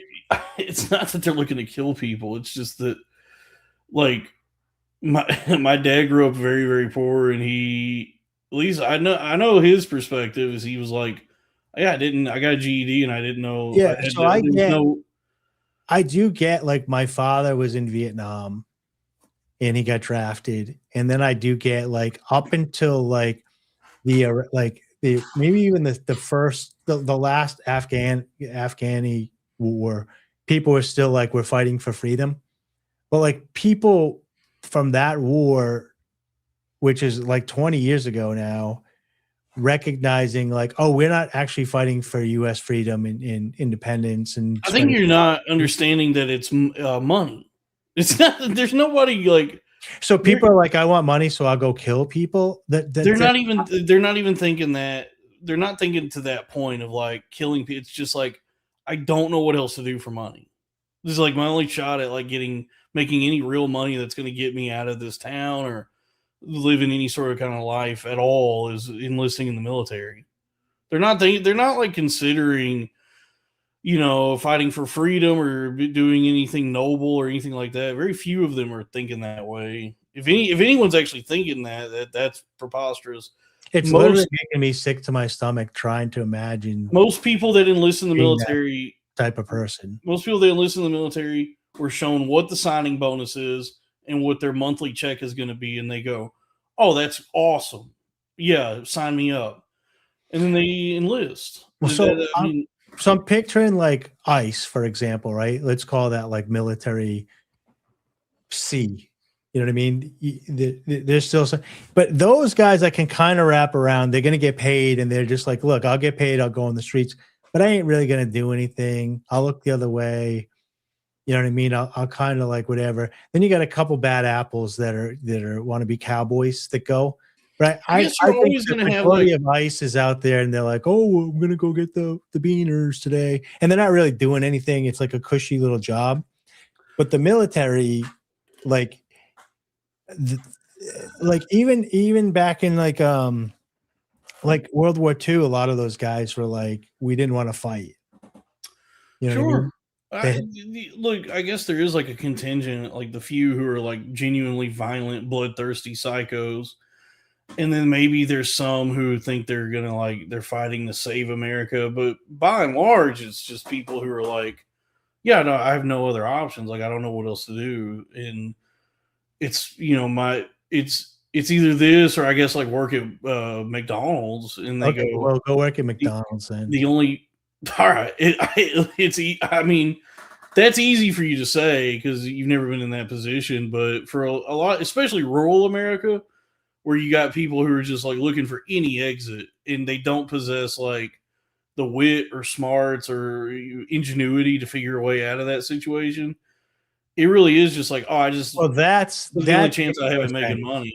To me, that makes more sense to me to say it's really dumb people that aren't that smart that are like, how do I make money? Oh, I can go sign up for the military. And they've gone through school, they're following orders, and they continue to follow orders because they're dumb. But to be like, oh, they need money, I think is like the dumb part is first, the money part is second. Because I don't think a really smart person would be like, well, I need money and I don't have any options, so I'm going to sign up. No, because if you're smart, you have options. It's people. I don't know. I mean, you take the exam, the ASVAB, and that sorts you into what you'll be doing. There's like, honestly, you have to be particularly stupid to get put into either infantry or artillery. A lot of people that take that exam end up doing like, but the smarter you are, like being in an office pushing buttons where you don't see the stuff, then you should know even better that it's like if people stop volunteering, they have to come up with a different system and start like Trump. Yeah, draft. It's called draft. Yeah, but you can get away from that. But even like Trump ran on like if they institute a draft, there's no getting out of it. Trump was like, "Oh, I'm the best negotiator there is. I'll negotiate with all of them. I'm getting into office." And then he gets into office and, he's like, "I don't want to be killed by Israel. So we're going to bomb whoever they say. They stopped trying to assassinate me." It's such bullshit. Like he's not negotiating with anybody. And if they can extract that guy from Venezuela in the dead of night, right? Like they did. And why can't they go in and extract tyrants then instead of just carpet bombing the area that they're in and killing civilians? This is one of the biggest civilian attacks in a long time. And it was perpetrated by the U.S. backing. And it was majority children that were killed. It's like, yeah, I don't understand how poor. I don't understand how poor you would have to be to do that. I can't wrap it around. A lot of veterans, and you can call me old and senile. I don't understand. A lot of veterans don't like the government or the military or anything that is it happens. But they're all very, at least from the people I've talked to, their attitude is just like, I just did some, like when I was you talk to them and they go, when I was 18, I genuinely had no clue. Yeah. So, but that's what I'm saying. So like my father, when he signed up for Vietnam, they didn't have all the information that we have today. But I'm saying in 2026, I don't understand how people don't have the information to realize that they're not fighting for freedom. People still find themselves in like precarious circumstances where they, see the military as their only viable option of being like, they're going to pay me this much a month and I'm going to get this much as a signing bonus. I'm not touching this kind of money any other way. You get free dental at an Amazon warehouse in the first 3 months. Some people do that. Some people choose the warehouse instead. Yeah. So I don't know, but I mean, I get it. I have people my age that are buddies that were in the military that went there thinking they were fighting for freedom and they were fighting the terrorists and they were all gung-ho, but they all came back saying, "Oh, I was lied to." Yeah, that's the sentiment from the generation after them should be hearing the tales of survivors being lied to and so on and so forth, and people should stop showing up so that they don't have people willing to do it. So the only people left, because especially like this recent one, like they just showed us that they can go into Venezuela and extract people that are politicians, but they're like, no, we're going to kill it. So they're making it sound like these people are happy that they killed this one dictator when they killed a shit ton of civilians that. Well, I bought a meme coin called USA versus Iran. And so that's probably the most dishonorable thing you can do is gamble on this. But they're doing the evil investing. I did a little evil investing, Yeah. and honestly, it was not a smart, it was not prudent financial. It's not prudent. I'm legitimately, my stomach is sick right now, and I'm very sad. I've been busy all week. Yeah, I did too. I'm down like 50% on this fucking thing. Like, I went on to, I try to stay off of it, but I went on antiwar.com to read about what happened. And it's just brutal, dude. It's so dumb. And there's nothing we can do about it. It's so out of our control that these oligarchies just doing it. The only thing I can think of is you just stop showing up. I don't understand. Well, that's never going to happen. I mean, we have like the largest volunteer military. Like, Yeah, so many people volunteer. There's no need for consignment. There's no need for like compulsory service because tons and tons of people volunteer. But I mean, I get a lot of that is due to like aggressive recruiting tactics. When I was in high school, I mean, we had guys coming through every I don't know, it wasn't every week, but it was pretty often like recruiters coming in like junior year. I think that starts when they start telling you like, you're going to be graduating here next year. So you want to, you might want to think about the Marines, and then you'll see those guys for the next, like, the rest of your junior year and then your senior year. And, I've talked to my friend who I went to high school with, he does that now. He's an Army recruiter, and it's, I mean, they sell it. It's like, they do it like sales, like the same, like tactics and techniques as like salesmen. I pulled it up here. Active duty enlisted personnel, 2026, they make $52,000 a year, $25.45 an hour. Yeah. Army soldiers make $43,000 a year. Military soldier generals, you're not even up until 100K. You're only at 93. Yeah, but it's you're getting paid that, and then you got to be a military officer to get up to over 100K. So it's not just like, you're getting paid your salary, which honestly pretty good money across the board. But also, even if it sounds like it's not a lot, like even for a general, that's your salary. But then so much of your cost of living is negated because you're being provided everything. Like your housing is free, your food is free, everything is being provided to you by the military. So you're, if you're like have worked your way up to general and you're making like $90,000 a year, that's $90,000 a year with zero expenses. Everything is paid for by the government. So it's like, very few people do that though. Most people get in the military and they don't want to go through like that promotional track of having to do all that. And a lot of them serve their like how many years it is before you can just leave, and then some actually do the full 20 years and retire. Yeah, I'm pulling some of them up now. So an Army officer ranges from 64 to 138 with an average of 93. Intelligence analyst is 35 to 105 with an average of 66. Project manager 60, average of 94. So they're not that great. This is the But Army. you got to think about it comes with so much more than just a regular salary. Pussy. That's the other problem. Ladies, stop fucking guys in uniform. Stop fucking cops. Stop fucking military. No, they're gonna always do that. But it also comes with so much more than just that. Like not just all the what's provided to you, but then you do get retirement. So like once you leave the military, they keep paying you forever. You know, you get a military retirement. You can get you get disability benefits. There's like a ton of stuff that comes with it that extends beyond just your time in the service. Yeah. That, you know, once you're in civilian life, they still kind of take care of you if you put in all that time. That doesn't, but I mean, also there's every effort's being made nowadays to fuck over veterans. So it's like, yeah, I mean, it's not the track that it's not, you know, I didn't do it. I certainly would be better off financially if I did, if I had, but I couldn't. Yeah, but would you be morally, financially better? That's how I look at it. We had this discussion before when we were talking about like the definition of success, and it's like there's so many days that like when I'm, you know, going about my life, and I was up like in Vermont the other day and literally like spinning around in the snow, meeting like just strangers because we were like in a snow globe and everybody's just in the moment.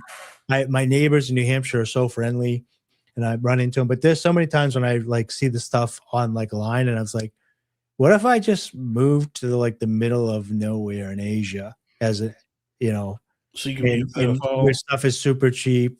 Yes, I can be a pedophile. Just super cheap, and your rent is like $300. Everything's very low key. You don't need a credit. There's no such thing as a credit score. You know, all this bullshit. You're not paying all your money in taxes. You just basically like try not to get murdered and try not to get parasites. And you know, you try not to get worms in your butt. Yeah, why not? That'd be cool. That'd be a fun life. Because like even like this pressure that they've built on us, right? Like think about the amount of nights that you've stayed up worrying about your credit number that they gave you. Oh, I stopped giving a shit. And it's like they're like 600 or something. It's like no matter like yeah, but you have like don't you have bills that you have to pay? Oh, I'm fucked. Yeah. So you either get super rich or you're just fucked, or they have to start writing some of this stuff off, or like you get to a point where you go like, what even is society? You know? That's what I'm saying. I'm like, what am I even doing here? Why don't I just move to your credit score and all this stuff doesn't follow you. You get raised like this system is the whole planet, but it's like there's other places in the planet where it's more down to earth. It's more. Yeah, that's what some of these like Chinese foreign exchange students do. They come over here, get their degrees, rack up everything on like credit cards, and then just bounce and never pay that. They go, I'm never coming back to the States. Back in China, I got my fucking degree from Berkeley or wherever. I think I'm a Asian, dude. Yeah, I do kind of wish I joined the Navy. Accelerate your life. Is they gay? Call 1-800-USA-NAVY. You and Trump will be dancing to the gay anthems, dude. Yeah, it would have been cool to see. So my dad was in the Navy. He was a corpsman, and he was with the Marines in Vietnam, 68, 69. And I asked him this when I got older, and he got super pissed. But there's like because when that song came out in the Navy by the Village People, there's always been a thing about the Navy guys being gay because they're on boats together alone. But then I researched it, and I found out just the opposite. They rape all the women. Yeah, that's why they can't. They don't have. They don't let women on the submarines. Yeah, working on my timing, and then I looked into it. They rape all the women. Punch on, big laugh. Waitress drops a glass because she's laughing so hard into the crowd. Oh, let's. Did you see this? You think you could do stand up, Dalton? What? Could you think you could do stand up? Sure. Like right now, do you think you could get back on stage? Yeah. Who's drinking tonight? Folks? Because Lewis is running a contest. Oh no, I'm not gonna do that. But let me see if I can find it here. Damn, 50,000 a year. I'd join the army. I gotta lose some weight. I gotta lose weight first. I gotta get in like decent shape so I can pass the PT test.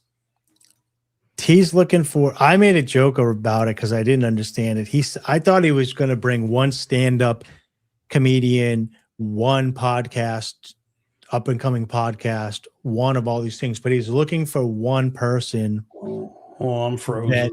A really good podcaster, a really good stand-up person, and all this stuff to give them an all-expense paid trip to Skankfest. I'm trying to find it here.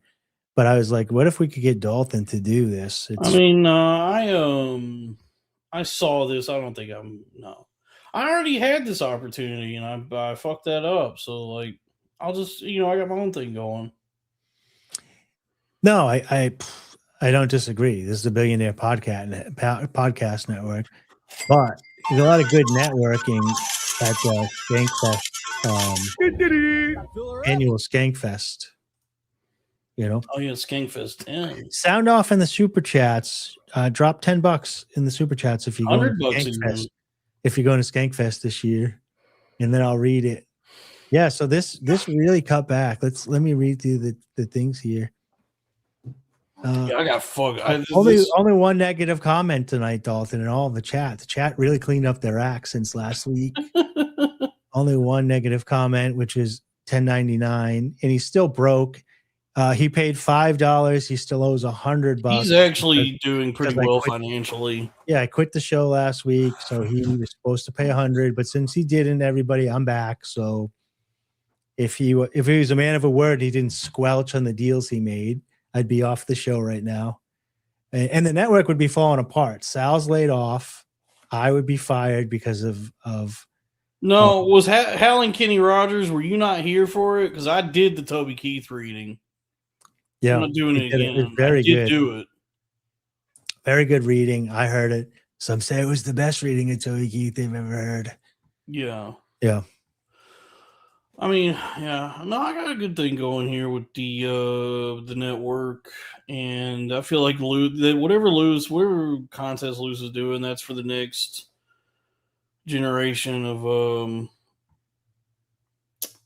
soldiers in Lewis's army.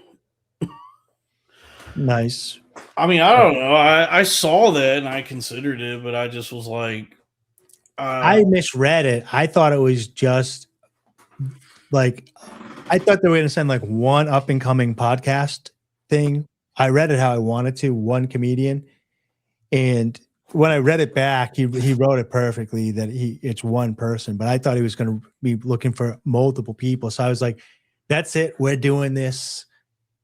Robbie's going to get there for doing stand-up anyways, so you and me should try to get on there for podcasting and go perform at Skankfest.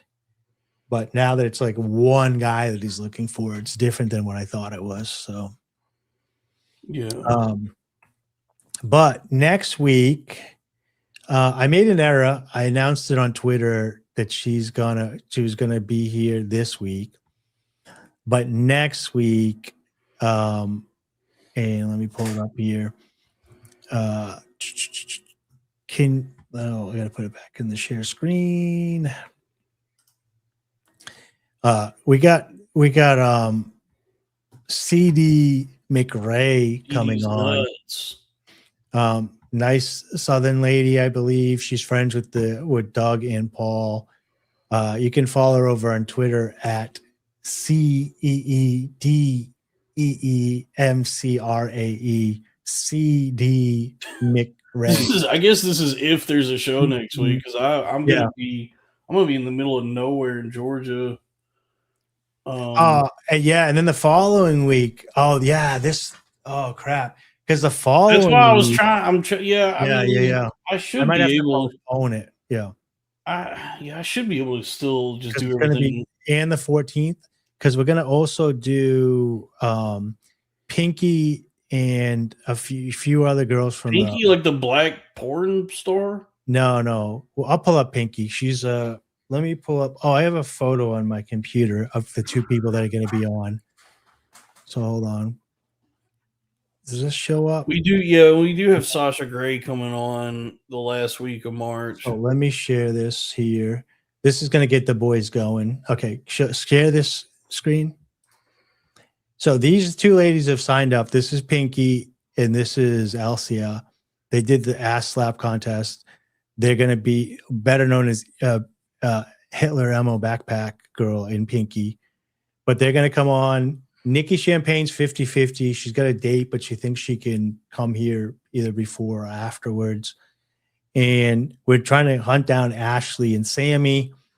They both request. Has been killing it, dude. Pinky and the Body Brain. Yeah, very good.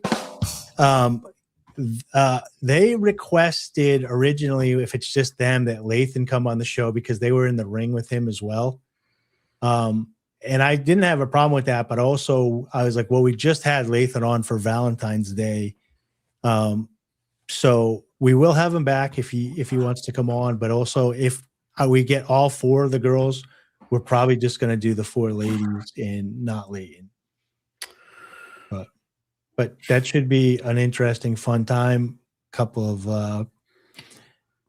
literal skanks from Skankfest coming on to have fun. Yeah. And that'd be cool. And my brother's getting married. So, yeah, that'll be nice. Do you have a suit? Do you have a suit? No, but he already told us it's not it's like a real small affair. Yeah. Or it's not an affair. It's the opposite of an affair. It's the opposite of an affair. It's monogamous commitment. Yeah. But the actual wedding itself is like a little more casual. So how old's your brother? 41. Yeah, that's good. 42 maybe. And do you know how old his fiance is? His fiance? No. Yeah. Does it make you want to get married? No. No. No, it's his second marriage.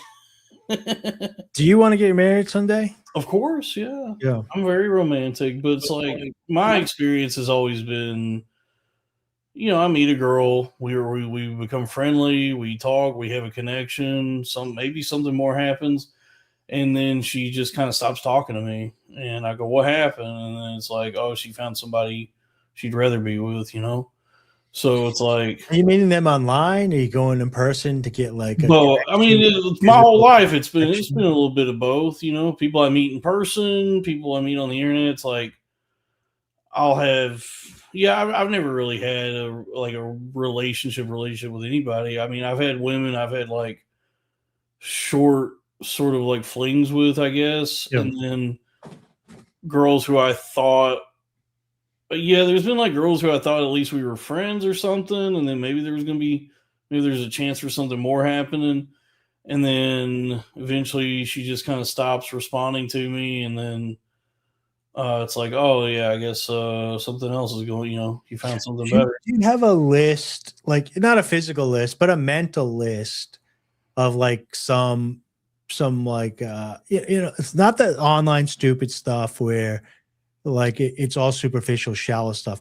But do you have a list of like values, ethics, or like deal breakers? Just please don't be too crazy, and please don't be mean to me. Well, because I think if you don't want to niche down to the point where you're like measuring people's like nose length and stuff, their skull. But it is good to have to protect your heart for other women, to have some boundaries of stuff you're looking at that you know works well with you. So that when you meet a woman, it's not like you have the super scarcity mentality where any woman that gives you attention you're into, because you want then that usually the person doesn't feel like valuable because they're like, well, he would have dated anybody. So if you have some like standards and then you look for people within those standards and they look for it in you typically, in my experience, had a better response for a connection. Yeah, I guess so. Yeah, I mean, I don't know. Like right now, I'm just living my life where I'm just trying to get it together and like I don't know, build myself up. Yeah. I'm trying to focus on like the things that I need, like my actual like what I need to prioritize, and then eventually, hopefully once I got like everything together, where I'm like healthy and thriving and all that, then I can turn to like dating or whatever. But it's just that's not like my experience. Also, of throughout my life has been like I want to fit in dating and romance and all this in a life that's like in total disarray. Like my life is not together, and I mean, some people can make that work. I mean, I've seen people get together and they're both they support each other and they live through the struggle together and build each other up. But I don't know if that's not in the cards for me. So I just got to get everything together first, and then I do think there has to be a healthy balance. I don't think you should just randomly go into the world, whatever. But also, if you keep postponing, joy in life until everything's perfect, you're just gonna keep postponing joy forever. Oh no, I'm not trying to make everything perfect. I'm just trying to make it a little bit better than it currently is. It's not. It's not like I'm saying to myself, oh, I need to be rich and stable and all these. I'm not setting too high a bar, but I definitely am like where my life has been since my collapse. I'm still just kind of crawling my way out of that situation, and so I guess I mean, I don't know, like there's been some over the last like however long, since I got out the psych ward, there's been like instances here and there where I thought I've had like a connection with somebody, and it's shit through the internet, but then it turns out like I don't know, I was just lonely and I was happy somebody was giving me attention and talking to me. And then the thing with the internet that I found is you got to be careful, because the best luck I've ever had, like with like a dating app or meeting somebody on the internet or whatever, is get in person so you guys can like literally smell each other and like get close to make sure that you match up. Because if that dwindles too long, you need to get a chemical response at some point. Sure. And it also shows like seriousness and everything. I'm not trying to get too deep into everything. I was just curious because it's honestly, I'm at my happiest, or I feel most content when I'm just not thinking about it. It's like it's like this weird thing where it's like once I become aware of it again, when I think like, oh, I wish I had a girl in my life, I just get sad again. But it's like I'm just like keeping my maintaining myself and working toward the things I want, in a healthy way. I'm not even like concerned with that, and I'm okay. It's really just like once I start dwelling on it. So yeah, I don't know. I mean, for me, what happens is I get in a very peaceful, happy place in my life where everything's calm and it's a good pattern and things are going well. And then I meet a girl and it's like, oh, my whole life is crazy now. Are any of them calm? Like they're all stealing your peace away from you. Yeah. Oh yeah. There's also that. With $5 from Alan Kenny Rogers, at some moment you look deep down inside and realize an undeniably fact. I should have been a cowboy. Yeah, they also can throw you into turmoil. These broads, they can introduce a little strife. I mean, I did, there was definitely I was considering, there was a girl I wanted to smell. I was considering making my way out to go give her a sniff. You got to get her. I'm telling you, dude, the pheromones. Yeah, but you know what? Maybe it's a blessing, but then eventually, she just kind of stopped responding. Like, it became the thing where it's like, I would text her and just be ignored. And I'm like, all right, well, I know you're not like the kind of person who is away from your phone for any amount of time. So that's the craziest thing. That's what really pisses me off, because your brain, not you, but the person's brain, and I've done this so many times, you'll be talking to somebody and you guys are very responsive, like, And you're like, oh, this is Yeah. going well. We're back and forth. And then one day they just stop responding. And you're like, oh, they must be busy today. They must be away from their phone. Yeah. But then it's like everybody, and like you walk around the streets and everybody's like this, and you're like, oh, she must not have seen my text yet. Sure, yeah. And back in the day, for a long time, like most of my life, I would beg, a girl to talk. Like I would keep trying to reach out to her. But if that happens to me, like, 2 or 3 times in a row where I don't get a response, it's just like, all right, well, I hope you have a nice life. I mean, this is, I feel hurt and disrespected, and well, when you're younger, well, I don't know you, but when I was younger and a woman did that, I was like, well, I need to talk to her, and I either have to give her a piece of my mind, and then once I do that, she'll see the error of her ways, and I'll walk away vindicated. No, and then you're like, they don't see the error of their ways. No, by the way, I've had that thought, and I've tried that before. That also doesn't. It really is like the other one is I'm gonna get her back. That's even worse. It really is. Like, I'm gonna go say the right things and get her sucks, back. And it hurts that you just have to do what she's basically telling you, which is pound fucking sand. Like, well, the worst part about it is if you are able to, oh, she's not texting me, and you forget about it, and you literally turn on a dime and start putting your energy towards other women. But you have to legitimately mean that. Yeah. Like you're done. As soon as you do that, she'll be interested in you. Sure. You can't even fake it. You have to legitimately move on and be interested in somebody else, and then they smell it on you. It really is sad that it's so difficult nowadays. Now, well, one thing that I just wanted to say, because I talk to people online that are married and have kids and are like, if you weren't married and kids date, it's like, I understand that I had a rough upbringing. I understand that I'm a certain type of person and I fix myself up the best that I can. But you get to a point where you realize, like, I'm not 26 and have my whole life ahead of me, and I'm meeting another 26-year-old and we're going to make things work. I'm 50 and kind of broken. So the woman that I meet, though, has to be broken in the right type of way that I can still tolerate her, but also we would get along and she would, you know what I mean? So there's you have to have a realistic boundaries of what type of person. And I'm not trying to be mean to you. I'm saying, where'd all the viewers go?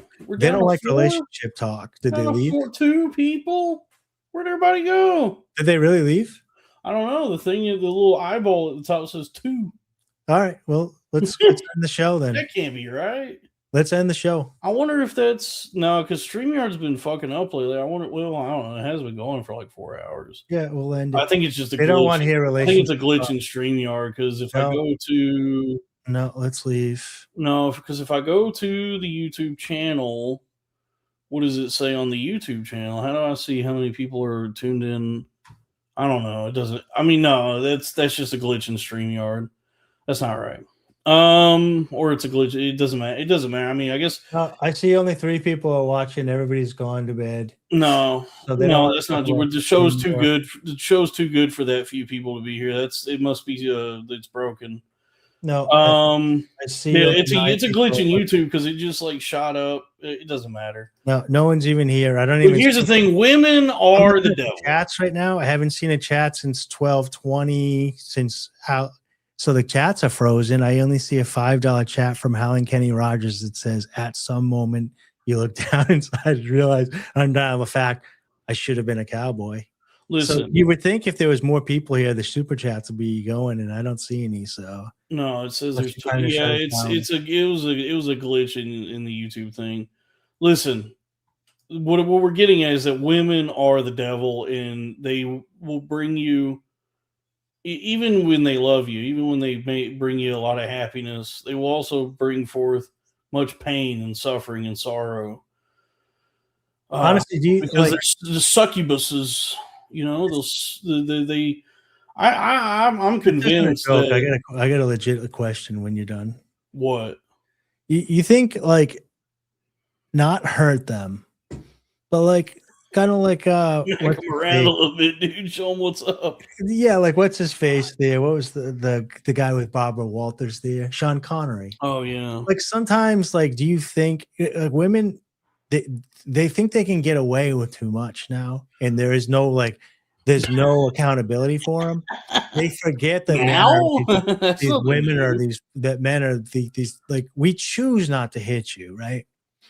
And so now that that's off the shelf, they get mouthy.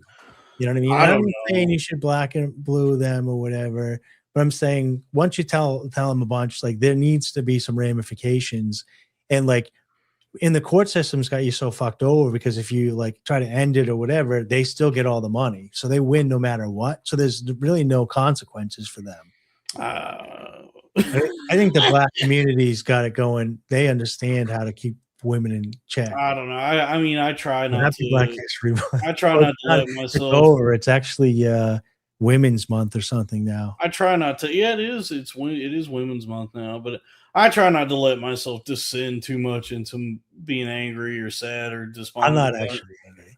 There's definitely times I get like really frustrated and like, you know, angry. But I don't get that. I understand why you get that, but I don't because it's like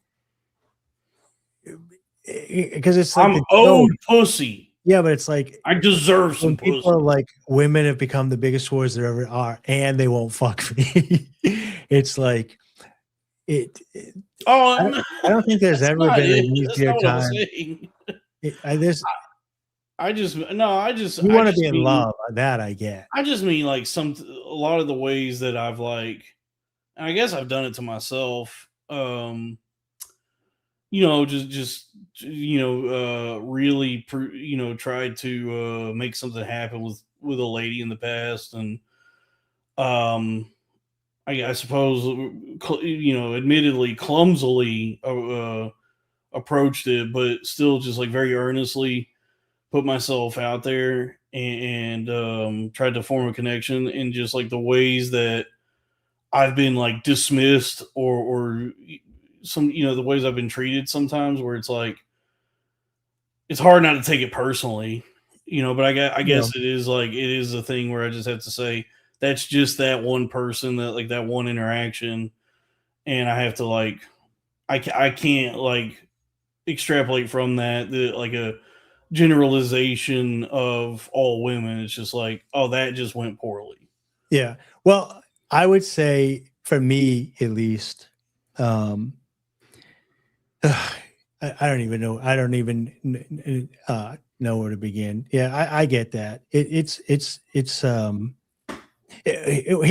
the thing. When you go out, right, and you approach women, or at least when I approach women, what kind of took away the fear of when I talk to people, and I've been actually meeting some nice ladies in upper state Vermont, because it's like hippie country. It's like, it's good. It's a good place for me. Little makeup, like the braids, the knit caps, a lot of the stuff that like really scratches the brain itch. But anyways, when I'm talking to people, I always think if I go up to her and she's a nice lady, which is the type of lady that I do like nice ladies. Yeah. Yeah.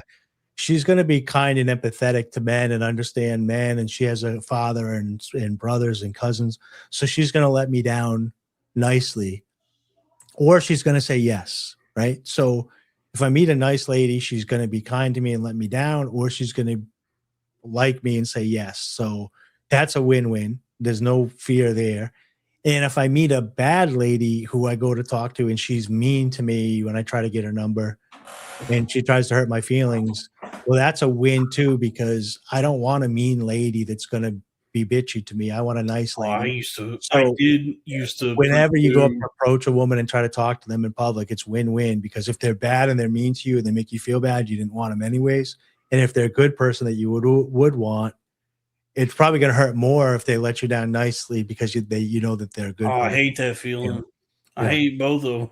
I did used to pursue mean. Like I used something about like women who were like distant or kind of mean. There was something about that where I'd be like smitten by like a mean woman. Like mean or like Eastern European, like a Dasha type attitude? like a disassociated like attitude. But then also just like just outright fucking mean and crazy. Yeah. But then it also hurts a lot when it's a really nice, genuine, earnest lady who lets you down easy. It's like, well, thank you for considering my feelings. I'm still really hurt, you know. So, but I like will be both, masturbating to you later, my lady. yeah, both instances suck. But I mean, I don't know. That's why it's like what I've learned is that you have to just like when I'm in like the zone, the flow state, when I'm like focused on building up my own life, just that law of attraction thing happens. Where it's then I don't have to put forth. They're all like, this. sir, you're under arrest. She's underage. You can't be attracted to them. I would not have that issue. That's a You law of know, that might be something you have to concern yourself with. But no, I just found that like when I'm like really like working on, you know, just taking care of myself and building up my own deal.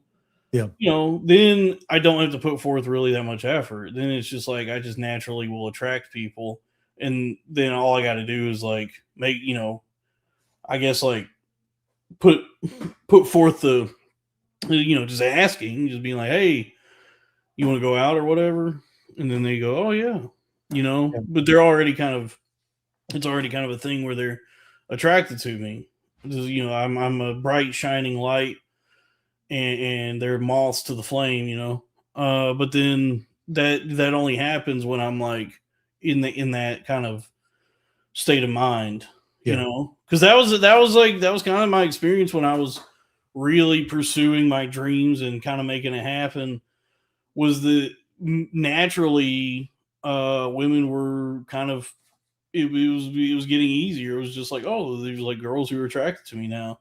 And then it's the times of my life when I'm not doing too good, and then I'm pursuing something that I, you know, looking for happiness in another person, that they are averse to my advances, you know. So that's why like nowadays I'm just like trying to build up the show, get my money up, and take care of the things I have been like neglecting my entire life. Can you weaponize that feeling like for good? No, I mean like when you're angry and you're like, I want some freaking pussy. Can you like go to the gym and be like lift and like run on the treadmill? Oh yeah, I mean I could channel like, it into like something creative. That's usually like the healthiest way I've dealt with it in the past. Is like I get really fucking.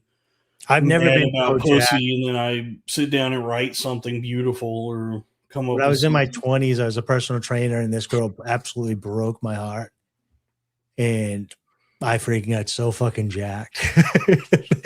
Like all I did was lift, and it just bothered me for like 6 months. Every time I was lifting, it was just in my head. I was so angry because I put way too much time and energy into it. But by the time the summer hit, dude, I was freaking yoked, and like, then you get to be a bimbo. So if you could just get in the gym, start feeling good, channel that energy of. Dude, I got a kettlebell going. I've been doing the kettlebell. You'll start feeling. It'll give you endorphins. You'll feel better in the brain. You'll have more energy. You'll feel like accomplishment for your day. And it'll give you more energy to do the show, which will translate into more popularity, which will translate into more DMs. Sure. I'm pretty sure Little Goblin Fella and Runaway Slav and maybe Drew and the usual suspects or whatever are trolling me with alt accounts.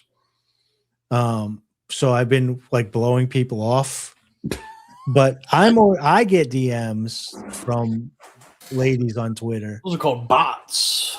No, they're not bots because they're following the skank universe, and I've made them like try to pass little tests, but because I know the bots, they go into my other folder. But I was like, so I'm always surprised when Robbie and you say you're not getting any whatever when you guys have such more of a following. You know, I mean, I'm not saying that I'm getting like tons of like I'm not getting hundreds of women, but women are approaching me just because of my small role here on Cornfed. So, you know, you and does Robbie have more followers than you on Twitter now? I don't really pay attention. I don't know. But he always starts popping off on like in a good way. No, I'm surprised Robbie gets a ton of interaction on his account for how small his I mean it's not I'm like he's got 5,000 more followers than me, but he gets a lot of interaction for maybe it's because of the sports topics. Anyways, I don't know. Yeah, basketball, Black Twitter, who knows? Well, I hate women, folks. That's the show. Oh, nice. This week, Mike Harrington's gonna help me track down Ashley and Sammy, which is good. That's good. But that's the show for this week. It's been the good. So ends another Black History Month. So begins another Women's fucking bitch month. I will say, welcome to March, and we'll be back maybe next week, or I might be just out for while I'm on the road. I might have to postpone the ladies. Yeah, because I've been like trying to figure out the logistics of it, or just like fitting in while I'm shucking and jiving. Yeah. While I'm moseying along, and I've just been thinking like it might just be best to take a couple weeks off and spend time with You're gonna do the wedding crashers lifestyle, dude. I'm just picturing you're running around in a tuxedo. You're gonna fall backwards onto a bed. What's funny is take it off. his fiance, she watches this. Like I know her from this show. I saw her in the chat a few times. I was like, "Who is that?" Because there's so few ladies that tune in. She wants to see a future brother-in-law. Yeah, because they're like comedy fans. So I don't know if she like knew about me before. I don't know, like what. Oh, you think she thinks she's attracted to your brother because of your fame? Maybe. No, she's a chuckle fucker, huh? They seem to have rapport. No matter what. But yeah, she's really cool, and they're big. Because when I talked to him recently, he was like, "Yeah, we love comedy." He's like, and then he said, "You ever watch Kill Tony?" And I was like, "I love it, dude. It's the best." Yeah, I do the same thing at the poker table. I got sick and tired of being like, I respect it, but it's not my thing. So now it's just when everybody's like, "Heard you're a comedy fan." And I'm like, oh, here we go. Are they going to bring up Kill Tony? Once in a while they will bring up like Nate Bargatze. I don't mind talking about Bargatze. I don't know how to say anybody's names. I'm dyslexic. I've had a head injury. The reason I get into philosophy is because of that. You don't have to remember all this knowledge and bullshit when you have principles. You can start from first principle wherever you are. In a topic, tonight was much better. Everybody's calmed down. It looks like we only had 25 chatters tonight for the people at home, and only one bad comment. Everything else was Donkey Kong. Everything else was Donkey Kong.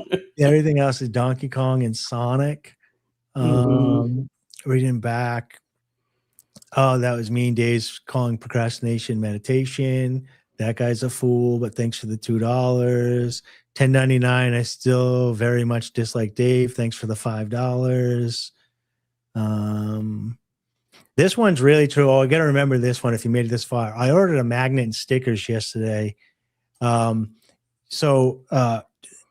Darren Blanco or whatever his name is, if he's in the chat, if you listen to this, Darren, you need to reach out to me in social media. I got a 10% discount for you. Next week, if we're here, I got another 10% discount I can give away in a raffle. Yeah. So stay tuned for that. $2 from Robbie's third cousin right at a buzzer beater super chat. Lay yourself to rest, Dave. Yeah, I am about. Yeah, we're gonna go bed. We're gonna go pray bed. I'm about to pray and go to bed. Yeah. Now I lay me down to sleep. I pray the Lord My soul to keep. Did you give up anything for Lent? No, I'm not Catholic. It's a heretic religion. I'm doing Greek Orthodox Great Lent. It's Yeah. very easy for me, so because I just have to take olive oil out. I don't drink. I don't eat meat, dairy. So the only thing that's left on the list after that is olive oil. But it's different. It's not a we do Clean Monday, and it coincides with the moons, and then we do Easter, but it has to do with self-restriction and forgiveness, understanding. It doesn't have to leading up to the rebirth of Christ. I don't know what Catholicism in the ashes is like, celebrating his death or something. I don't know. The chat can get pissed at that, but all right, there may or may not be a show next week, so tune in. Tune in. And if look, I love the ladies. I like pretty girls. If there's any pretty girls who think you might like me, please reach out. And, I've messaged some people and I said, can I tell Dalton that, or are you going to tell him? And they're like, don't worry about it. So, like, no, because women have said to me, like in chatting, Dalton's cute. He's got a good personality. I said, reach out to him. You know, but like, you know, I think, not to be mean, but like the thing that Abby said on the show she was on, she was making a joke, but she was kind of being sincere. Is she's like, well, if you want to date somebody now, you just got to, you know, pretty much date somebody your own size roughly, and then you'll be fine. No. I'm a man, which means I get to be fat. If you're a woman, lose some fucking weight, and then we'll talk. That's the show, everybody. Look, I'm old fashioned too. I'm traditional too. So